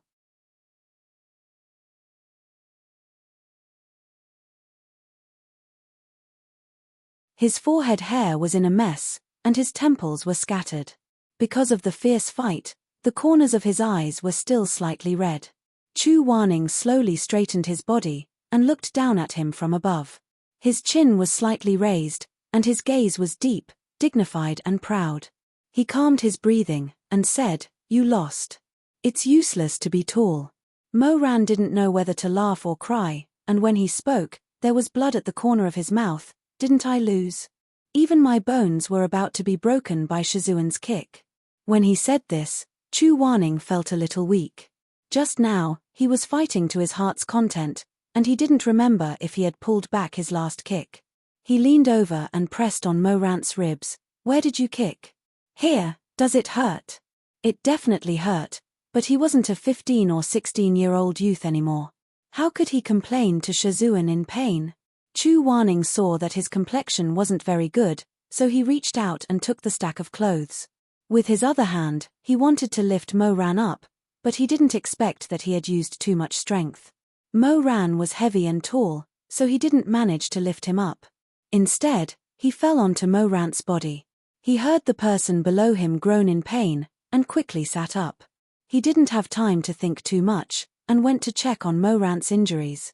"Is it serious?" Chu Waning's face was pale. Mo Ran frowned, and put his hand to his forehead. Get off of me first. Fortunately, he could still talk, so it seemed that he wasn't crushed to death. Chu Waning quickly prepared to get up, but people who were exhausted often couldn't get up so easily once they fell. Their legs were actually soft, and they often weren't very stable. They couldn't stand properly, and fell back into their seats in a somewhat embarrassing manner.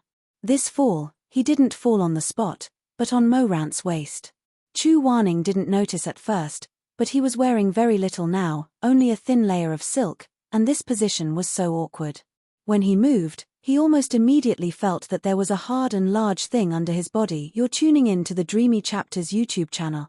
We're so grateful for your support, and don't forget to subscribe to join us on this incredible journey through captivating stories. Your generosity through donations truly makes a world of difference, as it's the primary source of revenue that allows me to expand and enhance this channel for you. Thank you from the bottom of my heart for being a part of this adventure.